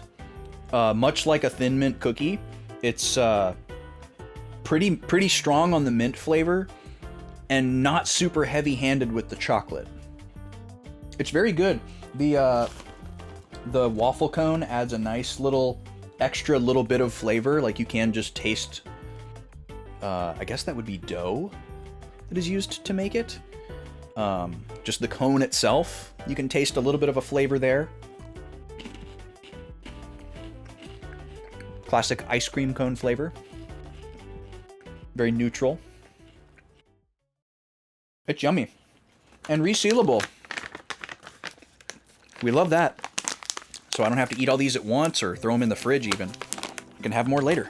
So we'll move that from the snack log to the staples box, where I keep all of the common snacks and snacks that I've tasted before. Move it from the new pile to the old pile. Okay, now we're going to read an excerpt from Endless Dreams. And you're just going to love it. I just know it. We're going to be reading page 197. Last time we did a reading from this book, we found a page that was actually surprisingly content warning. And I was not able to read all of it. That was very shocking and surprising. I wasn't expecting there to be anything like that in this book. After further examination, I did realize that it wasn't quite what I thought it was at first, but it was still not something that I should read on stream. So we picked a different page. So I'm going to do a quick pre-screening of this page before I read it. Oh, there's not very much text on here at all. We've got a picture to check out. Infamously large print in this book. Oh man, this is a good one. Who picked this? Draconics? Good pick, Draconics, if you're still here.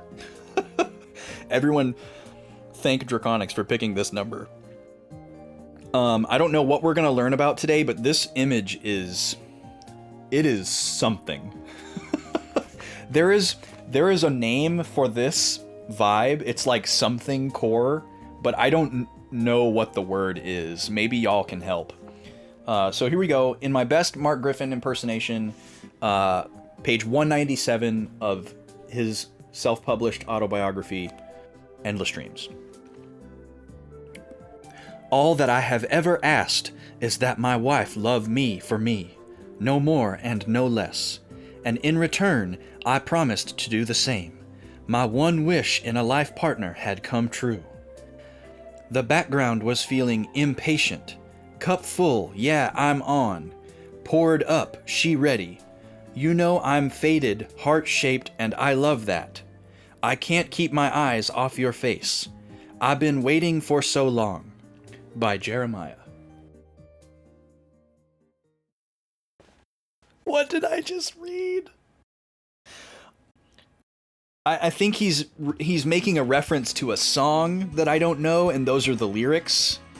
But reading it dramatically like that really just was something incredible. Okay, so this picture, I really don't know what this is. It's two people, and then there's words on it in this really bad, like, early 2000s cursive font. But the photo is, like, inverted colors, so the people look like these ghoulish, like, glowing demons. I don't know what's up with that. And that juxtaposition with the, like, very cutesy words that are on here is hilarious. I'm gonna tell you what it says on the image, because when I bring it up to the camera, I don't think you're gonna be able to read it, because it's so low quality. In the top right corner, it just says love. And then in the bottom left corner, it says feeling safe, feeling secure, feeling special, feeling satisfied. And then it's just like two people who are kind of embracing, but because of the inverted colors, they look like they're dead. In like a posthumous lover's embrace or something. Or they look asleep, actually. It looks like the photo was taken of them candidly when they were asleep. I'm gonna come up and show this to you. Switch to the other mic again. I mean, look at this. What's going on there? Is this like an album cover? Doesn't it kind of looks like an album cover? Like if you don't look at the words in the bottom left here and you just have the one word up here and like this square image, you could maybe be fooled into thinking that that's some like crappy early 2000s album cover. But down here, this is very like live, laugh, love. You know, very mindful, very demure. Do we need to popularize this little mantra down here, this little 4-phrase mantra? What do we think? Feeling safe, feeling secure, feeling special, feeling satisfied. Is that our new goal? Is that our 2025 mantra, y'all? Is it giving 2025? Feeling safe, feeling secure, feeling special, feeling satisfied. That's what I want with all my girlies. That's what we want. That's what I want. I want me and my girlies to feel safe, to feel secure, feel special, and feel satisfied. Speaking of girlies, during the California trip, I totally was one of the girlies, and it was so much fun. Like all the cool Twitch people that I was hanging out with were women, just like cool women that just wanted to like hang out and vibe, and it was great. Like there were guys there, but like I didn't know any of them other than Snes, and Snes is really cool, and he was hanging out with us too. But like we're going and getting drinks, like not like going to the bar and getting drinks, but like going to like the coffee place and getting drinks, and going to like the boba place and getting drinks, and like going to brunch, like that kind of stuff. It was great. That's totally my vibe. Just like chill stuff with friends that's like fun. I don't know how else to describe that other than like girly pop. And I gotta say, I was feeling safe, I was feeling secure, I was feeling special, and I was feeling satisfied. Okay, sorry, I hope I'm not freaking y'all out. I promise this is the real me. This is who I am. Okay, let's see, we've got some more exercises to do. And we've got a Wordle to do. Where is... Oh, I already crossed out MGS too. And we got a puppy time to do as well. I need to go find Gobi. I don't know where Gobi is. So we're going to go over to the other camera here. Switch back to this. There we go. I'm going to do 10 curls with my dumbbells. We're gonna do the 35s tonight. I'm not gonna do the 45s since I have to do 5 more pull-ups later. And then I'm gonna go find Gobi. We're gonna do puppy time. So, since I got the lav on, y'all can just walk with me into the other room. Go in here.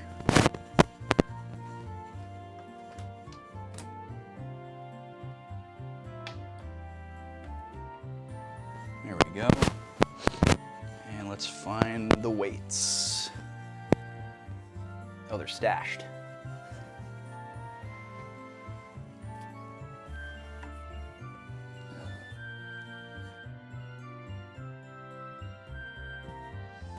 All right, there we go.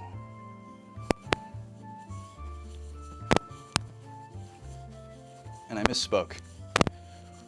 I don't have 35s and 45s, I have 30s and 40s. So we're gonna do 30s.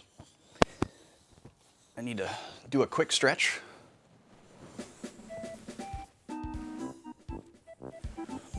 I mentioned this earlier when I did the pull-ups. I have a little bit of a crick in my neck right now, so I have to be very careful.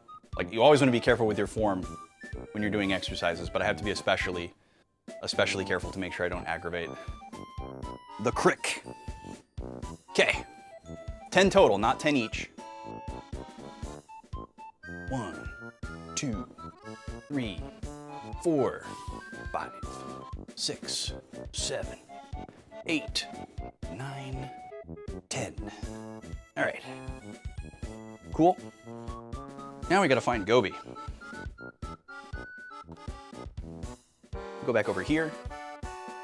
I've never tested the range on this, so if it gets all crackly, I guess let me know when I get back. I'm gonna try to go downstairs and see how far the range on this thing goes. I have a feeling it's probably gonna give out, like, pretty quick, but we'll see.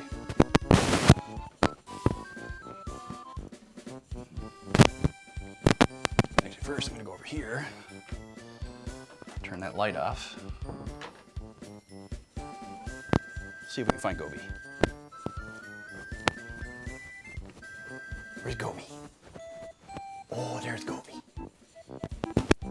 Come here, Gobo. Come on. Let's go. Come on. Come on, sweetie girl.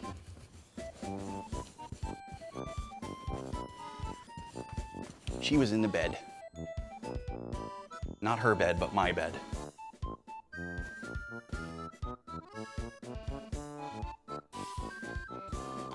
Oh, we got crackling. All right, it could have been due to range or just me moving around because this connector is not threaded. Come here, Gobi. I didn't bring you in here for nothing. We're back on the other mic now, so you shouldn't have any crackling now. All right, we're gonna let Gobi say hi for a minute. Hi, Poochie. This is Gobi.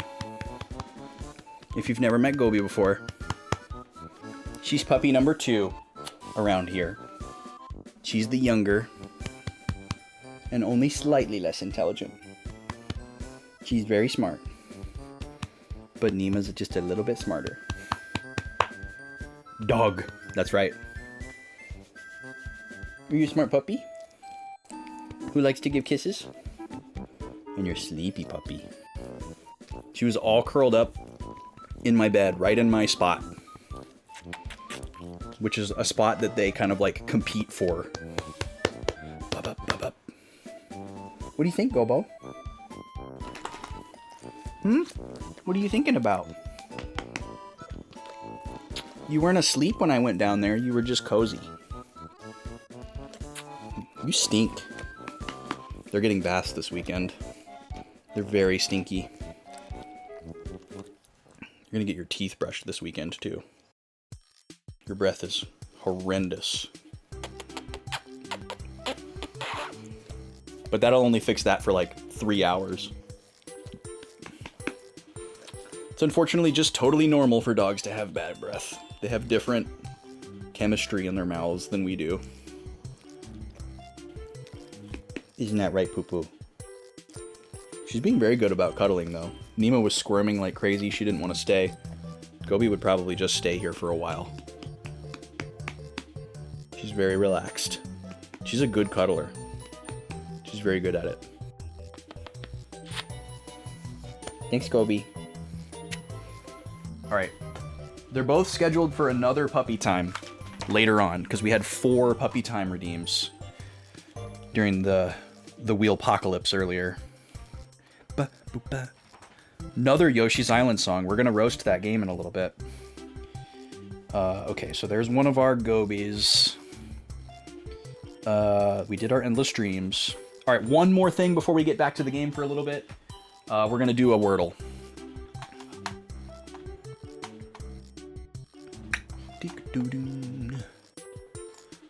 All right, we got to get this window open.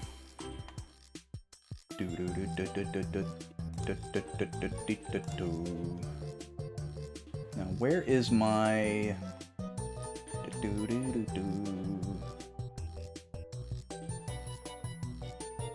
Ah, there it is. Had to find my source.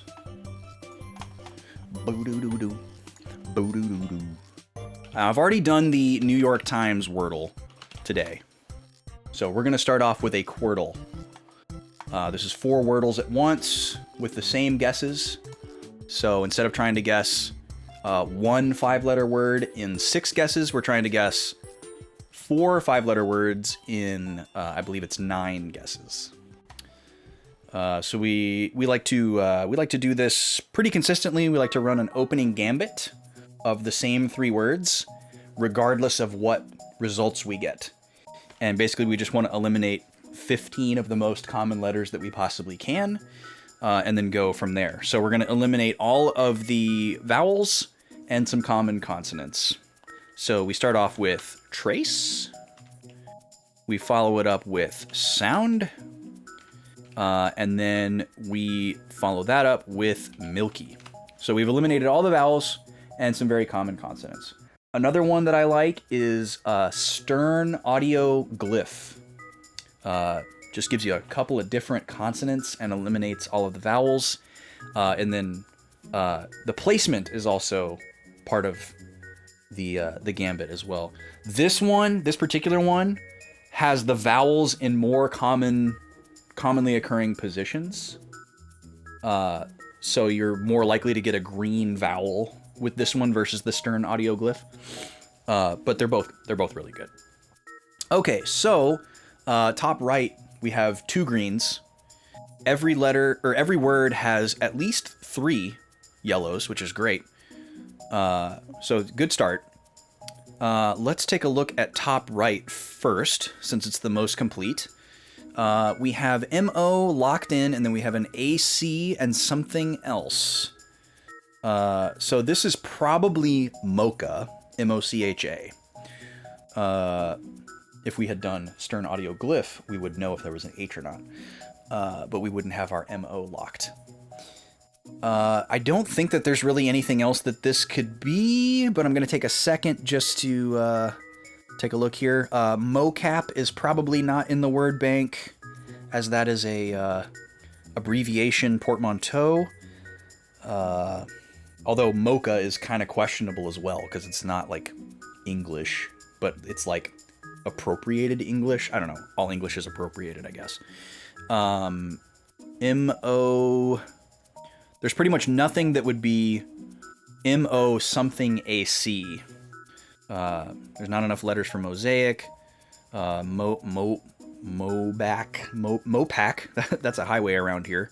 So I'm going to go with mocha. I feel pretty confident about that. There it is. Okay, so top right is done. That's pretty good. So we got a 4 on the top right. Now, we didn't open up anything else for the other words with the H that we added, so that's a bit unfortunate, but that's okay. Let's see. We've got 4 in bottom right and 3 in top left and bottom left, so let's go for bottom right next, just because we got one more letter. We have L-A-N-T. It doesn't end in N-T, which is helpful to know. It could end in T, but not NT. It could end in LT. The A not being in the middle is also very helpful. If the A is the only vowel, that narrows it down quite a bit. It's not angst. So the A is probably in 6 second position, but it could be in fourth position. 4 consonants in a row is really uncommon, which is why I brought up angst, because it has 4 consonants in a row. So the A is very unlikely to be in first position. So let's see here. It's not plant. It doesn't end in NG, but NG could be involved. Well, no, not really. Let's see here. So let's assume that A is in second position here. We've got A, N, L-A-N-T, lant. Probably not. Let's see. N-A-L-T? Don't think so. It's also possible that the A happens twice, but if it does, it would have to be like is Atlan a word? Like meaning of Atlas? No, it's not a word. So it's not that. Plus L is not in third position. So we could have eliminated that right there. And it is actually really good that we know that the A is not at the end as well. Because if it was going to repeat, being 2 positions away would be most likely. So first and fourth, I guess, is still on the table. Alton.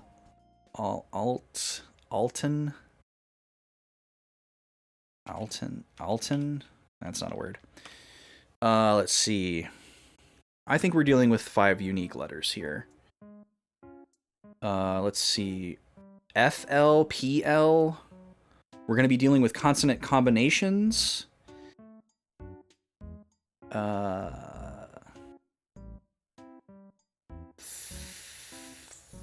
Man. This is an interesting one. I feel like there's definitely only one thing that this could be, but B-A-L-T? L and T could go together if the A is in front of them. But that wouldn't work unless A is in first position. Altna?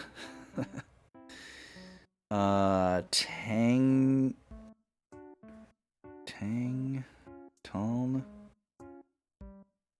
Man, I feel like this must just be screaming at somebody. This is an interesting combination of letters.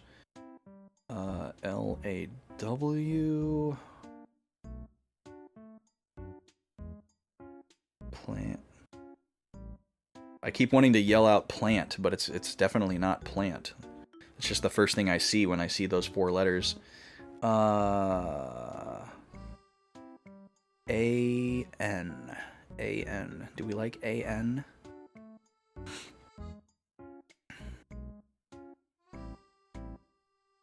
We don't like A-N.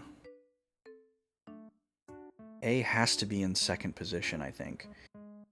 So if it's L-A-N-T, what would be at the end?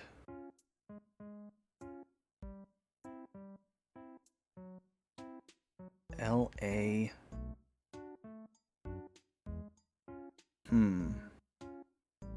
L-A-N-T...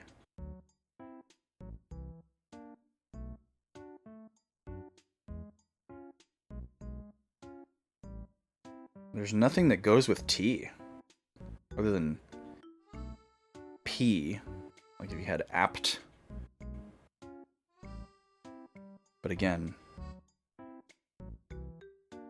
napped. That doesn't work.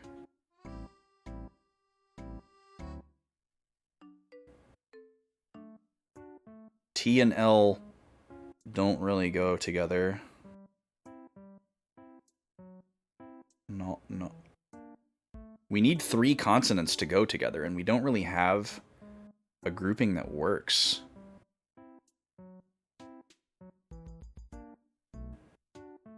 So let's see. NT...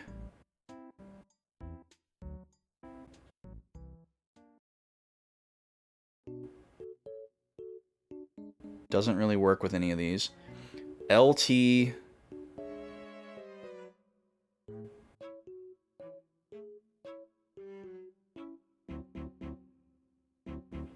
Man, the fact that the A isn't in the middle is wild. Okay, I'm going to take a break from bottom right. Let's go to some of these other words here. So these are really open-ended. We have UIL.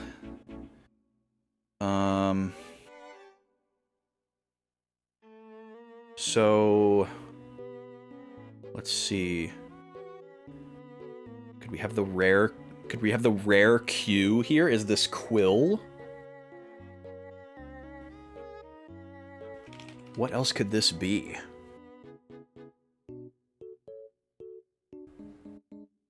I'm gonna go for it. Okay. It's not quill, but we did get 2 greens, and then we also figured out one of the letters for bottom right's placement, which is great. Okay, so if it's not quill... So the I is probably in 4th position, almost assuredly. So this is probably pupil. We'll go ahead and take pupil because it eliminates another letter. Not an entirely wasted guess. So there's no P in bottom right as well. So A might be in 4th position then. Is T... Oh, it's natal. Natal. Wow, it took forever to get there. Okay, natal. 1 word left to go, 2 guesses. ERT. Not a lot of letters left here. We've eliminated a lot of letters. T is in 2nd, 4th, or 5th position. Channel point prediction is open for the next ad break if you want to wager on round 4 of the Smash bout between Kirby and Fox. 2-1 Kirby so far. Let's see. VERT. Vert. Not fret. R is not in 2nd position, so it could be something ERT.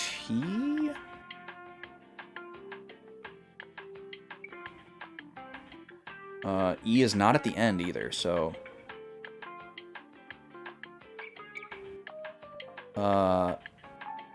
T is not in the middle.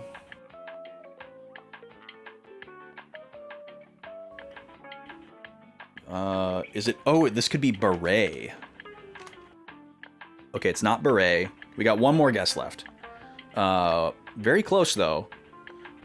We got green placements for the 3 letters that we had. The fact that that other E is yellow means that it must be repeated. So this must be egret, which is a bird. There we go. We got it. 9 is obviously the worst score that you could get other than failing. But we got it. Those were some tricky words. Egret and natal. Don't see those words very often. Let's see. I don't think I have time to do any of these other redeems in the next 2 minutes before this ad goes off. So let me just cross off what we got here. When we come back from the ad, we'll play the game. We are here to play a video game, despite how it may seem. Does that? No, that doesn't. Alright, but I can just do this. There we go. This song is so good.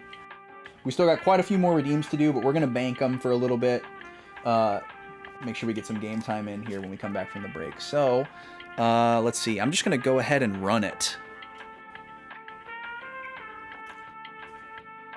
Thank y'all for being here. I'll be back in 3 minutes. If you're not behind the ads, enjoy the Smash bout. Otherwise, you won't miss any gameplay or shenanigans. See you in 3 minutes.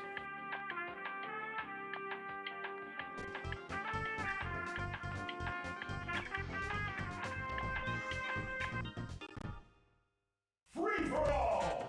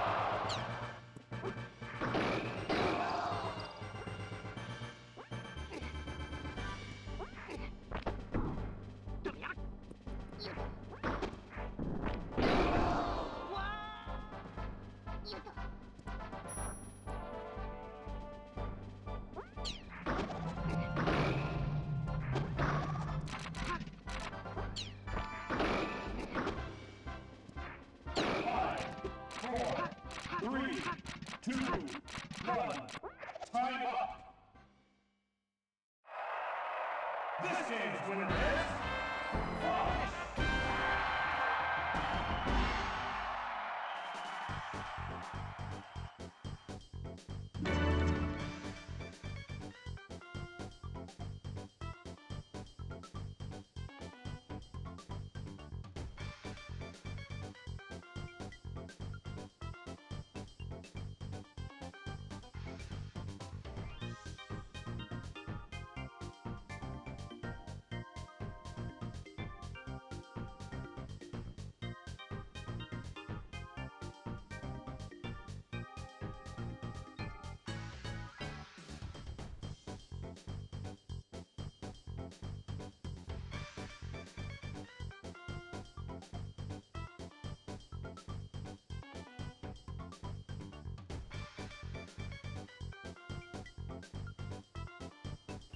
Welcome back, everybody.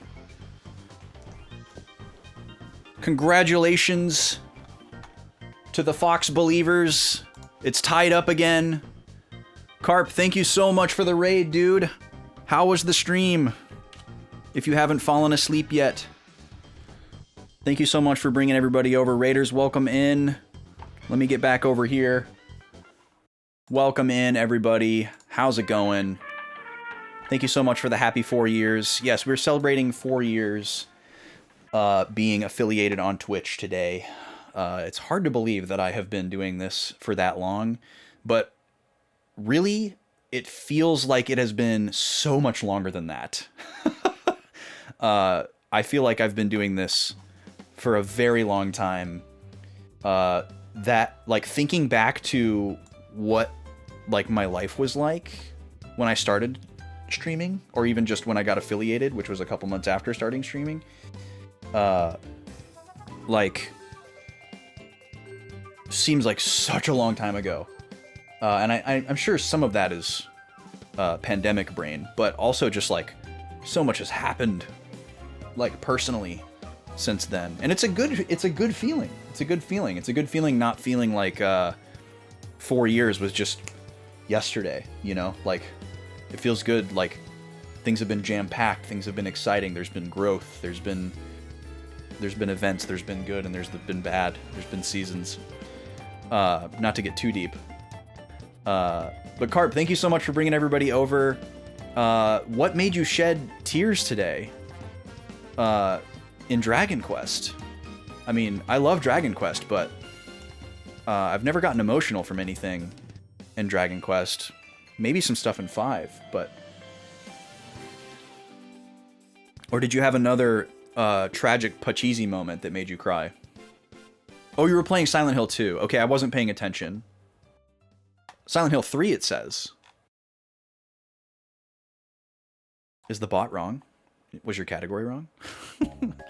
Anyways, thank you for that follow that came through as I was coming back. Captain Doug, welcome in. That Gamer, welcome in. Appreciate y'all coming through. Booted up 3 at the end. Okay, gotcha. I've never played a Silent Hill before. I watched Jackie play the first one, and I've watched Kyo play the first one and maybe some of the other ones. I don't know. All those games kind of run together for me. Like Clock Tower, Silent Hill, Resident Evil. Like, I know so little about them that they all kind of like are the same to me. Even though I know that they're distinctly different from each other. Okay, I gotta get my Smash Bros stats updated here. So Fox has 3 points now. Fox has taken the lead. We do wait, hold on. I missed a round on one of these. Because it's 3-2 Fox, right?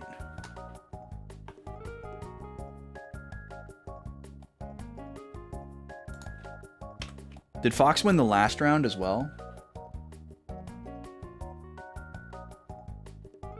I'm second guessing everything right now. Hold on, I gotta go back over here for a second.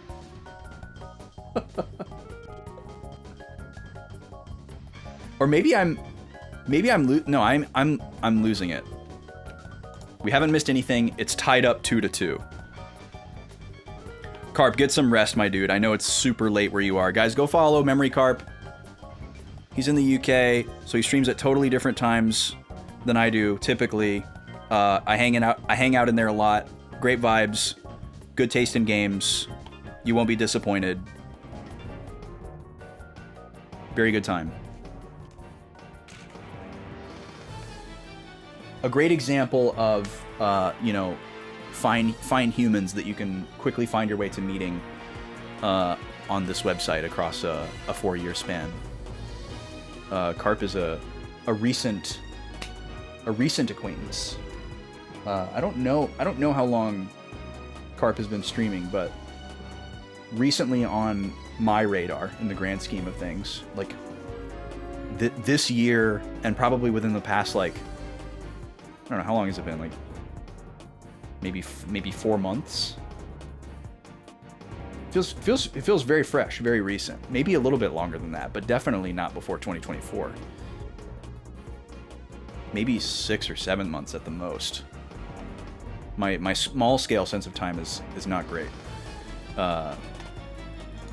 Anyways, we're playing Suikoden IV tonight. JRPG first playthroughs on Fridays. Those are kind of my bread and butter, my favorite thing. But we get derailed a lot here by discussions and all these different redeems that I do with my spin wheel. When people sub and do bits and stuff, I spin this wheel, and there's all kinds of different things on there that we do. And people were very generous for the anniversary at the top of stream, so we have a long list of backlogged redeems to get through. We just took care of a bunch of them, so we're gonna get back to the game before we do the rest of them. We'll do more of them later in the stream here, because we still got quite a ways to go. It's only 9 o'clock. But yeah, if you guys need to raid and run and get some sleep, totally understand. Appreciate you being here, one way or the other. And let's play some Suikoden, shall we? Oh, I need to get my sound back on. You guys are hearing it, but I'm not. There we go. You guys have been listening to double music for a little bit there. Sorry about that. I was lacking self-awareness because I couldn't hear it in the room. Where are these enemies? What is this camera angle? Okay, so it's all jellymen. Try to auto our way out of here. Beautiful, we got it.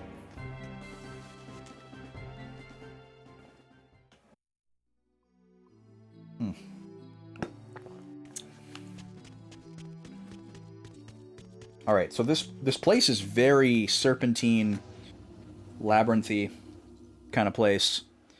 And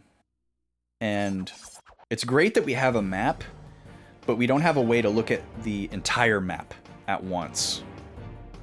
So we still have to use quite a bit of memory skills to know where we're going and where we've been and where we haven't. And it's a little, you know, classic JRPG disorientation of getting pulled in and out of battles and forgetting which way you were walking and all that sort of thing as you transition in and out of battles.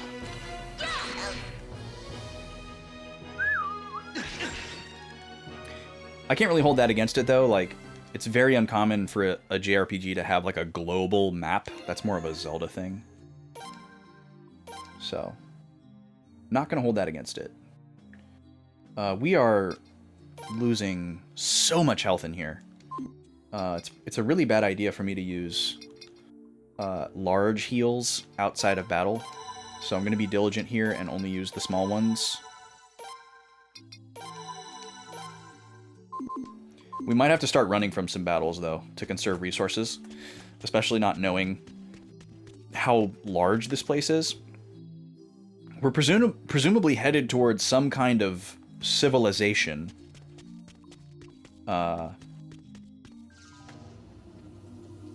Because we're supposed to be being guided through this area by this little kid to some civilization that's going to tell us about the Rune of Punishment that we are cursed with. Our main character, Laszlo, here.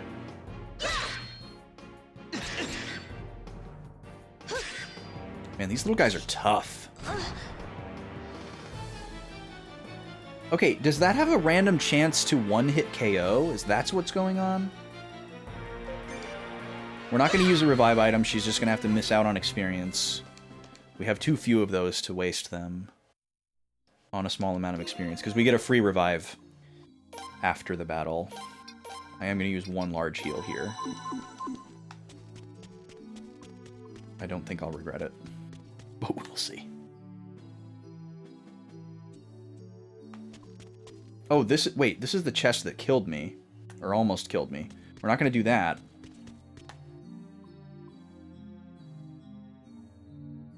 So, which way are we going then? Because isn't this also a dead end?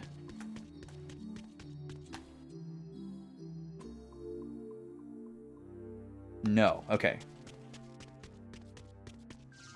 Alright, we're on the move. So yeah, there's like a mimic type enemy that popped out of that chest that I walked away from. And it's very strong. And I have nothing to prove as far as like doing every single possible thing in this game. Actually, I want to see something.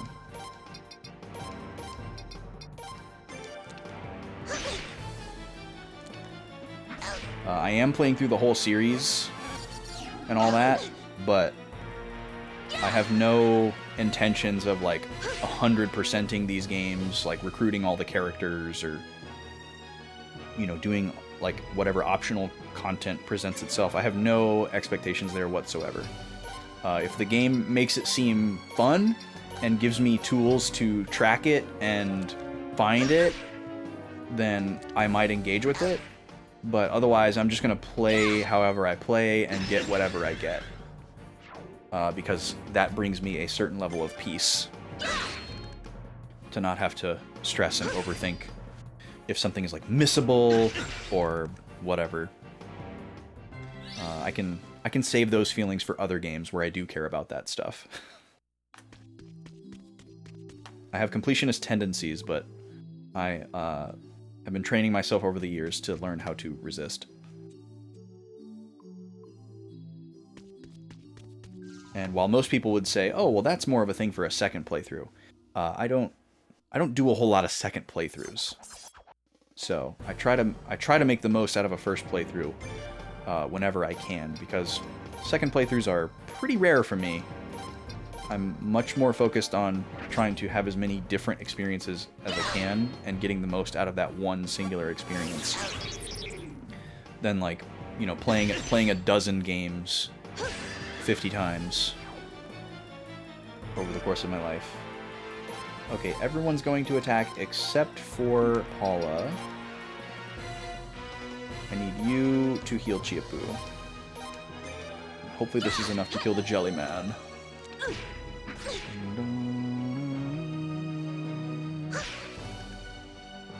By the way, reminder, I'm gonna be live again tomorrow for a sub-goal bonus stream. Those used to be on Sundays, but they are on Saturdays now.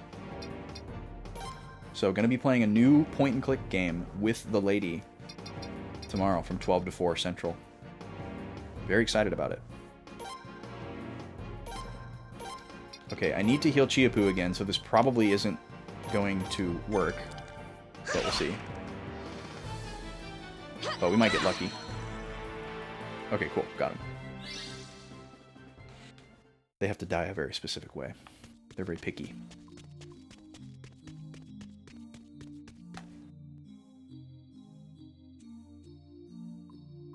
Okay, this one's a dead end, so there's only one way to go. We like that.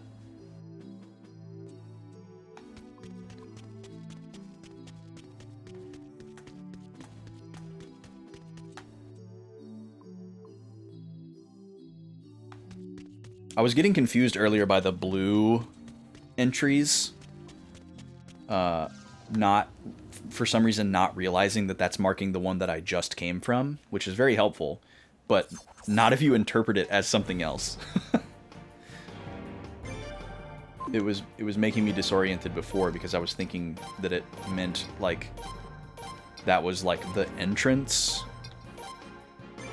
I don't know what I was thinking, but it was not registering as this is the one that you just came out of. So it was making me second guess where I did actually come from.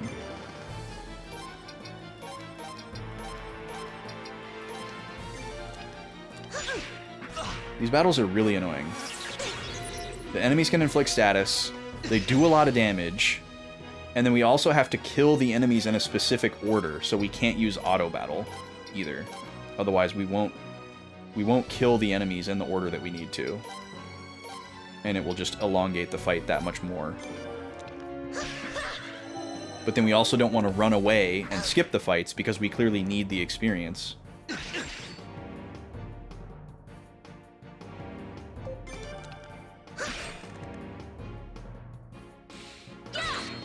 It also sucks too because the nature of this game is having a massive ensemble cast of playable characters.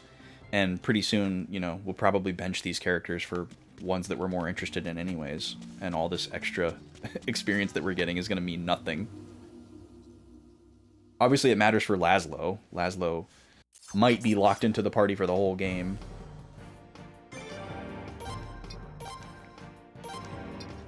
I think it was possible to switch out the main character at certain points in Suikoden 1 and 2, but I don't actually remember with certainty if we ever did that.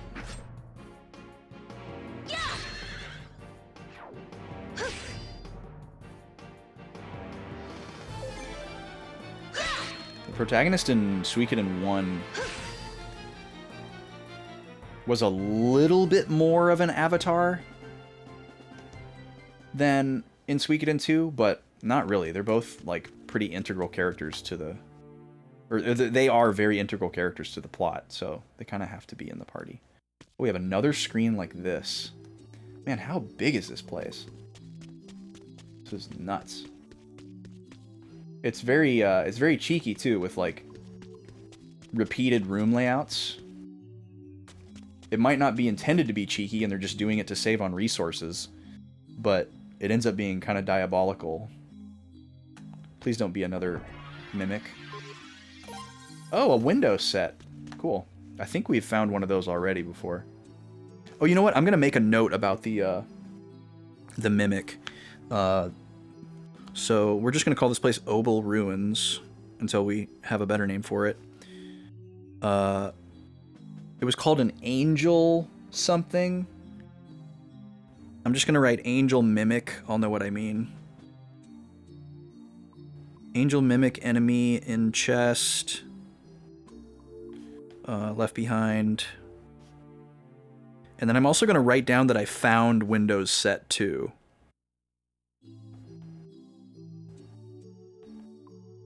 I don't think I'm going to care about those. Like I said, I'm not going to go for 100% in this game. Oh, a save point. This is a good sign. So we're probably either halfway through this dungeon or close to the end. Angel Hairball. You're right, Luca. That's what it was. Yeah, what a silly name. Nice memory. Good job. Okay, so we have two different ways we can go here. Ew.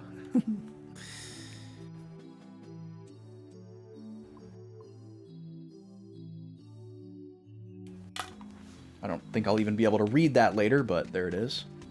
All right, let's guess. Oh, okay, so we might just be this might just be the halfway point of the dungeon. Based on that. That was a long load. Dun, dun, dun, dun, dun, dun, dun. Oh my god, these mobs suck. This is making me like relive one of the things that I really didn't like about Suikoden 1 and 2, and it's just the magic system. I don't like this magic system. There are a lot of mechanics in games where, because of my playstyle and my preferences, when certain systems work a certain way in an RPG, it feels like the game is telling me, don't use this. And this, like, magic charge type system does that to me.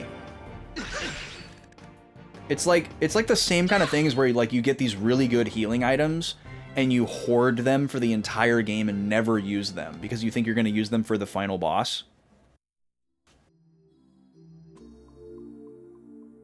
It's like, okay, don't use these because you only have so many, so save it for when you really, really need it, you know, and then you end up just whacking everything because it's like, I never know when to use magic. Oh wait, I did want to go this way. If I don't like it in 1, 2, and 4, I'm going to really go nuts when I play 3. Oh, because it's worse?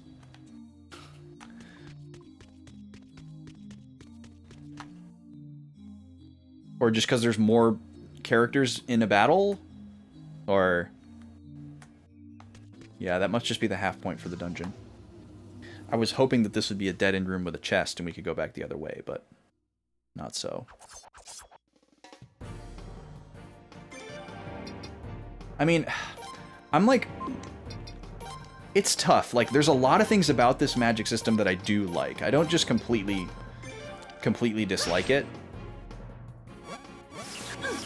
Like, I get why it's structured the way it is. I respect why it's structured the way that it is, because if it was just an MP system, they would have to completely change everything, because the magic in this game is, like, really good. So then it would just be broken, because you could just spam, like, super powerful spells every turn, and you would never use regular attacks. You know, it would flip-flop.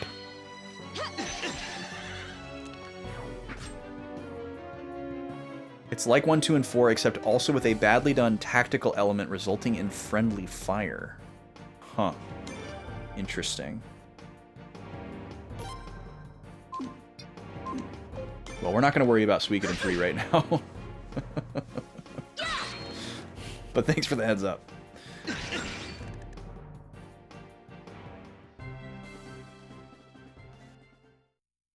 A lot of the more questionable choices in 4 were reactions to some of 3's less successful experiments. Oh, okay, so 3 and 4 are like very, very polar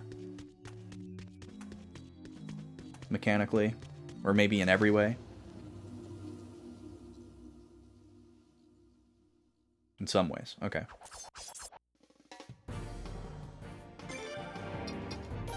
Yeah, I don't know. Like, this is also one of those things where, like, the next time I play this game, I might feel completely the opposite about it.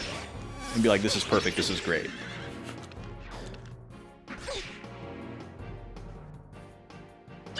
It could just be the day. You know, I haven't played this game in a month. I'm also playing another RPG at the same time right now that is like very mechanically different.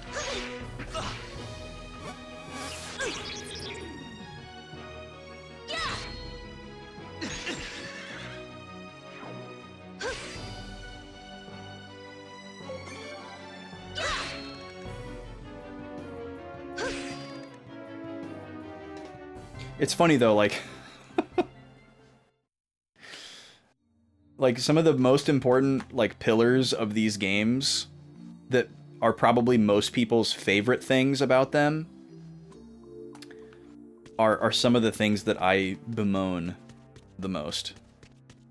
Like I think my biggest struggle with these games so far is the number of playable characters.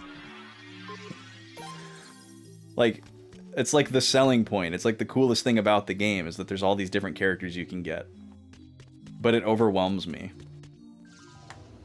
Like, I don't know who to pick. I don't know who to put in my party. I want to, like, you know, they're like Pokemon. I want all my Pokemon to be like the same level.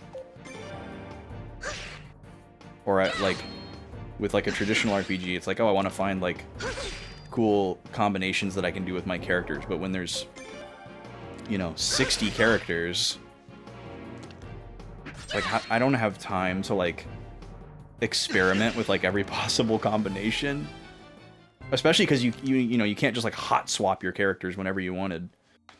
Like if this was like Final Fantasy X with 108 characters, heck yeah, we could mess around with that. But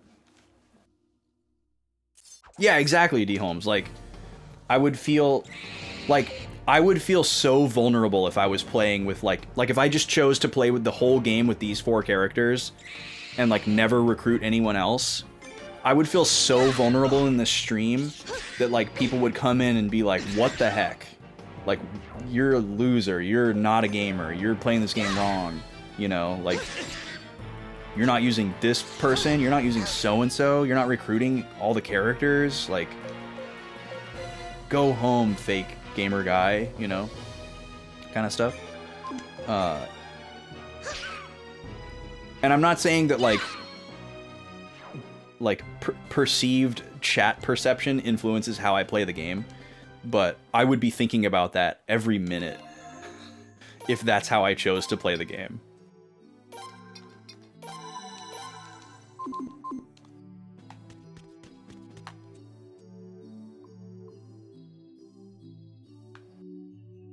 Oh, I don't like this area. I don't like this area. Watch out! The aura! It's coming our way! Oh, just a random boss. Great. I'm ready. What the heck is that? It's just called guard. Oh boy, okay, let's see.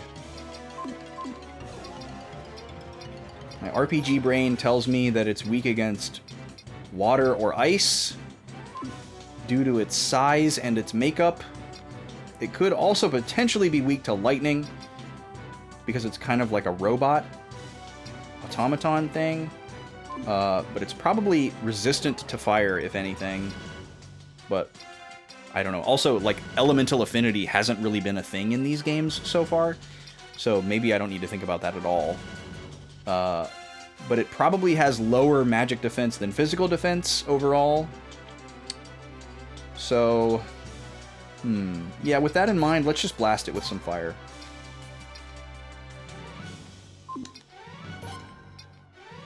Let's see. We're not going to use any of this punishment stuff, so let's just use our big fire stuff here.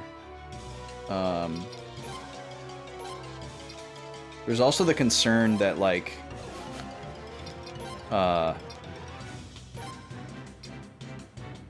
raising our defense might be a good idea. Let's go ahead and do that. We'll do the buff. And then this is just healing, but we have an ice spell.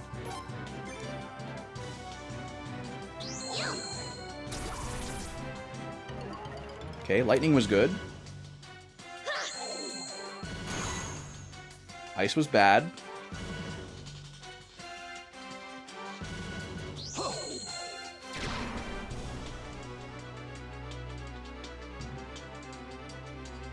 Did that not do damage?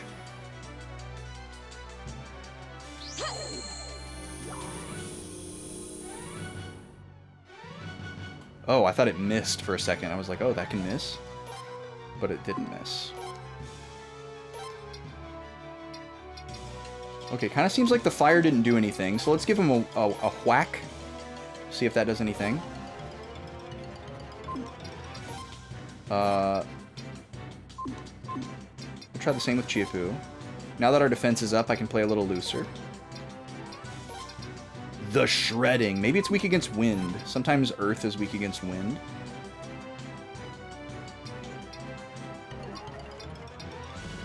Let's see. Cure all status ailments. Hopefully we won't need that. Kitty. Yes, we have a kitty in our party. He is a very interesting cat person. HP status ailments cured one ally.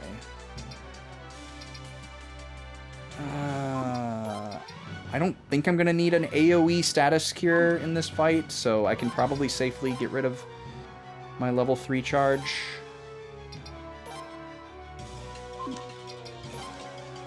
Alright, hopefully physical attacks are okay. Oof. Yeah, that's not good. No idea how much health this thing has, so... Come on, the shredding. Widdly, widdly, widdly. Oh, that was really good. Okay, cool. Ow. Okay, now we need to heal.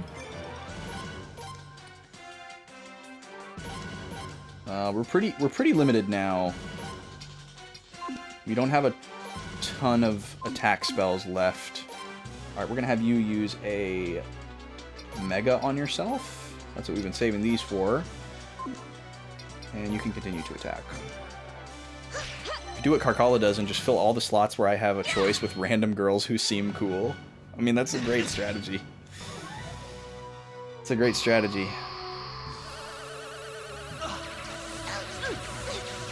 Holy moly. Okay, that was only one hit per person. It looked like it was multi-hit for a second, and I was kind of freaking out. We don't have an AoE heal, so that's a little bit scary. It's also scary not knowing how much HP this thing has. I guess we could try putting it to sleep. I love that I can still see which people have buffs active. I think we have one more turn of defense up. And then we can cast that again. I'm assuming that's helping us.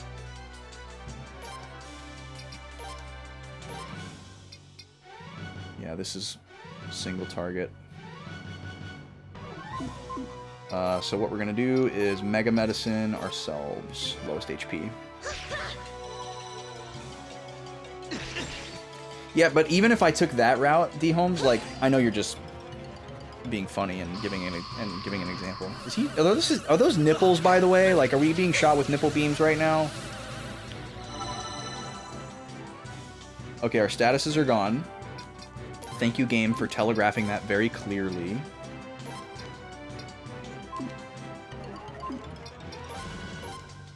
Even if I went with that strategy, there's, like, so many cool girl characters that I still would have, like, wild decision paralysis, even with that limitation set upon myself.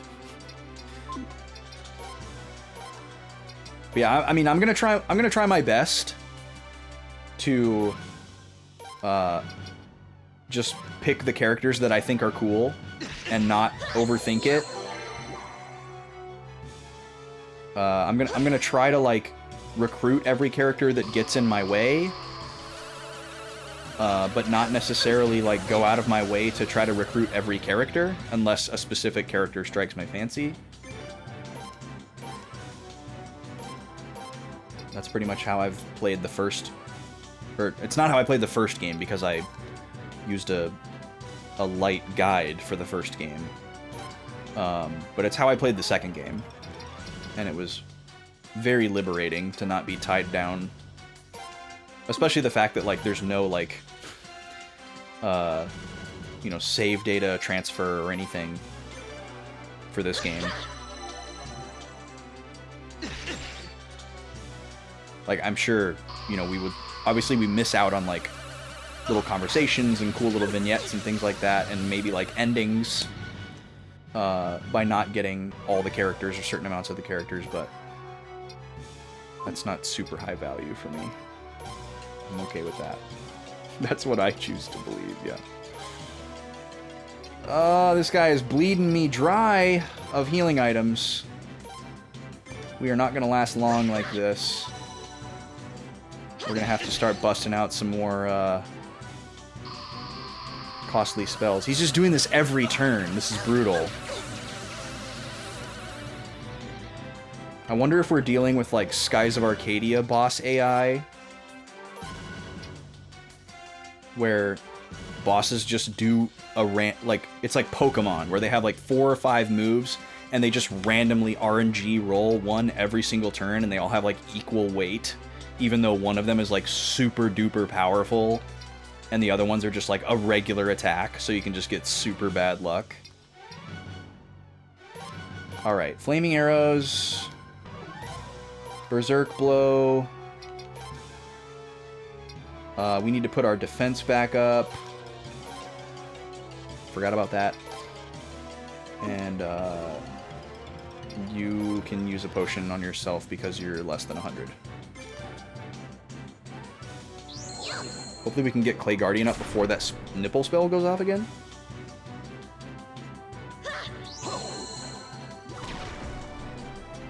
Okay, there's the number 88.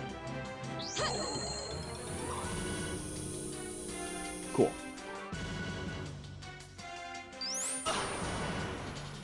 Okay, finally, he didn't do the stupid AoE. Thank God. Alright, magic did more than physical damage, so we're just going to keep going with that until we're completely depleted. You're going to use... Or actually, no. Yeah. You're going to use a Mega on Laszlo, and you're going to attack.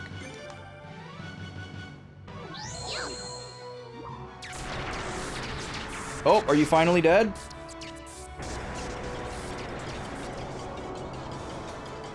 Okay, bye.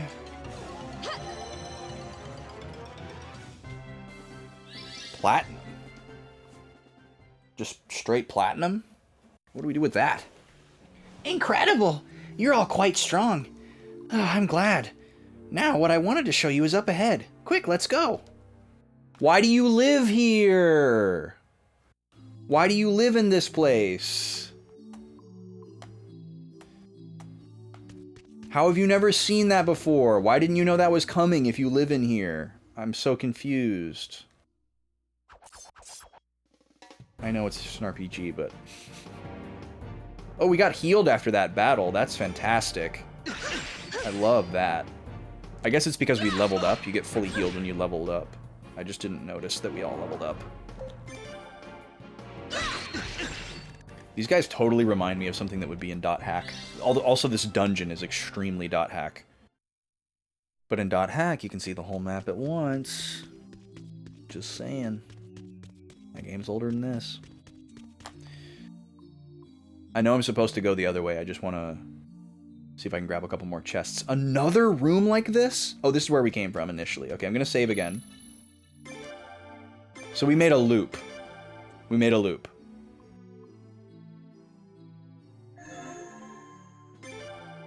That's actually very helpful. Because this was this was a single room, right?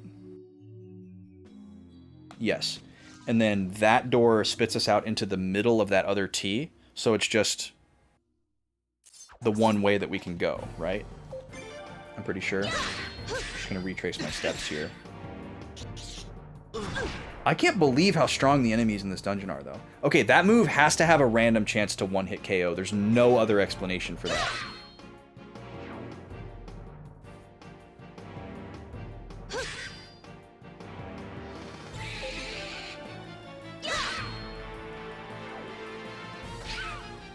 Ooh, nice counter, Chiapu. Very nice. Okay. What was that cartoon show that had a character named Laszlo? Wasn't the show just called Laszlo? I don't know if I ever saw that show. Does anybody know anything about that show? Is that a Disney Channel show or a Nickelodeon show? It was one of the two. Oh no, it was called Camp Laszlo. Camp Laszlo was the name of the show. It was like a early to mid-aughts cartoon. Yeah, I was exclusively a Cartoon Network kid too, T. I watched Nickelodeon quite a bit when I was like probably until I was like, I don't know, 9, 10, somewhere in there. I was watching a good mix of both. And I don't know exactly what caused the change. If it was just like the types of shows or what, but I was pretty much exclusively Cartoon Network after that. And I never had Disney. I was never a Disney Channel person. We never had the channel. And like all my friends would talk about the shows, and I like never had FOMO about it for some reason. I was never like, man, I wish I could watch those shows too.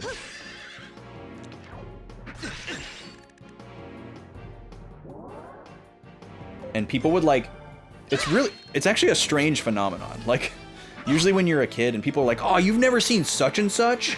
Oh man, and like everyone's talking about it, like, you like immediately feel so insecure and you either like pretend to know or really, really deeply want to know about that thing. And I was that way about like everything that you would expect, but for some reason not about Disney Channel. I don't know why. I don't know why I was not affected by that. Oh wait, okay, I'm super turned around now. Oh man, me and my dad used. I'm so glad you said Mad TV to you. There's like, I feel like Mad TV is really close to being lost media, which is really weird to think about. Okay, now we go this way. Like I'm always shocked how many people don't remember Mad TV, and like nobody talks about it. Like I'm sure most of it is like really poorly aged, because I know it was like kind of edgy, even for its time. But like, man, my dad and I had a blast watching Mad TV back in the day. Like there were a lot of classic recurring bits, and like a lot of those people went on to be like actors and voice actors. Like Phil Lamar is an incredibly decorated voice actor who started on Mad TV. Alex Borstein is like a massive like writer now for like film and like Family Guy, which, you know, not good anymore, but like very decorated career. A lot of those people went on to Family Guy because Mad TV was Fox and Family Guy's Fox, but okay, it looks like we made it. Shania Twain. That's not Shania Twain. Or is it it's Shania Twain? I second-guessed myself and thought it was Sheryl Crow, but I think it is actually Shania Twain. Yeah, I can hear her voice now. Shania. Bugs Bunny cross-dressing. Man, Looney Tunes was something. Faith Hill? Is it really? I don't know her. I just know that song. Still the One is the name of the song.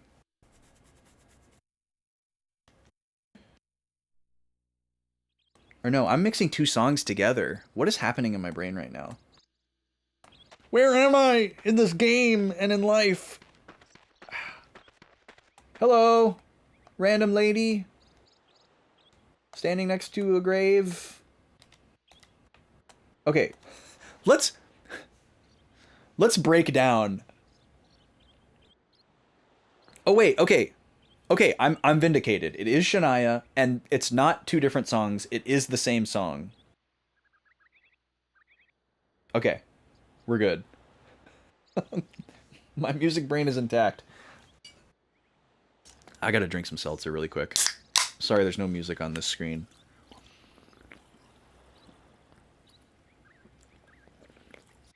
Yeah, you got me. That's my lyric. Yeah, that's the lyric I was hearing.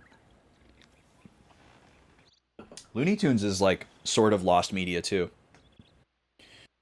But definitely not in the same way as Mad TV. Some archivist has got it hidden away. It was a very specific moment in time, you're right. But yeah, I don't think you can go and like buy all the seasons of Mad TV on like DVD or something. Maybe you can, but like I've never seen or heard of that before. And is it just because like the show is so much lesser known than like SNL? Because you can do that for SNL. And like we know Fox loves money. So like why wouldn't Fox want to shill out that? I don't know. You want to make a playlist of pop country women's bangers? That's so specific, but like also so vast. Oh yeah, Looney Tunes is definitely in a vault, but it's interesting with Looney Tunes because they like redid a lot of it. Like they it's kind of like the old Disney stuff where like they go back and they like very sneakily like change things that were offensive, and then like re-release it, but they don't tell anybody that they changed it. And like it's good that they're removing the stuff that's like problematic, but it's not good that they're pretending like it was never there. You know? Like it's good that they got rid of like the one Looney Tunes character that was like extremely racially insensitive, and they like don't show it anymore. Like that's good. But like going and like making like these really like little tiny edits, and I think Disney is more guilty of this than Looney Tunes, but I don't know. There's just something very nefarious about it that I don't like. Oh, do they really? I mean, that's great. If they're saying like, "Hey, this used to be different. We changed it to be more updated with the times," then I guess I can't complain about that. Like they don't need to like tell people why they changed it or go into specifics about what was wrong with it. I guess if they're telling people that it's changed, then that's probably about the best that you could ask for. But yeah, it reads very sneaky, very nefarious. What was I talking about? Oh, I wanted to break down this situation in the game here. Like, we were told by the townsfolk of the kingdom that we needed to go to these ruins and meet the people of the civilization there so that they could tell us about this rune that we've been cursed with. We go to the ruins. At the entrance to the ruins, there's a young boy who's like, "Oh yeah, come along with me. I'll take you where you want to go." And we go inside and find out that it is this vast, confusing, serpentine dungeon filled with deadly monsters that we have to navigate, and treasures. And then when we finally make it all the way through that crazy dungeon place, we have to fight this giant golem that can shoot magic out of its nipples for tons of damage. And the young child who is guiding us through this place not only didn't tell us where to go, but has somehow never seen this thing before, and doesn't know how to deal with it. And then once we finally get through the ruins, the civilization that we make it to is just this like barren, quiet, like seaside cove with one person, a grave, and a barren dead tree. So like, what is the point of like this civilization? Like, has no one told this woman, hey, there's like a whole town on the other side of the ruins with like stuff, you know, there's like other people, there's shops, there's restaurants, there's a hotel, there's this like nice surfer dude, laid back king guy. We just got a whole castle for free. They just gave it to us. They don't even know us. Like we could take you there. Do you want to go? It's kind of sad here. Like you don't seem to have food or drinking water or shade or a restroom or a bed. You know, you got rocks, you got dirt, you got grass, you got quiet, but like you could have more. Maybe the ruins are too hard to cross on your own. Maybe you're trapped here. But like civilization makes it sound like people have been here for a long time and are choosing to be here, and they're established and they're rooted and there's a culture. It's just a lady. What's going on here? All right, let's find out. Now that we've gotten this far, we should be safe. He won't come in here. Everyone, thank you for your hard work. I love this voice actor. Outlaw Star. This is God, why can't I think of his name? Gene's sidekick. I'm completely blanking. It's like one of my favorite shows, one of my favorite anime. Such a good voice. Such a good voice. Why can't I think of his name? I gotta Google it. It's gonna drive me crazy.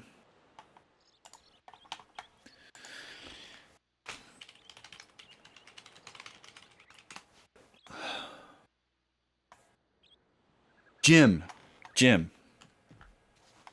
That's right. It's like a play on the Treasure Island character. Jim Hawking instead of Jim Hawkins. His name was so ordinary that I couldn't remember it. Okay. So yeah, that's Jim. That VA. Rakuji, who are these people? Rakuji? Nah, that ain't how you say that. Rikie. Okay. So she's got a portrait, so we're gonna write her down and assume that she's important. So if he's Rakuji, she's probably Rikie. So let's see.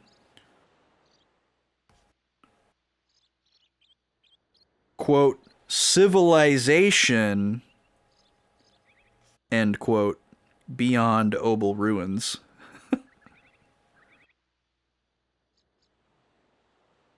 Visitors. They have a permit, just like they're supposed to. A permit. Yeah, we need a permit to visit this horrifically depressing little slice of land. A permit? Does that mean you have been instructed by His Majesty himself?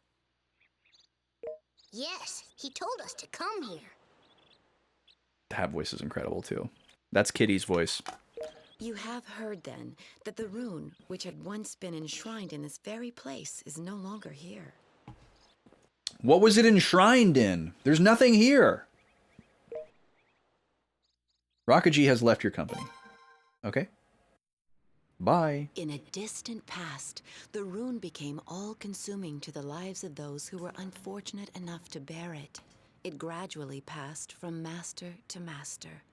And once everyone else around had died, it is believed that the sole survivor breathed his last sitting under this very tree. Okay, that's whose grave it is. The skeleton arm reaching up like Terminator 2. What the heck? The cycle of tragedy That's so apparently ended unhinged. when he was turned to stone, and its powers were set free in this place. Wait, how was he turned to stone? His skeleton was turned to stone? That doesn't make any sense. No, it cannot be. On your left hand? Yep. Have it? How? The rune of punishment, which was once here? What rune of punishment? I can just play dumb and pretend like I don't have it, I guess.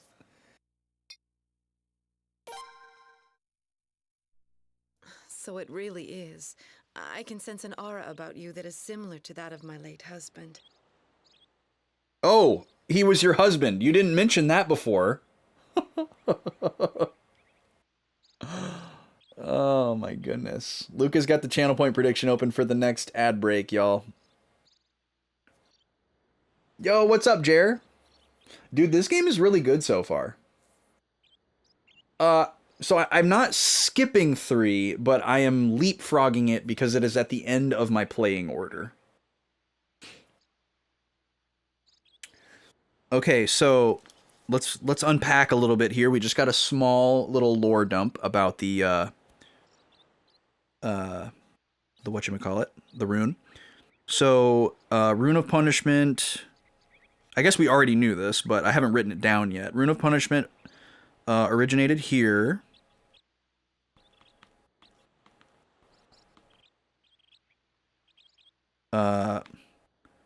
Owner died here. Was Ricky's husband? Question mark. So the question is now, how did the rune, like if he died here with his Terminator hand up out of the grave, why didn't they bury that? Like, just, you know, like, it's a skeleton, it's pliable. Bury the whole guy. Like, that makes no sense. Like, what? He, like, died with his hand on the headstone that was already there for some reason, and then they buried his whole body except for that arm. They leave him how he is. He's posed. He wanted to die in that pose, and then they, like, let that arm exposed just, like, rot down to the bone as it was. Like, what? There's no explanation for that. The grave with the skeleton arm sticking out. It's so... it's so unhinged.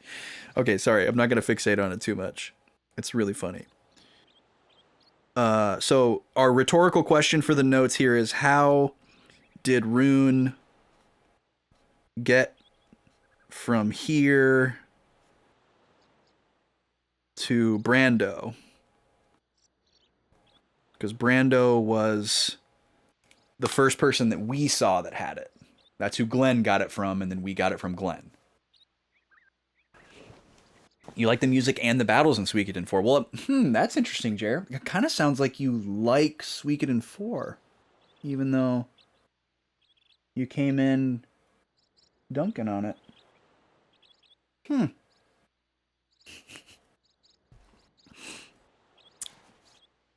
That's okay. Everybody dunks on this game. I'm really liking it so far. Mom, Dad's alive. I just know it. Then whose arm is that, Rakaji? You just don't care for the story or the characters? Well, I guess that's a pretty big detraction for a Suikoden game. Rakaji, you're such a thoughtful child. But you're a stupid idiot. It was He's right over years there. ago. My husband was traveling out at sea when he had an unfortunate accident. Someone there possessed the rune of punishment. Okay. Brando would have been out at sea, so that's reasonable. Its host died in the accident, and the rune came to rest upon my husband, who had survived. Oh, Later that's where that he night, got it. My husband disappeared. So who's behind you doing the beep? Like, who's doing that? Why did he disappear, you ask? We searched in vain for the reason. Ultimately, our path led us here. Okay. Mom? I knew Of course, there's no chance that he would have survived for 3 years with the Rune of Punishment. Okay, so Rikie's husband got rune at... How does she know that he got the rune at sea if he disappeared after that, before he came back? Got rune at sea, then disappeared.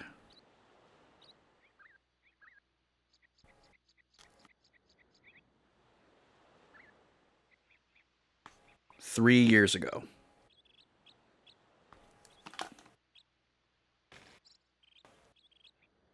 If I like it at this point, I'll probably continue to like it more than the average Suikoden fan does.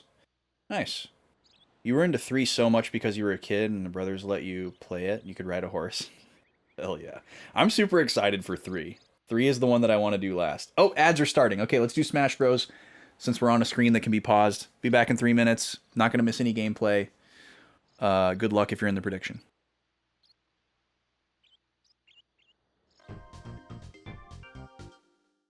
Free for all!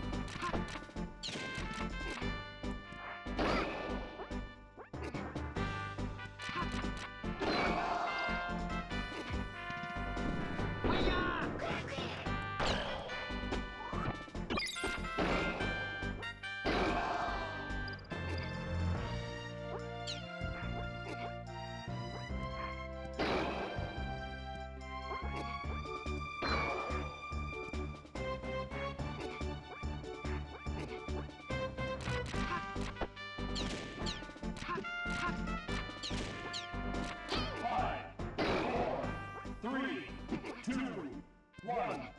Time up! This game's winner is Fox! All right, Fox is on a streak.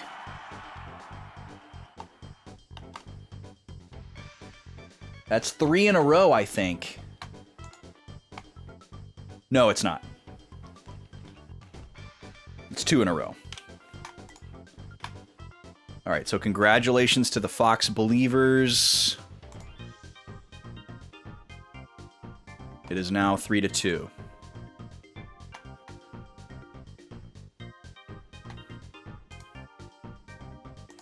Still very close. If you have no idea what's going on with the Smash Bros. Things, don't worry about it. It's just for fun. It's just something to do during the ads. All right, we're gonna come over here because we got some more shenanigans to do before we get back to this story. Let me catch up on chat here. Y'all are having some fun talking about Suikoden 3. Lots of good stuff in 3. Big part of your childhood. That's so cute. I'm very nostalgic for 3, even though I didn't get anywhere in it. It's the only Suikoden I ever owned or played as a kid. General opinion of 3 is that it does a lot of really good stuff, but tries a lot of experiments that don't work so well. I mean, that seems like a very charitable description, D. Holmes. But it's funny because when I see that, I think of Suikoden 1 and 2. It does a lot of really good stuff, but it also tries a lot of experiments that don't work so well. I don't think that's necessarily how other people see Suikoden 1 and 2, but that's kind of how they felt for me, playing them in 2023 or whatever. It's a bit polarizing, but one of the better games in the series. Yeah, as a kid, you're not as picky, for sure. You like the cast in 3. Main characters who aren't 16-year-old boys is refreshing. Their parties are great.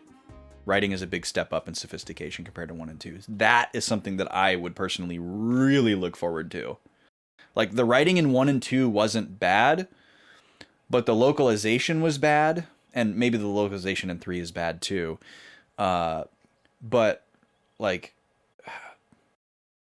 I don't know. Like, the writing in 1 and 2, even when the localization wasn't getting in the way, was not great.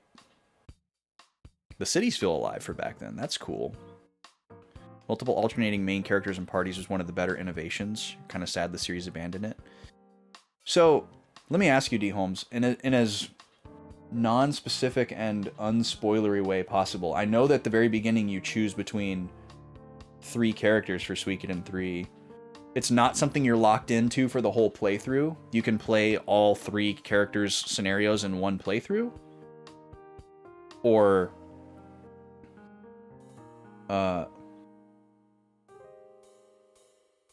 yeah, don't be any more specific than that, I guess. Yes and no. Okay, don't elaborate. That's fine. The way the stories intersect is amazing. Taught you about empathy. Oh, wow, that's so cool. Dialogue is great. Characters feel alive. That's awesome. Okay, yeah, that's fair. Thank you. Okay, we're going to roast 2 games. We're going to gush 1 game. I've got to do 5 more pull-ups. I'm going to start with pull-ups because I don't think I'm going to be able to do all 5 at once. I'm going to have to come back to the bar. So let's swap mics.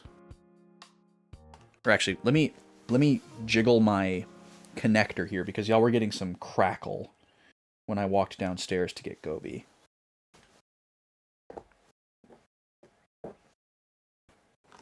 So hopefully we're good. Check, check, no crackle. It's usually only when I move or when I actually touch the unit. I'm working on resolving that, but I'm gonna have to find and buy something. All right, so we're gonna go over here. I've got 5 more pull-ups to do. You're not locked in at the beginning. Okay, that's good. Pull-ups are so hard. I keep waiting for them to get easier, and they just don't. Like, I will say, when I was doing an absurd amount of them during the Zelda stream, like 3 days in a row, they were getting a little bit easier, even though like my arms were super sore.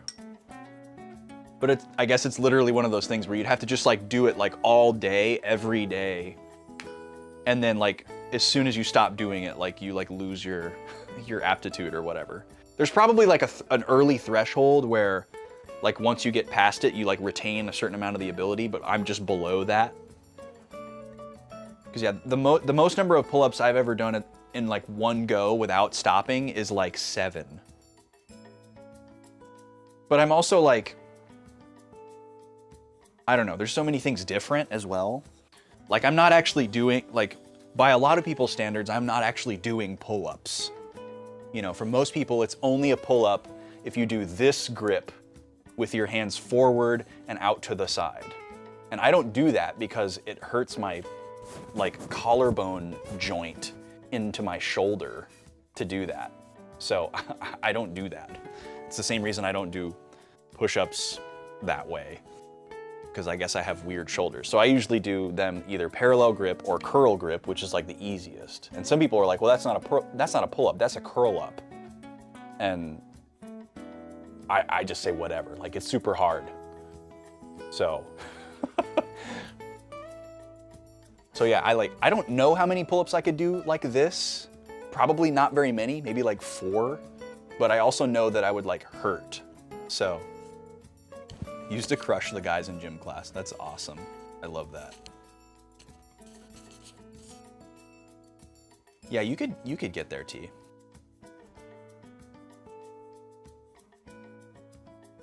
Yeah, what matters is that it's exercise, right? All right, so I got to do 5 more. Probably can't do them all in one. I barely did 5 all in one earlier. Here we go.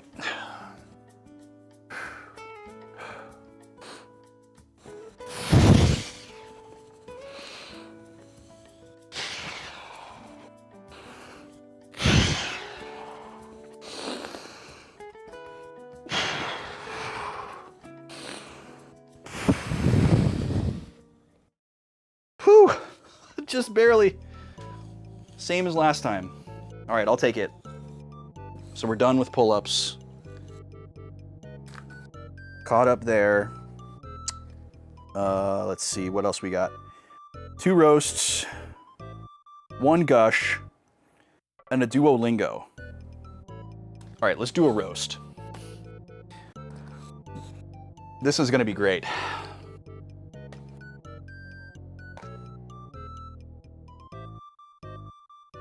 Yeah, chin-ups. Yeah, some people call them curl-ups and some people call them chin-ups.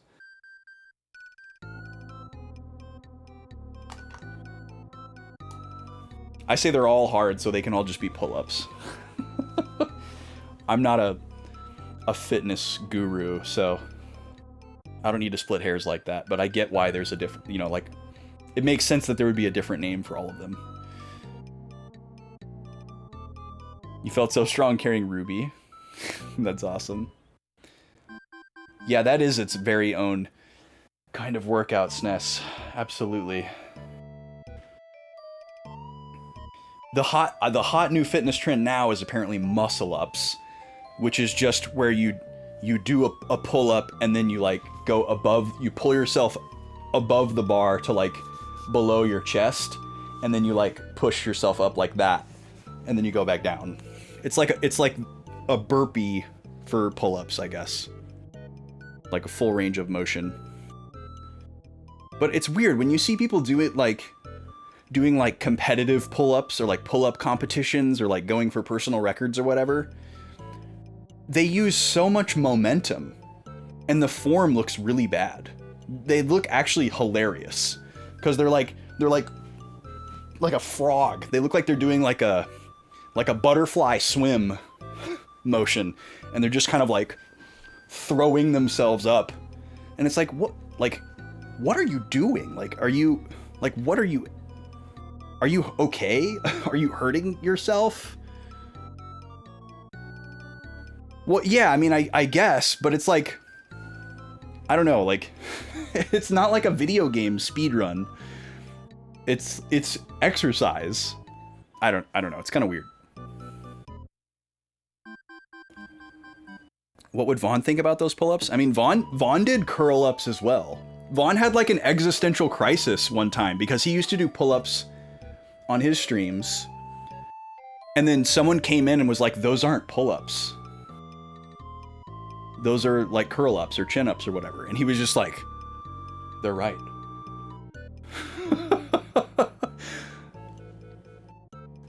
Okay, we're gonna roast a game here. I'm gonna tell you all the worst things about Super Mario World 2 Yoshi's Island and why it sucks.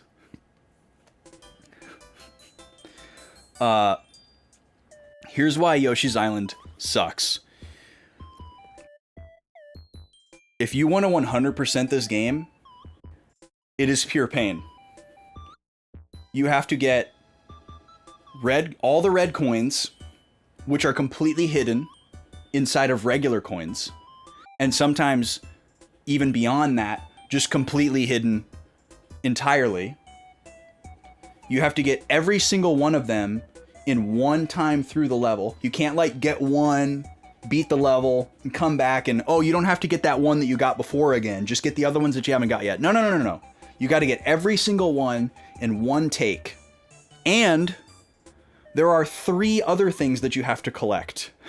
You also have to collect 5 flowers, which can also be hidden in very dastardly places, or require you to do like some special thing in order to spawn it and make it appear.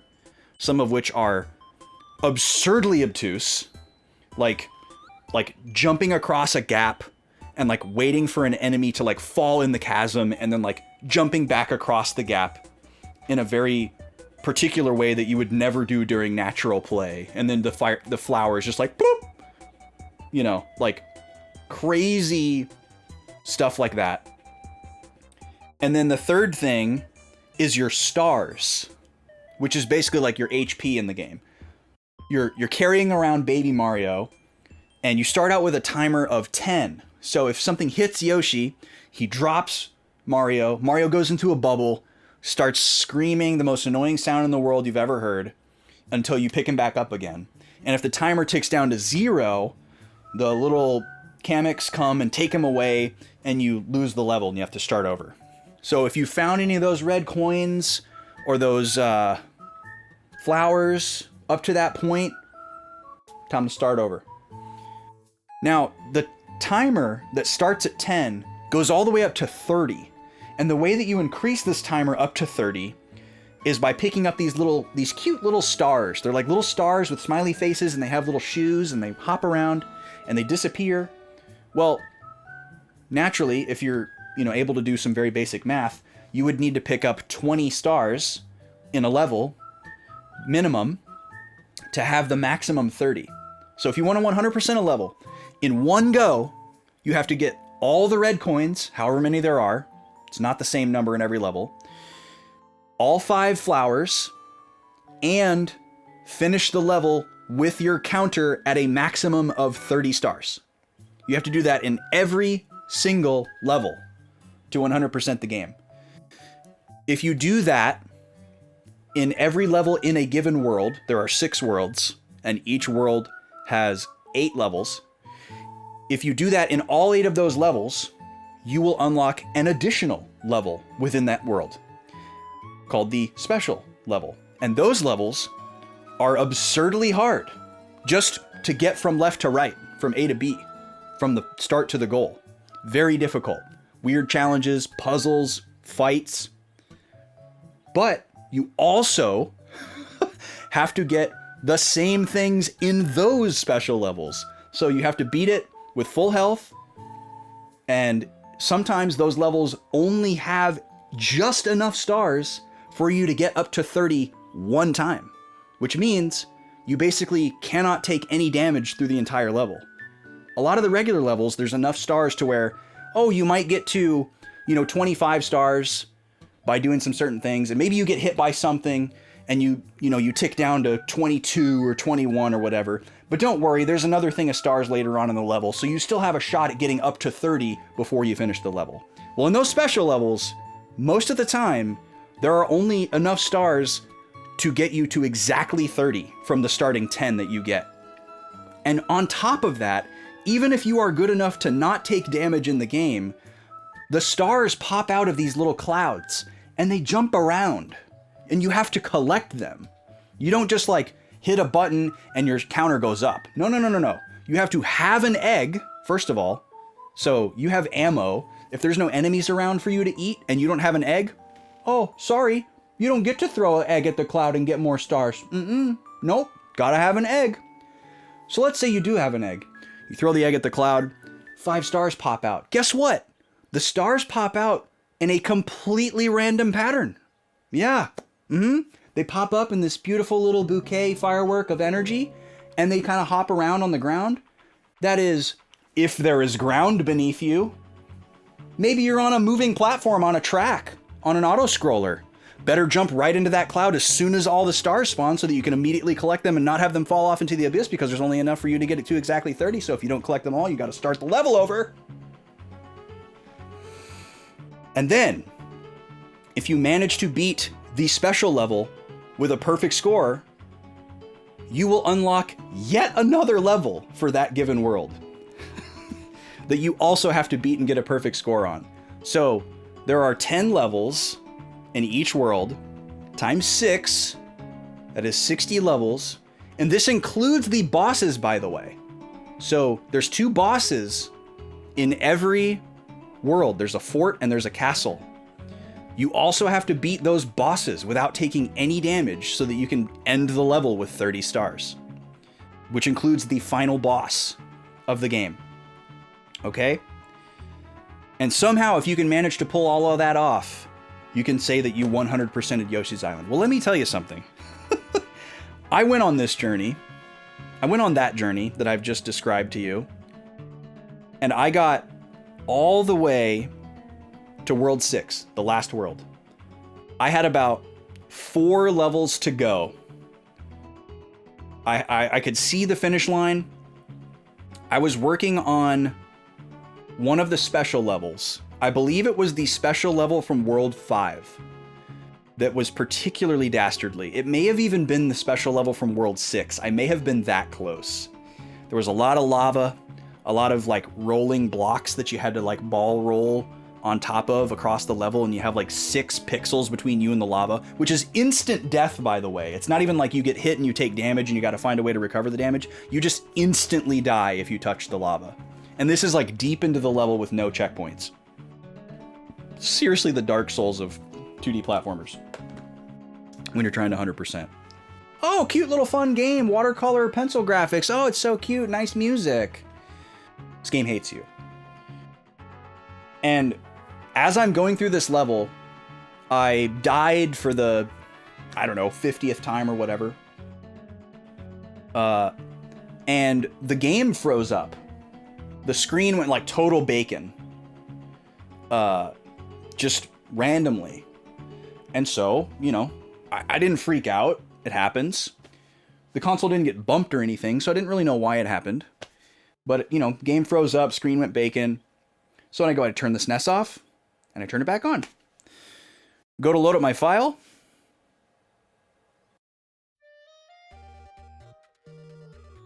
Nothing. Wiped. Goose egg. Somehow, it completely flashed the battery. I lost the save with like less than 5 levels left before I could finally just throw the game away and say I 100%ed it and never touch it again. And I lost the whole thing. That's why Super Mario World 2 Yoshi's Island sucks. And as I always say it as a disclaimer at the end of these roasts, I adore this game. It's very near and dear to my heart. This is the first video game that I ever beat. I absolutely love this game. It's a brilliant game. It's masterfully created. But I don't recommend 100%ing it. Unless you are, as SNES put it, built different. Okay, now we're going to say some nice things about a video game. Instead of a game roast, we call this one a game gush.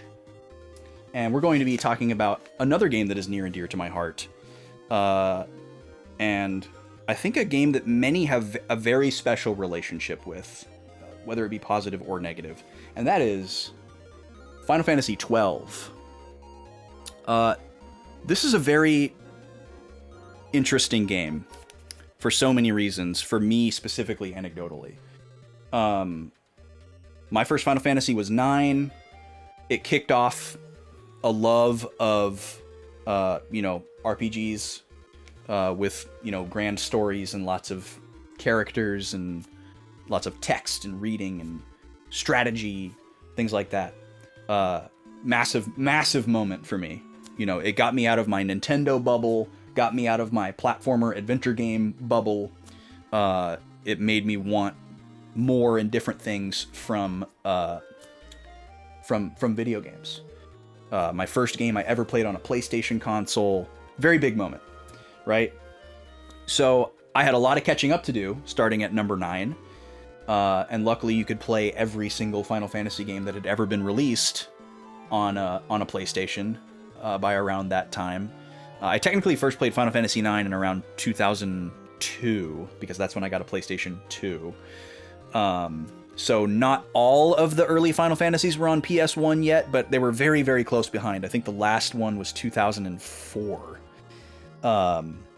So very quickly, I had Final Fantasy 1, 2, 4, 5, 6, 7, 8, and 10 to go with my Final Fantasy 9, and I could play them all on the same system.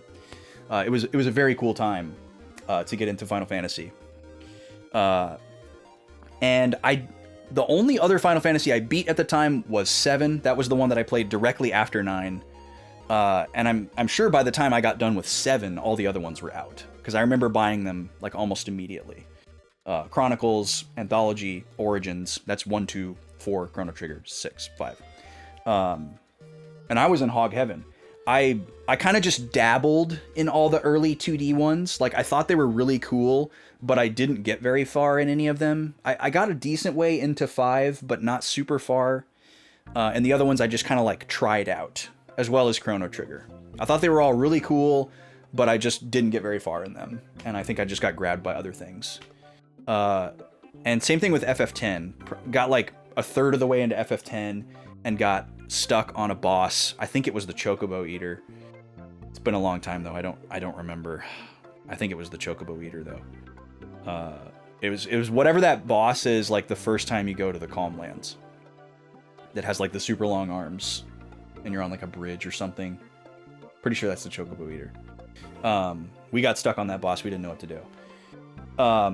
But by the time Final Fantasy XII was on the horizon, a lot of time had passed since then, as far as like my gaming goes.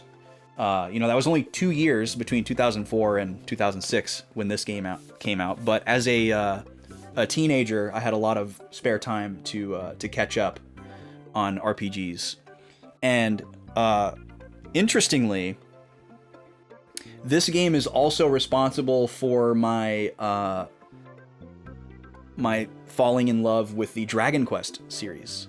So, as I mentioned during one of the previous segments, I was a longtime member of a Final Fantasy forum as a dedicated Final Fantasy fan, and I fancied myself a bit of a journalist at the time, where I would, do like little write-ups of things for my friends on the forum, and they would do the same thing too. But I really enjoyed like writing like critical stuff or like creative stuff specifically for the forum. I wrote a Final Fantasy III Onion Knight guide, which came after this. I'm jumping forward in time, but just as an example, I would write like my top 20 lists every year for like my favorite games and whatever. So I had this cool idea that I was going to be the person who went and bought Dragon Quest VIII so that I could get the Final Fantasy XII demo and be the first person on the forum to play the Final Fantasy XII demo and then do like a full review of the Final Fantasy XII demo for my friends on the forum.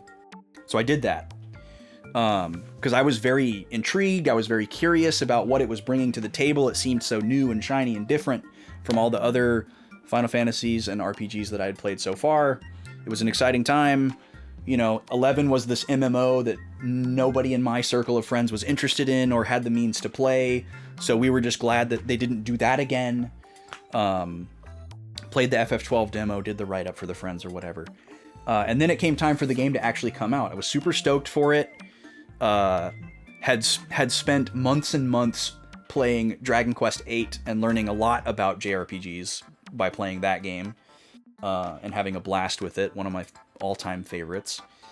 And that led me to go back and finish 7 that I had never finished, even though I had owned it the whole time, and then eventually play the rest of the series. So thank you, Final Fantasy XII, for that. But more integral moment, very, very milestone moment was Final Fantasy XII is, if I remember correctly, and if my timeline is correct, was the first midnight release I ever went to for anything. This game came out in October of 2006, and I was just thinking about this recently when we were looking at some other stuff, and I realized that the first 3 midnight releases I ever went to were all in the span of 1 month in the year 2006, which is wild to think about. And the first one was this game. This game came out in October of 2006, and I remember sitting in my friend's pickup truck out in front of GameStop, you know, because they're like closed, and we were like the only people there. There was no like line or like queue of people, and we would have been 16, so we thought we were really cool, you know, being out past bedtime or whatever, because it was probably like a Tuesday, or you know, a Monday into a Tuesday. I don't think it was a Thursday into a Friday, and even if it was a Thursday into a Friday, it would have been a school night. So we thought we were really cool for either having permission or going without permission. I'm sure I had permission, because my mom was cool about stuff like that. So we were like sitting in my friend's truck in the cold, because he didn't want to waste his gas to run the heater for like 2.5 hours. And I think we were kind of like falling asleep in the cab of the truck because it was like cold. I don't think I had my DS with me or anything. I might have had my DS with me and was playing like Animal Crossing or something, because I'm pretty sure that's the only game that I had until Final Fantasy III came out, which was the second midnight release I ever went to. Same GameStop. Anyways, I just remember sitting there in the cold and waiting, and then, you know, going in there and absolutely 1000% buying the limited edition game and the limited edition guide. Like, you weren't going to stop me from buying those big shiny things. And I don't think I went home and played it right away, because I probably had to like go to bed and like wake up and go to school very sleepily. But I did play through the game to completion, which was like a big deal for me at that point, to like not drop a game. And a lot of it went over my head, narratively, because I was not ready for the iambic pentameter Shakespearean dialogue. I did not have the skills to digest that properly. But between the context clues, you know, I got the vague, broad strokes. Loved the characters, loved the art style, loved the vibes, the music, everything, and really enjoyed the game.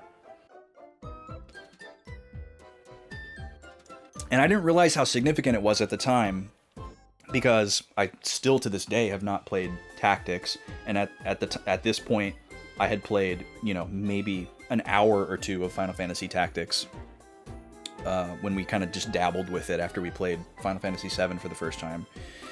And, you know, we thought it was cool, but we didn't get anywhere in it. We didn't even get to find out how hard it was. We just kind of tried it out. So I didn't really know what Ivalice was, had no idea what Vagrant's story was. Tactics Advance was not on my radar either.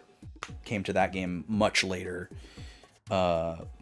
So the novelty of this was really lost on me. Like, I didn't really realize how much of a departure it was from the rest of the series, because my knowledge was so cursory of the early ones.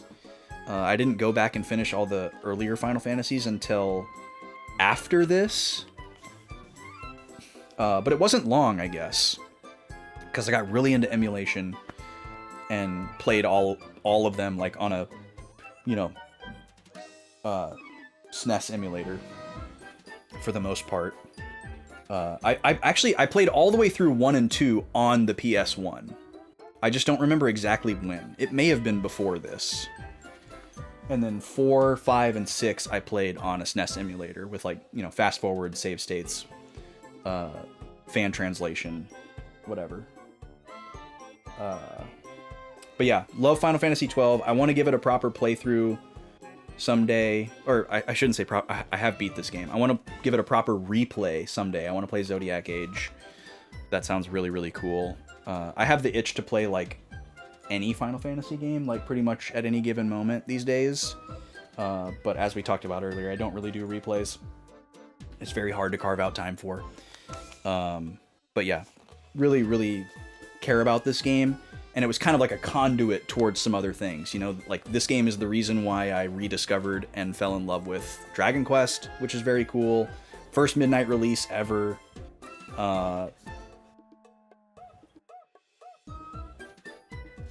Yeah. I love this game.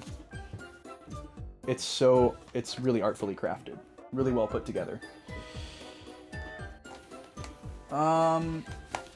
Let's see here.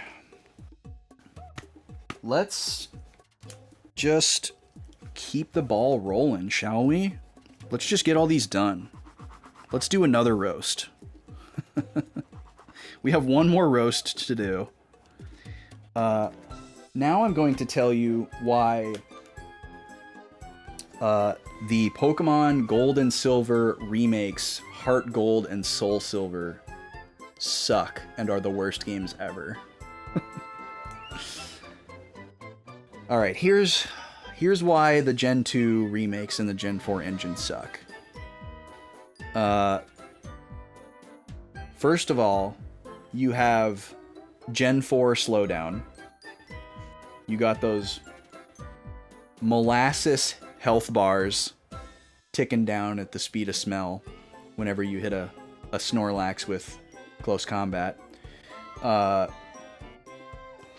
You also have twice as many Pokemon as you did in the original Gold and Silver, which to some people might sound exciting, but was exciting for me at the time, but definitely is not exciting now. And you also now have a game that was previously not plagued by the curse of event-exclusive Pokemon and items releasing at the peak of event-exclusive Pokemon and items. So despite the fact that there's twice as many Pokemon available, you also have like probably a dozen that you can only get through events, either by events in this game or events in the Gen 4 games themselves and then trading them over to here. The other thing that sucks about these games is they don't have a lot of the extra content that was in Crystal. Pokemon Company has a bad habit of doing this when they remake games that are from a generation that had a third game, and they don't include any of the things that were in the third game that was like the first remake. Looking at you, Shining Pearl, Brilliant Diamond. No platinum content? Mistake. And the crystal content isn't as significant as the platinum content, but still, like, why not? Why not? You clearly put effort into a bunch of other stuff in this game. Why not that? Oh, what else sucks about these games? Well, it sucks that they came in, you might be able to see on the back here, it says not for resale. They came in these massive outer paper boxes that came with a Pokewalker accessory that a lot of people didn't care about and didn't want, but you still had to pay $80 just to get the game because it came with that extra accessory. Actually, I think it was $60 because DS games were normally $40 brand new. But you had to pay this extra cost for this accessory that not everybody necessarily wanted. And I do have one, by the way. I didn't buy these new though. This was, what year was this? 2008?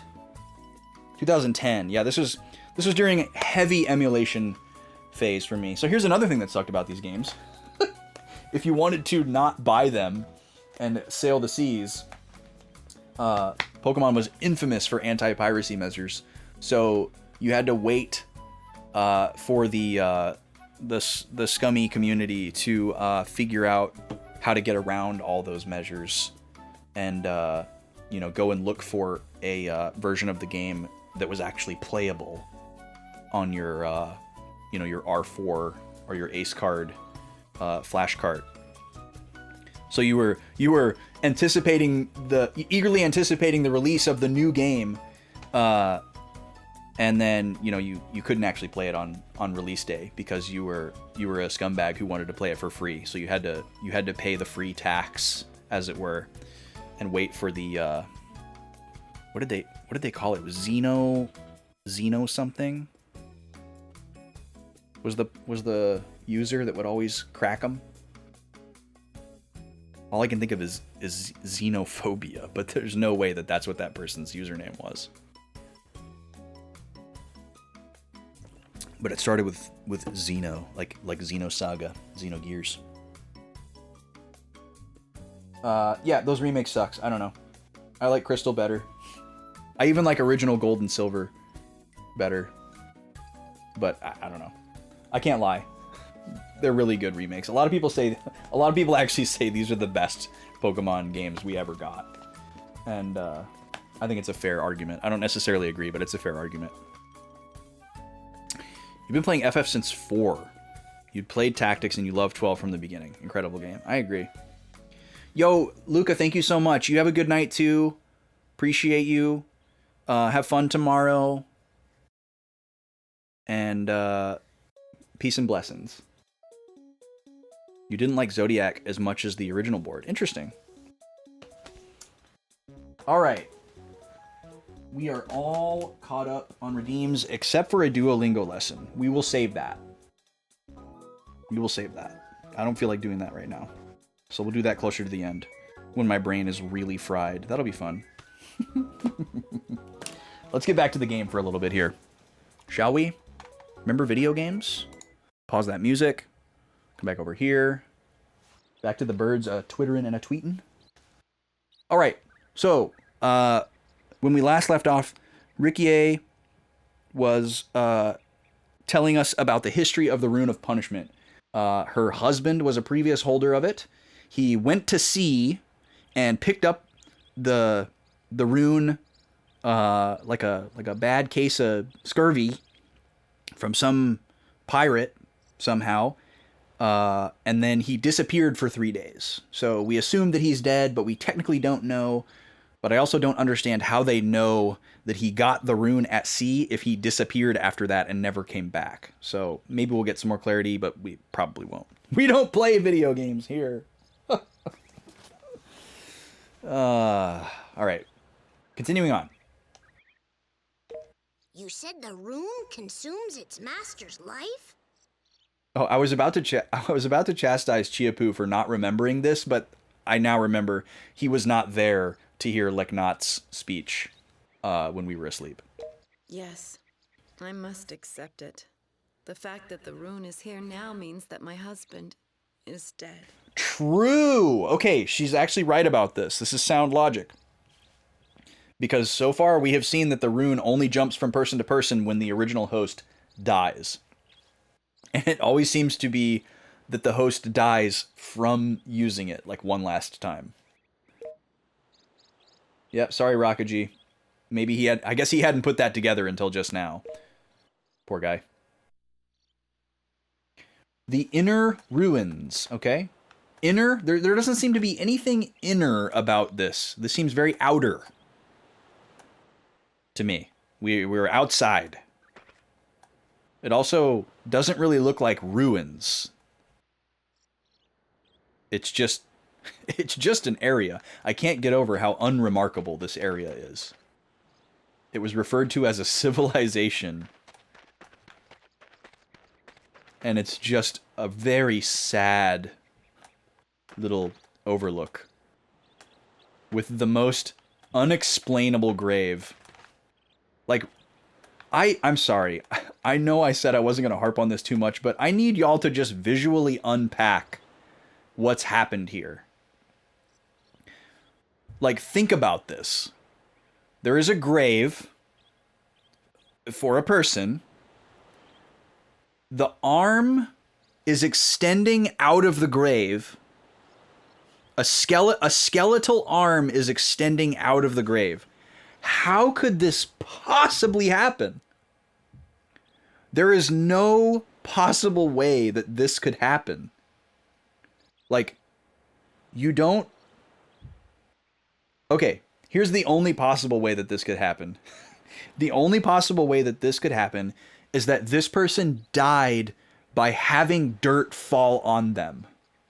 And they died right here with dirt falling on them, and only that arm was not covered in dirt. And they just like were crushed or like suffocated or whatever. And then somebody came along and just like put that little headstone there later to like prop up the arm or something. That's literally the only way that this could happen this way. If a person died and you made a grave for them, you would completely cover them with the dirt. Or if a person died like reaching their arm up to get something, you wouldn't like recreate that in their burial.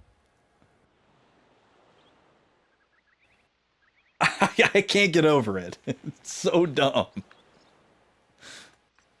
Okay. Yo, Nins. Thank you, dude. How are you? Yes. We didn't even get that far, did we, D. Holmes? Yeah, those bones would not be connected together. Skeletons are not what we think they are. We see these skeletons just walking around with no muscle, no cartilage, no ligaments. That wouldn't work. They would just be in a pile. I mean, maybe, just maybe, there's a chance that all of those tarsals and everything would be fused together in just the most perfect way possible, but very unlikely. Someone pinned them together like a dinosaur skeleton to reconstruct the scene. Yes, it was very important. It was his final wish to be buried like his favorite character in his favorite movie, the T-100. What is the Terminator's? What is Arnold's number in the Terminator? He wanted to be buried like a recreation of the scene from Terminator 2, the 800. Okay, thank you, son. Very important. Otherwise, okay. We love to hear that, Ninnies.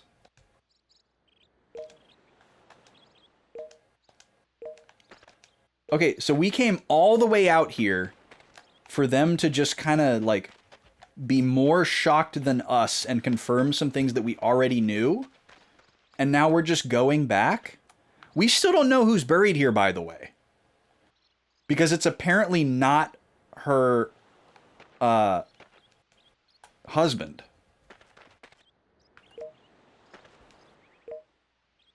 That's all we came out here for? All right. Now we got to walk all the way back through these ruins just to get back to the town and tell Surfer Dad, oh, just kidding. Something's coming.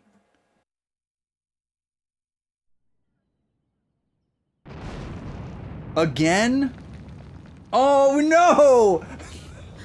We knocked over the bones! How could you? We so painstakingly recreated that scene. What is the significance of them showing that falling apart? That's so silly. You're seriously just gonna make me refight like an upgraded version of this guy with less magic? That's just mean.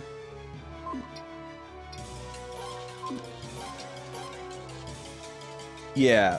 But the scene where he sinks into the lava and does the thumbs up, that's Terminator 2 specifically. That's why I kept saying Terminator 2. But I know he's not the T-1000. The T-1000 is the bad guy. Liquid guy. Alright, well we're gonna do the same thing we did before. We're gonna spam magic until we don't have any more. And we're gonna do... Luckily we have 3 defense up spells. Hopefully this thing isn't as powerful as it was last time. Because we have less resources. I hope I save. I don't know that I saved. I'm pretty sure I saved after we fought this guy the first time. But I am not certain. Pretty sure though. Man, I gotta get rid of this neck strain or whatever's going on.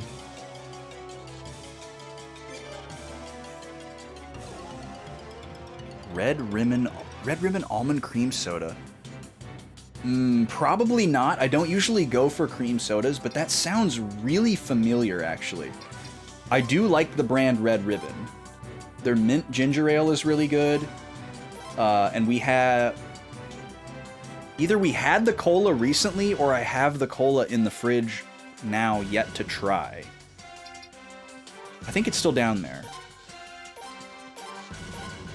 They make good stuff. And we tried one other one from them recently. It had a yellow label. It was like a pineapple something or other. God, I wish I could remember literally anything.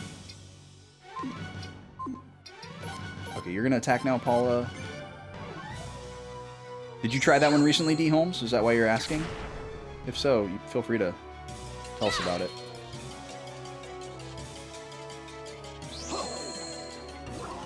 Started with a good whiff of almond, but the actual drink is a little more acidic than you expected. Huh, interesting. Yeah, that is odd for a cream soda. Almond is a really delicate flavor for a soda. I've had a couple of sodas with almond in it, and I think every single time I've had it, the almond was like too heavy-handed, because, you know, it's like almond extract, and it goes such a long way.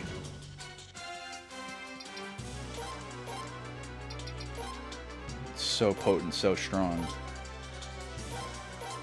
And it's kind of like vanilla, where it has that kind of like fragrant, like almost like alcoholic type of sensation in the nose, and a lot of the flavor is in the smell.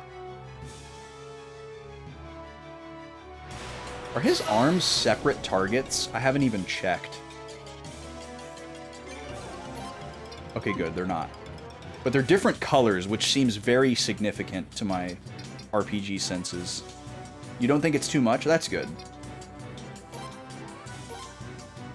Yeah, almond cream seems like a combination that would really appeal to, like,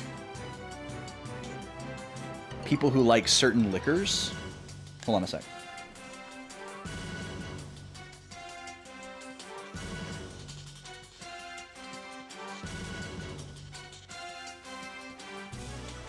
Okay.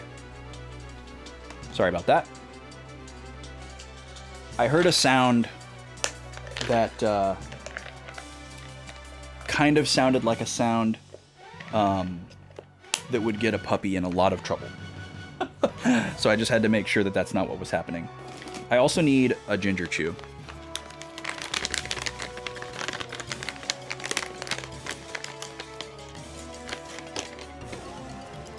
Hi, Nima.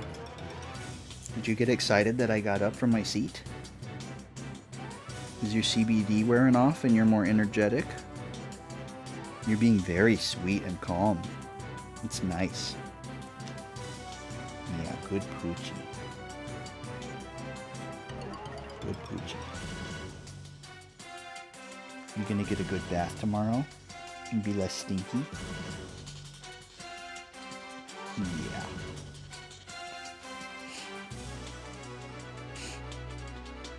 Good girl. Guys, I don't know if there is a more compliant and sweet, obedient dog during bath time than the one that is right in front of me.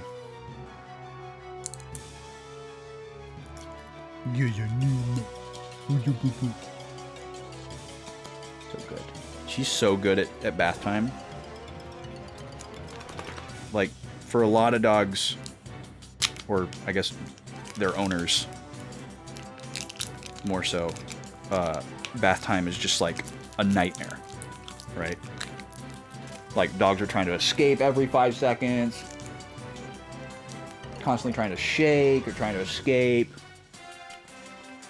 not being cooperative. They don't want you to get them wet. They don't want the soap on, you know, whatever, you know. It's like a very common stereotype. And when it's a big dog, it can be very challenging to deal with that. You know, smaller dog, you can just kind of hold them down, and it doesn't take very long to wash a small dog because there's so little surface area. But a big dog, it's a big challenge. And then if you as the owner aren't prepared to like get like really dirty yourself, you covered in like dirty water and hair and soap, whatever, you're gonna have a bad time. So that's an issue with it sometimes too for people. But Nima is just the most perfect angel at the bath, and it's just the most like incredible, wonderful thing. Because it's not like something that we like worked on and, you know, like had to teach her over time and like train her to do. She just kind of like naturally has always been that way. Like I could like, oh, I forgot the whatever in the other room, you know, and be like, stay, Nima. And she would like stay in the tub, and I could like walk out of the bathroom and like go to the other side of the house and like get something and come back. And she would still just be standing there with her like pathetic, sudsy self. She's so good. I mean, she's so good in every way. Let's be honest, but bath time especially is like very incredible. It's such a privilege. 'Cause a lot of people just won't bathe their dogs as often as they should because it's such a chore. And Gobi does a really good job too. Because Gobi copies everything that Nima does. So she's pretty much the same way. There's no way I could walk out of the room though. If I walked out of the room, Gobi would immediately jump out of the tub. She would not stay in there.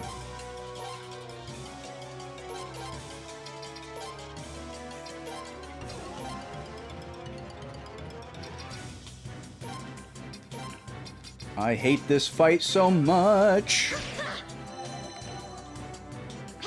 Yeah, cats, man. You would have to pay me a 4-digit number to have me bathe a cat. Oink. Like, that bidding starts at $1,000. Ain't no way I'm bathing a cat for less than $1,000.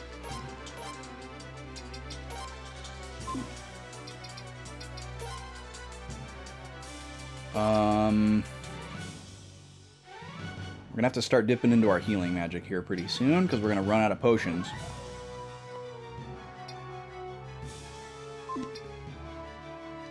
We do need to put our Clay Guardian back on, though.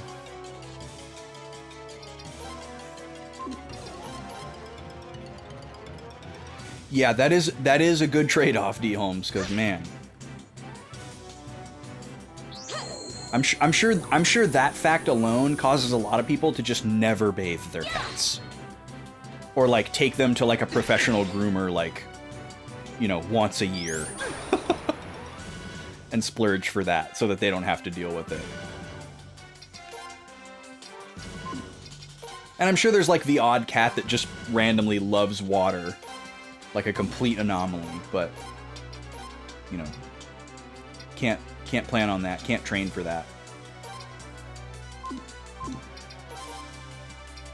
I cannot believe that we are fighting this boss again immediately with no way to restore our magic or replenish our items in between. And it's presumably like an improved version of this thing. And like, not that there needs to be a reason, because it's an RPG, but like, what is the lore reason for us fighting this thing? You know, like, what is this thing? Why is it here? And why do these random two people who make up this civilization not know what it is or how to deal with it? I mean, maybe we'll immediately get answers to these questions right after this battle, and I'll just shut up.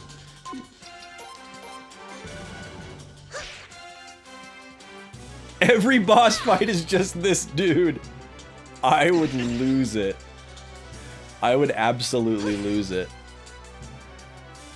I'm actually, you know, one thing that's really nice right now is, like, when we played Suikoden 1 and Suikoden 2, I was never, like, super pulled into, like, specific characters or, like, repelled by other characters. Like, oh, I'm definitely never using that character. They suck. They're awful. It was like everybody was just kind of, like, equally, mostly cool and had their own interesting things about them. What I'm liking right now is that I cannot wait to get rid of this party and have a different party that is, like, more interesting and varied. So I'm very much looking forward to that. I don't want to try the sleep spell because it gets rid of my last defend. Oh, we're hitting an ad. I'm just gonna let the ad run, I'm sorry. I think most of y'all are not in the ad anyways, so I don't think anybody that is seeing the ad right now is going to be sad that they're not going to see me fight this boss a second time while I yap. Sorry. I'm just going to let him roll. If we get out of the boss battle and, like, a cutscene starts playing again, I will pause until the ads are over. All right, now we're going to do our last defensive spell. I'm totally out of magic.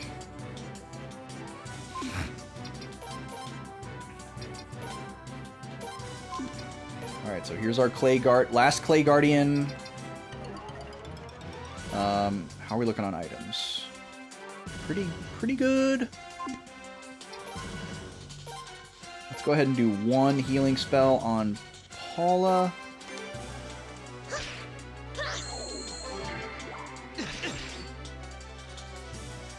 God, what I wouldn't give for a scan spell.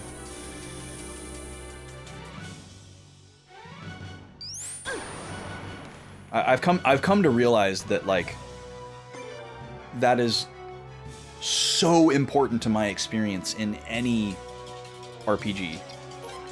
Like, if there's not some built-in way to, like, see the enemy's HP at least, preferably their like weaknesses and resistances and stats too, or some kind of, like, spell or ability or item that I can use to see that information.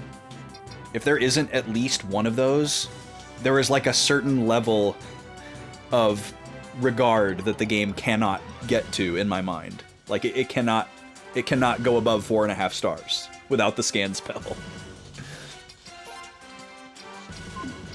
It's so important to my enjoyment of the game because I'm so like, mechanics and strategy driven. I don't have, like, a battle item, do I? Kind of forgot what I have. It's just a bunch of food, right? Yeah. Oh, I do have a way to recover MP. If I get really desperate, we'll eat some mushrooms. Okay, I'm glad I did remind myself that that's a thing.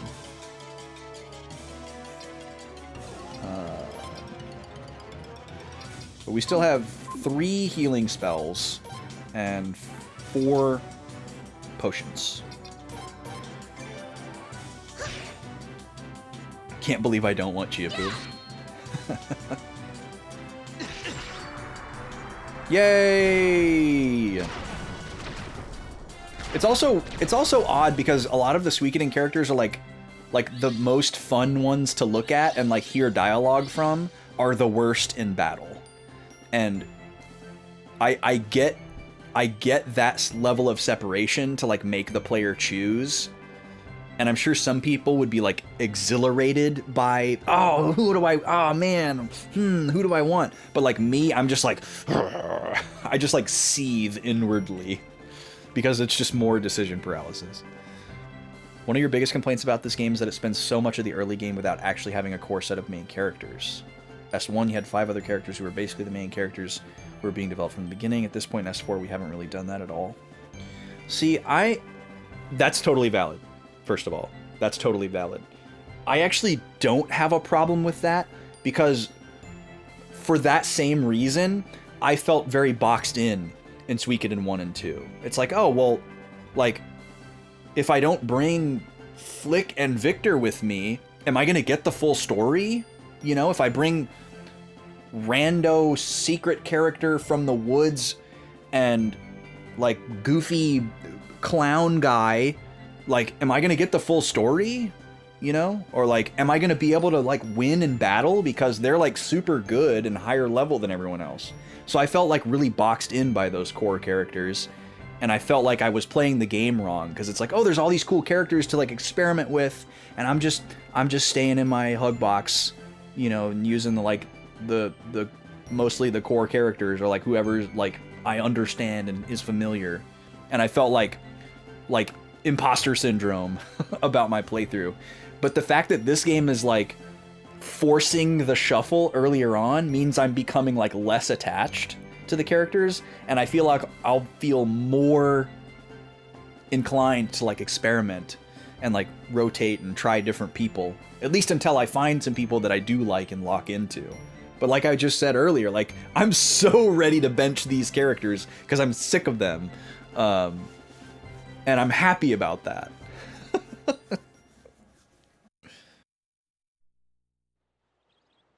I never thought that guy would follow us all the way here. All the way? We literally fought him on like the other side of a door before we got here. And also like, he exploded. So how did he come back? We should be concerned about that. He just exploded again. Is he gonna come back again? Yo, Adrian, really appreciate it. Lovely to see you. Keep doing your thing. Glad you could be here for a little bit. Really nice of you to hang out for so long. And thanks for the well wishes. We'll see you around. If it's your weekend, I hope you have a good weekend.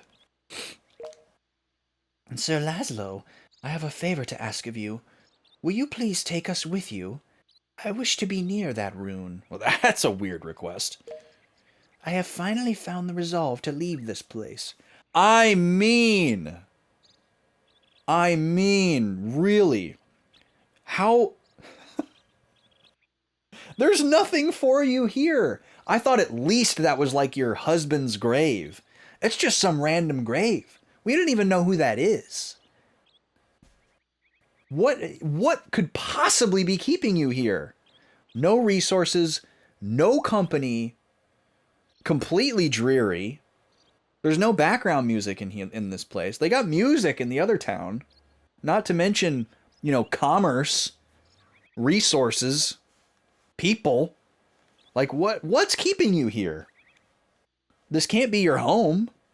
There's no edifices here. There's nothing. Where have you been sleeping? How long have you been here? Rikie and Rakaji have joined us. Our first two recruits. I'm gonna put little check marks next to them because that sounds satisfying.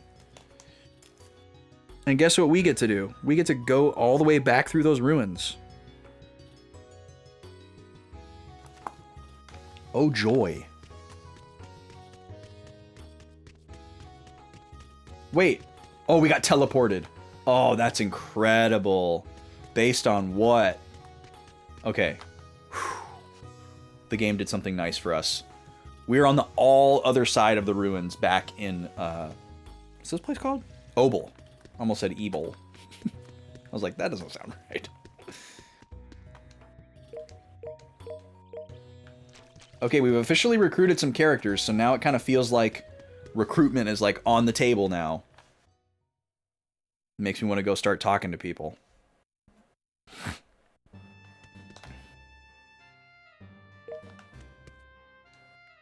Woman. Woman. You know the woman. You wanna be a woman. I haven't thought about that song in a long time. You guys remember the band Wolfmother? They were big for a minute. Totally respected what they were doing. They were like, hey, you guys remember riffs? You guys remember like Black Sabbath just playing like sick sludgy riffs all the time? What if we did that again? And I was like, okay, I'm interested. I'm down. I should go back and like listen to their album. Oh, hello, Noah. Another minigame? How many minigames are in this game? Wanna play? What is it? Okay, this is how we play. We'll take turns putting a card out onto the table. Pay attention to the sum of all the cards that we put down while we're discarding. When the total of all the cards adds up to 51, the game ends. Whoever has more points in the end wins. Normally the cards you put out will be how many points you have. You're getting this, right? When you put down a card and the sum happens to be a multiple of 10, you'll get 10 bonus points. Wait, if the sum is a multiple of 10, you get 10 bonus points. Okay. For example, if the table has a 7 and you put down a 3, you'll get 3 points plus 10 bonus points for 13 points. Wait, whoa, hold on. That doesn't make sense. Why isn't it 20? If the table has a 7 and you put down... Oh, the sum of my cards and your cards. Okay, so whoever plays the last card that pushes the table total to a multiple of 10 is the recipient of the 10 bonus points. Ah, okay. Got it. On top of that, if you put down a card to make the pile equal 51 exactly, you'll get 20 additional bonus points. But wait, wouldn't you not? Oh no, it's not like blackjack. Okay. The game ends when you hit 51, so that would just clinch your victory? Why? That seems like it wouldn't matter though.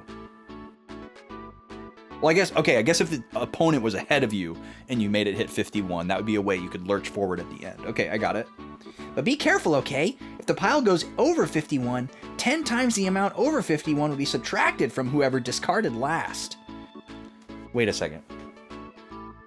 So, wouldn't that mean you'd never want to hit 51? If you play... So you don't want to hit 51 exactly. I see. So 51 ends the game, but you also don't want to hit 51 exactly. You'd rather like bust and hit 53 or whatever and be the person who has the most points. Because there's no way that you could hit 51 and not have the pile go over 51. Or wait, no. Hold on. Wait. What? Because, okay, the first scenario I described wouldn't work either, because if you hit 53, you would lose 20 points. Because it's the amount over 51 times 10, subtracted from your score. So how do you win? The only way you win is by the other player being, it's like hot potato? You want them to hit 51? Because if you hit 51 exactly, you get 20 extra points. But then wouldn't you just immediately... I guess this rule doesn't apply in that situation? Okay. That rule probably doesn't apply in this situation. So hitting 51 exactly is what you want to do if you're going last. Otherwise, you want them to bust. So hitting 51 exactly is good. Okay. Oh, and one more thing. If you have cards of the same rune, you can play them in a row. Basically, it's a combo. Oh, interesting. So normally you only get to play one card per turn, but if you have multiple cards with the same symbol, you can play them in the same turn? To basically shake up the turn order and try to... Okay. If you get a bonus during a combo, you'll get a huge bonus of 10x the amount of your combo. A bonus during a combo. I don't really understand what that means. You'll need a lot of luck trying to get one of those. Wanna play? Yes. How much do you want to bet? There are 3 levels. Holy moly. Okay, we're gonna start with the lowest one, 500. Are you okay with that? Not really, but Are you scared or something? Don't worry, I'll go easy on you. okay. First, we'll decide who goes first. Draw a card. Whoever draws the higher card goes first. Okay. Number 4. For Suikoden IV. I'll be going second then. Okay. Seems like going second would be better. Okay, so I get to choose which cards I play, and I can see his cards. Interesting. Okay, so this is kind of like a hot potato type situation. It's like that mini game in Super Mario RPG. So is 5 the highest card? Is it just 1, 2, 3, 4, 5? Okay, so if I go 3, can I immediately play my 1? No.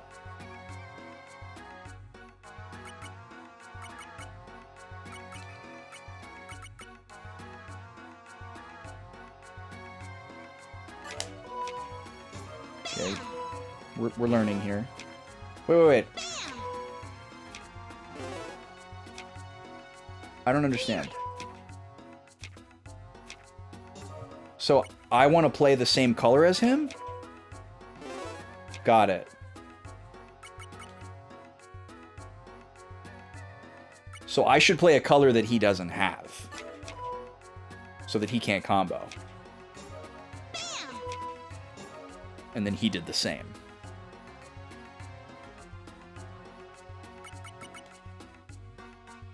So now I'm kind of locked in here.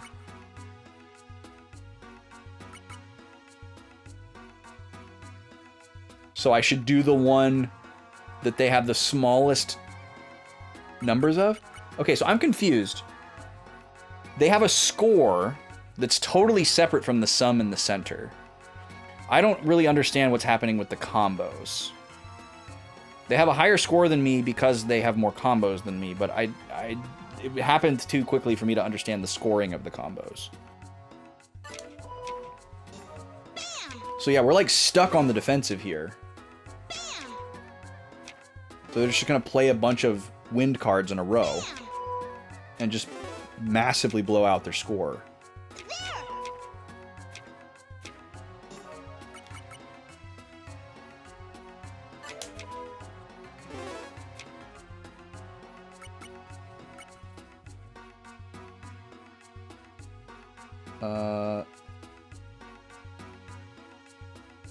So we're getting close here. We're definitely gonna lose.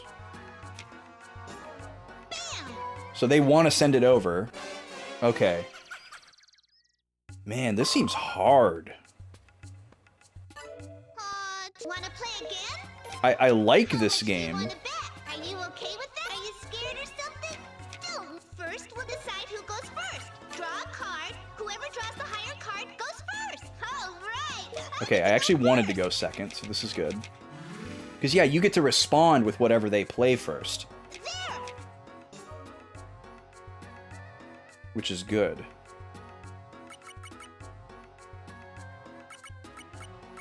I don't understand how they got to go twice in a row, though. Like, why don't I get to immediately play my other purple card? Oh, it's when you start the combo. I see. I see. So I want to choose the color that's going to give them the lowest amount of points on their combo. Which is going to be purple.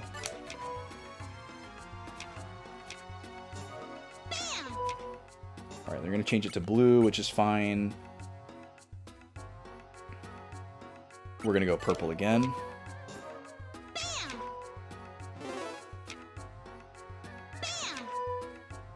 Okay, and now we can go nuts on this red. So we're going to get to play 2 in a row.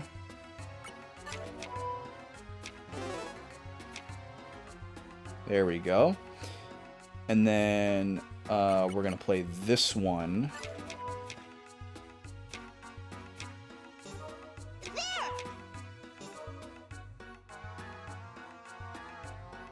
And then we're going to play...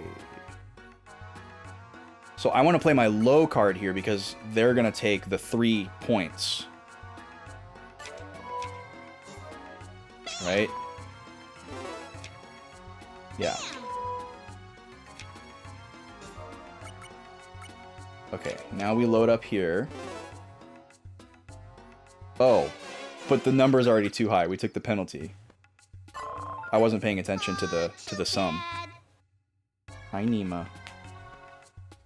Wanna play again? All right. How much do you want to bet? Are you okay with that? Are you scared or Come on, low number. Yes. Okay. I get to go first. Yeah, going second is definitely the best. Okay, let's see. So we want to play a low card, but also one that gives them a low amount of points. So we're going to go with this 1.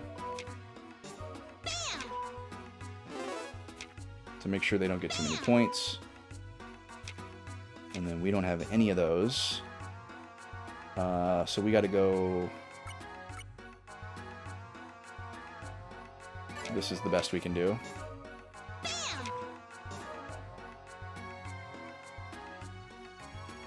And then we go like this.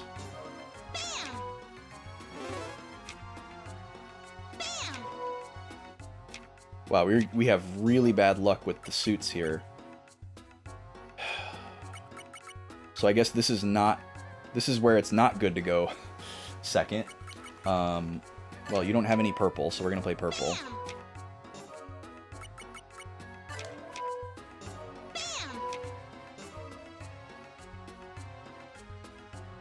Now they have every color, all high numbers. So I guess we gotta play our lowest number. See, I'm playing too defensively here. I'm not getting any points. Give me another blue. Dang it. Okay, well, their lowest is a 4, so... Let's see. 3-5 is 8, 2-4 is... Or 2-5 is 7, 3-4 is 7. Yeah, we're giving up the same number of points either way.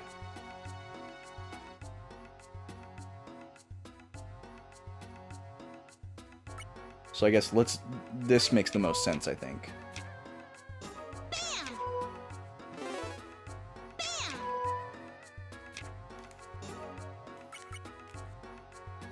Okay, and then we can make it exactly 51, but it's still not enough points to win. Oh! Oh, wow, we got the combo and the 51.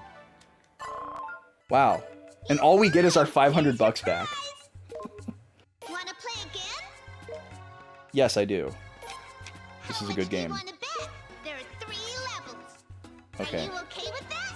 So I'm guessing we probably have to win at all 3 levels in order to get to the, in order to recruit this character. Whoever draws the higher card goes first. I'll be going second then. Okay, so going first is not necessarily the worst, it just depends on what we get.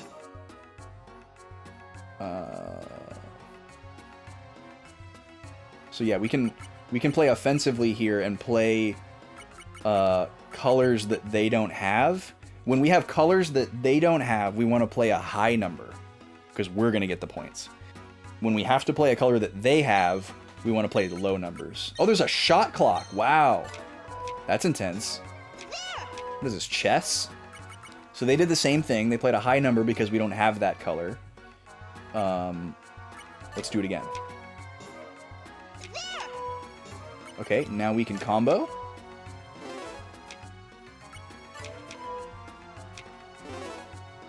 Oh, we comboed on a multiple of 10. That was very lucky. Okay, now we cannot play offensively. We have to play defensively. So we're going to do this, because it's the smallest combo they can get.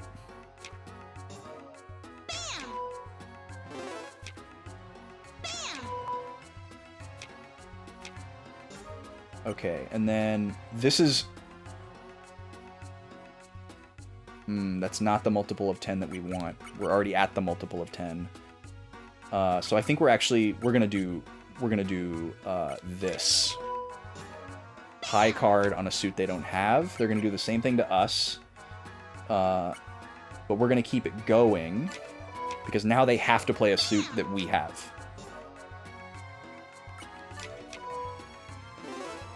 So we'll take that combo. Oh, excellent. Can we get another? Not quite. Okay, now we have to give them something that they have. So we need it to be a small number. 6 points there, 5 points there. Yeah, fire is the play here. and then they win. Or actually, we should be good here if we play the 1, right? Yeah, got him. You won! Here's your prize! Bone. A bone! Wanna Sick. play again? Okay, we're going for the big one here, y'all. Do you wanna bet? There are 3 levels. 5,000. We did pick up a lot of money. Confident, huh? So this is the hard mode. First, we'll decide who goes first. Draw a card. Whoever draws the higher card goes first. I feel like I understand the game enough to where we can just win if we get decent luck, but I don't think I could, like, claw back a bad hand. Okay. But we have a pretty sound strategy so far. Oh, the shot clock kicks in faster, too.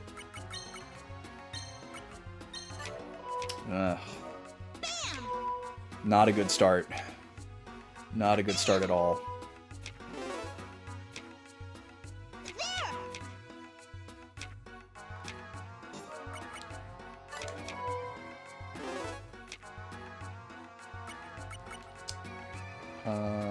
Okay, this is good. Flips it to them.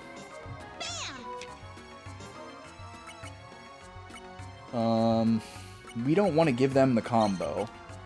So let's do this and then make them give us the combo. We'll take that. Purple? Okay, but that's okay. We can cover it up. And they don't have this, so it's worth taking the 1. Okay, I don't have that. You now have all of my colors. So we'll do that. It's lowest value for you. We're gonna need a miracle here.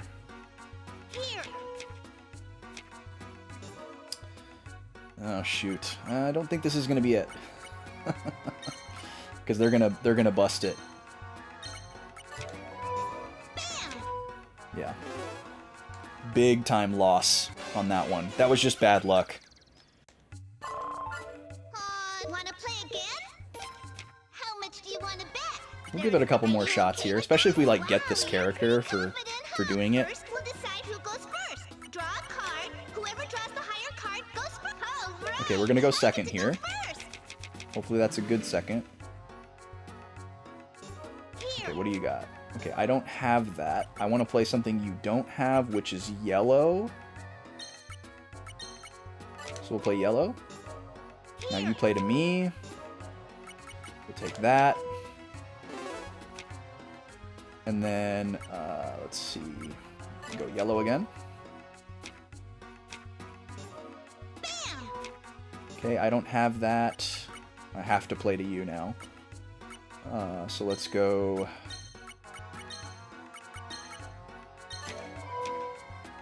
Take our multiple of 10. Since we have to give up a combo. Oh! Oh, I don't know. Okay, I don't know why you didn't... Oh, because you wanted the multiple of 10. Okay. Fair enough. Give me a yellow, give me a yellow. Yes! Give me another yellow. Oh. Okay, that's good. You don't have this. Oh, but you do have a 1. Shoot. I need to pay more attention to that. I haven't been paying attention to that.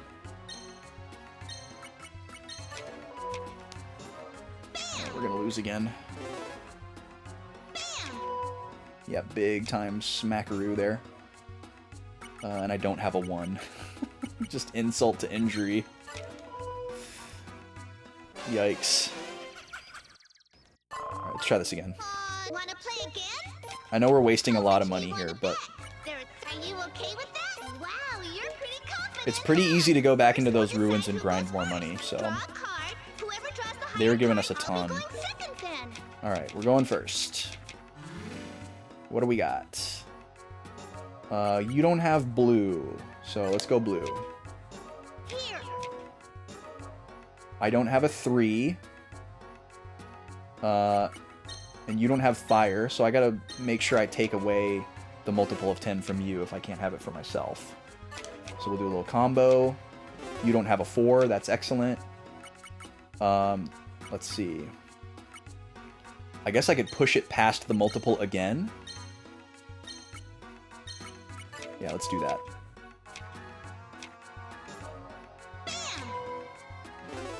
Okay, there's a combo for you. Congratulations.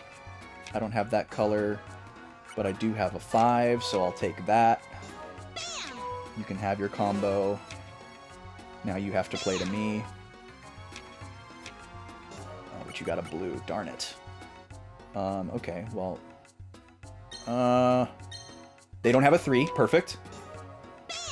So you can't have the multiple. You gotta play to me. Oh, a multiple and a combo. Massive. Give me another yellow. Okay. Let's see. Let's give them this. Oh, but you have a 5. Darn it. At least it's not a combo and a 5.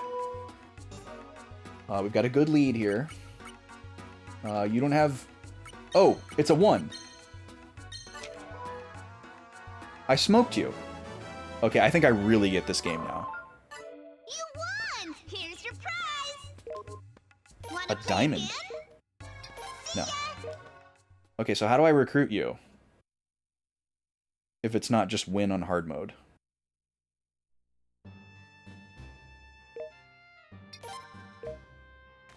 Okay. Well, that was fun.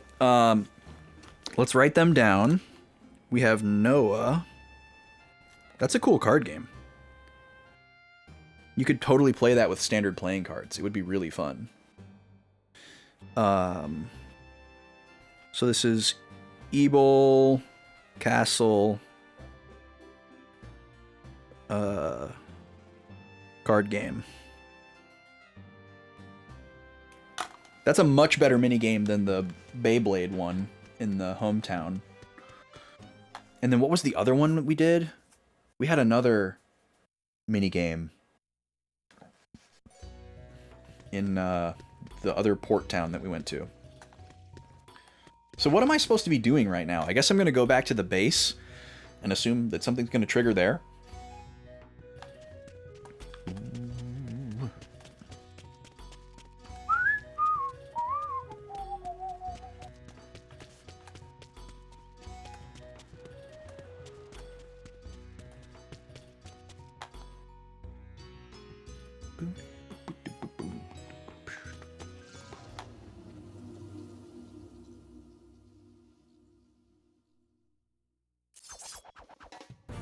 These little bad boys.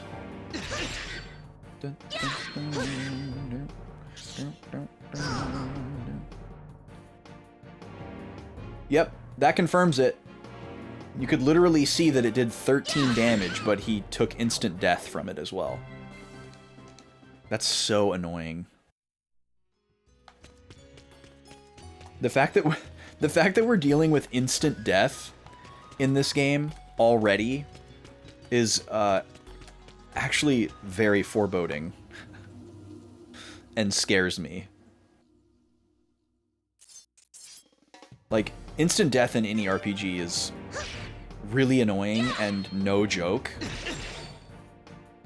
But usually it's something that you don't see until like the mid-game or later, unless it's very, very crutched by something else, where like it needs very specific conditions to succeed, or it's just a really, really low percent. But this one seems to be landing a lot from just this random cute little lemur squirrel enemy. So that is concerning. All right, let's see what's going on here. Oh, look, it's our 2 new friends.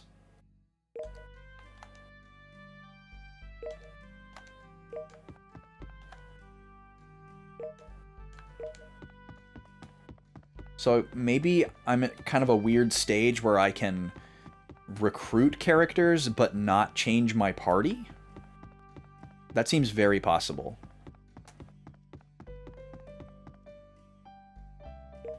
Oh, you're gonna open a shop soon. That's nice of you to say. Also, the person who's in my party right now is responsible for, like, changing characters. So I wonder if I need to, like, dismiss her somehow so that I can like, you know what I'm saying?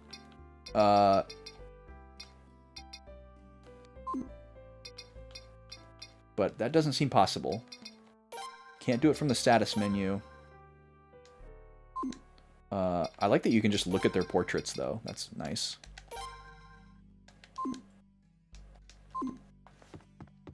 Okay. Well, let's go around and do some more chatting. You don't remember. That's totally fair. It's probably in the manual. I could look in the manual. I'm going to rest. You haven't played since it came out? You know, I said earlier when we were talking about Suikoden 3 that it was the only one that I played as a kid, even though I barely played it at all. That's actually not true. I played this game as well on like a GameFly rental for probably like less than an hour. And I, you know, like made so little impression on me that like I wouldn't be surprised if I didn't even get through the first like tutorial ship battle and I was just like, oh, this game isn't for me. There's no people. Like I was that early on in my RPG gaming learning. Okay, we've got to do a Duolingo. I'm going to do that now.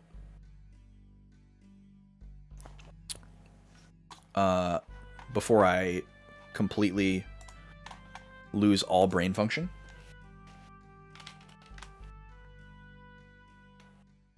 Because I do make good on my redeems, y'all. We don't mess around. Okay, we're going to go over here. There we go. And boop. Oh, why didn't it pop up? That's weird.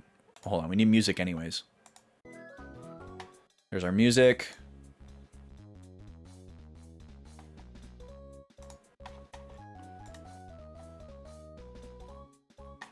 All right, hold on one moment.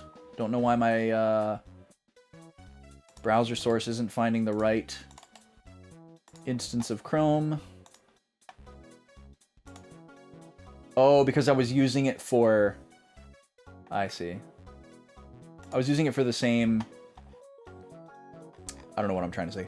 I was using it for a Wordle so that the different shape was there than the typical Wordle shape. All right, there we go. We're going to do a quick little review lesson. Oh, weird. It scrolled me to the top of the section. That's weird.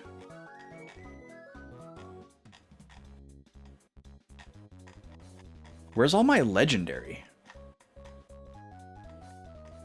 Did all my legendary get reset? Because... kind of seems like it did. All my legendary is there for section 2. I thought I had... okay, oh, there it is. Okay, it just wasn't, like, loaded. I was like,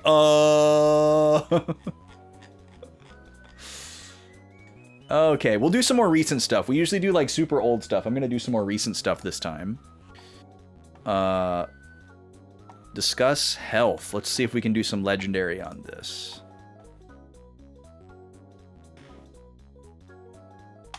See what kind of weird desktop curveballs we get today.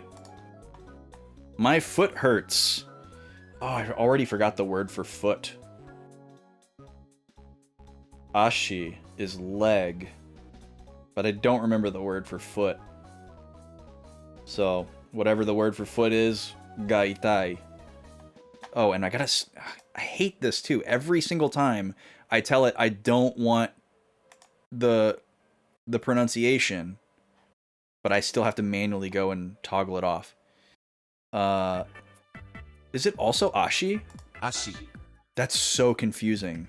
Because this is te, which is hand. Te. So the word for foot and leg are the same? That can't be. Ashi ga itai. Itai. Okay. Isha. Isha, doctor. 医者。タバコは体に悪い。Tabako wa karara ni warui. Tobacco is bad for your body. Let that be a lesson to you, chat.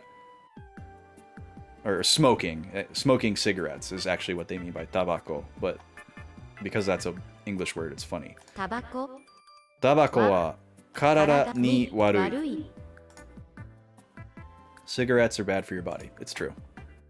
Me. This is such a funny one to me. This is the kanji for eye. The word me is for your eye. And the way that it's written is the same structure as the kanji for like month and day, which are very logical. Like this is the kanji for day, and it's like this rectangle with one line through it, right? Well, if you have this rectangle with two lines through it, it's for a month, which is like, you know, kind of logical.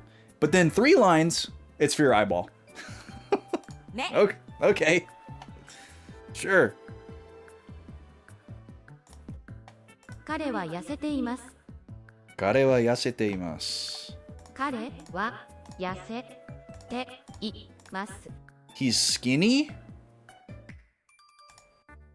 He is thin. Okay. Yeah. It's weird. Yasui means like inexpensive, but it also means like thin. So yasete is like he is the act of being thin. He is actively thin.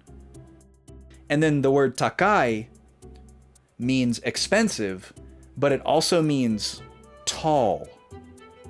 It's very confusing. And you don't just say that someone is tall, you say that their body is tall, or like their appearance is tall. Migaku. Migaku. To brush. Like your teeth. My grandmother has bad hearing. Oh, this is funny. The way that you say this is you say that their ears are bad. You don't actually say the word for hearing. I don't even know what that would be. Sobo wa mimi ga warui. 祖母は耳が悪い。 And the kanji for ears looks like the eye kanji if it's like sloppy. 顔が青いですよ。 Kao ga aoi desu yo. This is a weird one too. So the literal translation of that is like your face is blue, you know. But you're actually saying that someone is like pale, like they're sick.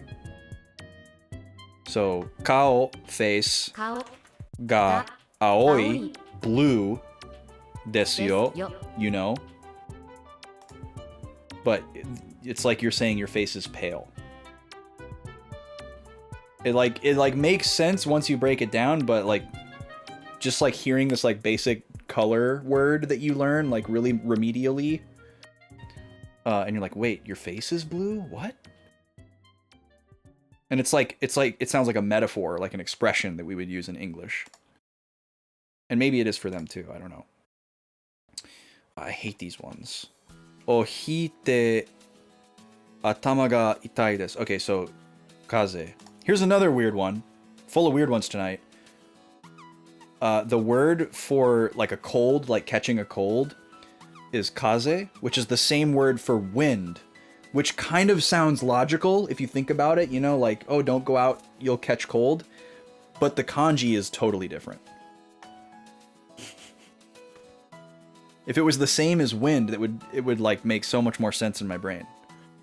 But it's not. It has like one half of the kanji for bathtub. Kaze o hite atama ga warui. Because I have a cold, my head hurts. ご飯の前に手を洗います。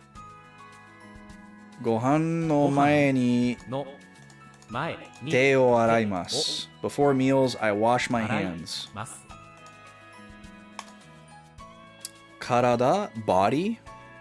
体 Itai, hurt. 痛い Hana, nose. That's another funny one. The word for your nose is the same word as for flower. So you smell a hana with your hana. That cracks me up. Hana. But again, different kanji. Just a homonym. Isha, doctor. Isha. Kao, face. I did not wash my hair. Yet another homonym. This unit is filled with homonyms. The word for hair sounds the same as the word for paper. So kami o araimasen. Kami o araimasu. Masen deshita. Past tense. Kami o araimasen deshita. Kaze. Kaze. Cold. Konya tonight. Konya. That's a weird one. Itai. Or it's a weird one to be included in this lesson. Hurt. Itai. Atama. Head. Atama. Asha. Ashi. Which is apparently leg or foot. Very confusing. メガネを磨きます。 Megane o migakimasu. I brush my glasses? Oh, polish. Okay. Sure. So I guess the word migaki is more like polish, but when you're referring to your teeth, it's like brushing your teeth. But I guess you are technically polishing them. My big brother is tall. Okay, this is what I was talking about. Ani wa sei ga takai. So his appearance is tall, but also his appearance is expensive. And these aren't homonyms, it's the same kanji for expensive and tall. Very, very odd. Ani wa sei ga takai. And this word sei is the same word that you use when you say sei naka, which is your back. And then naka is the same kanji as like naka, as in like inside something. So I'm really trying to get to the bottom of that one. Like se seems to mean like your appearance. And then naka means inside. So like inside your appearance is what makes your back. I don't get it. I think I'm just overanalyzing it, but I'm trying to develop things that help me remember stuff and internalize it. Mega kirei desu ne. Eyes are beautiful, aren't they? You have beautiful eyes. Mei ga kirei desu ne. Tanaka-san wa futotte imasu ka? Mr. Tanaka is fat, yes. That's weird. Or is Mr. Tanaka fat? It's weird that it teaches you this, because like in American culture we would not like ask something like this so bluntly and directly if it was somebody that we were informal, or somebody that we were formal with, somebody that we didn't know.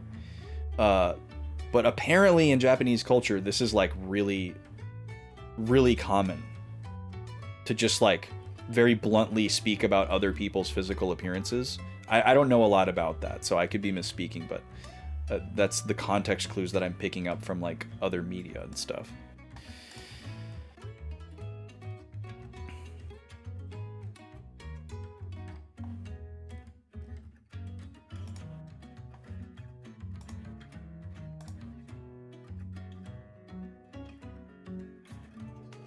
Okay. That is our Duolingo lesson done. And weirdly, that's what we're gonna end stream on.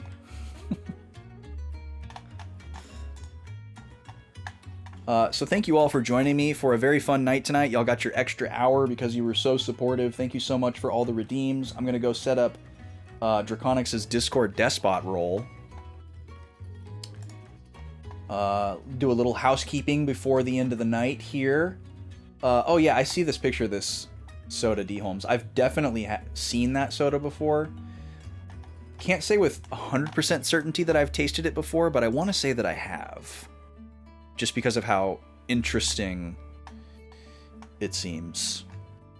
Okay, so tomorrow I will be back online with the lady, and we'll be playing a brand new point-and-click game. Very excited about it. We're going to be playing the Telltale Batman series. It's supposed to be very dark and violent, so I will be turning on the mature filter. I know we don't normally play mature games here, but we are going to play that game tomorrow, so fair warning. I will have like a content warning pinned at the top of chat so that nobody like that's not hearing this announcement right now gets like lambasted and bamboozled by something that they weren't ready for because they're used to the normal tone of the games that we play on this channel. But we're really into Batman, and Batman is pretty dark and gritty. So that's how it's going to be. It's the Telltale series. They're known for being pretty over the top when it comes to I guess mature content, for the lack of a better word. I always feel like saying adult content or mature content implies that it is sexual, but that's not the case. It's just violence, and some other like adjacent terms underneath the violence umbrella. So just fair warning there. But I'm very excited about it. It's supposed to be very fun. It's kind of like a graphical adventure, lots of conversation options, a little bit of like point and click, quick time event type stuff. If you're not familiar with the Telltale series, they do this with a lot of different IP and some original games, and it's more or less like a interactive movie. And it's supposed to be really, really good. It's this episodic thing. There's 10 episodes of it, and we're going to play the whole dang thing unless we hate it for some reason. But I'm expecting that we're going to think it's really, really cool. We're going to be playing it on PS4 because I prefer to not play stuff on PC if I can avoid it. I'm actually going to go download it right now.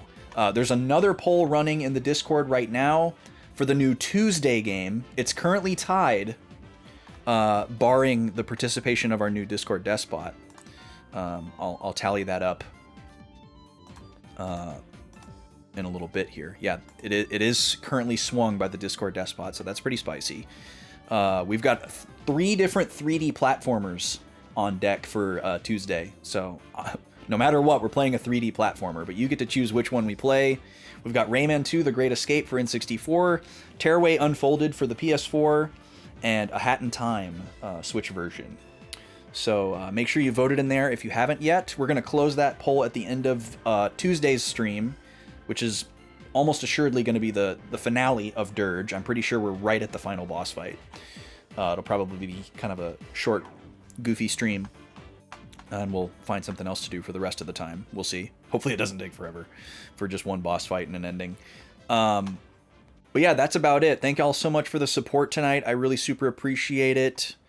Made it feel special. Made it feel like a proper 4-year anniversary. Let's find someone to raid into. I'm definitely going to be up for a bit, so I want to find somewhere to go hang out while I'm chilling. Let's see who up. What was the one from the beginning of the stream? Who up Suikoden day 4, or who up Suikoden day den? That was so good.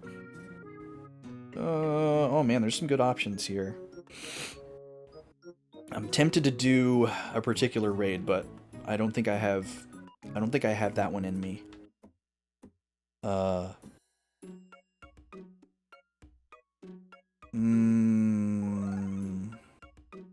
Well, you know what? We're just gonna do our normal chill Friday raid. We're gonna raid into B. B's playing Breath of Fire 4. So if you need to avoid spoilers for Breath of Fire 4, be fair warned, which is kind of me, actually. Dr. Leandra is streaming Breath of Fire 4 right now, too, and I'm not watching her either, and I feel very negligent in my mod duties. I'm going to hit the button. We're going to raid out of here.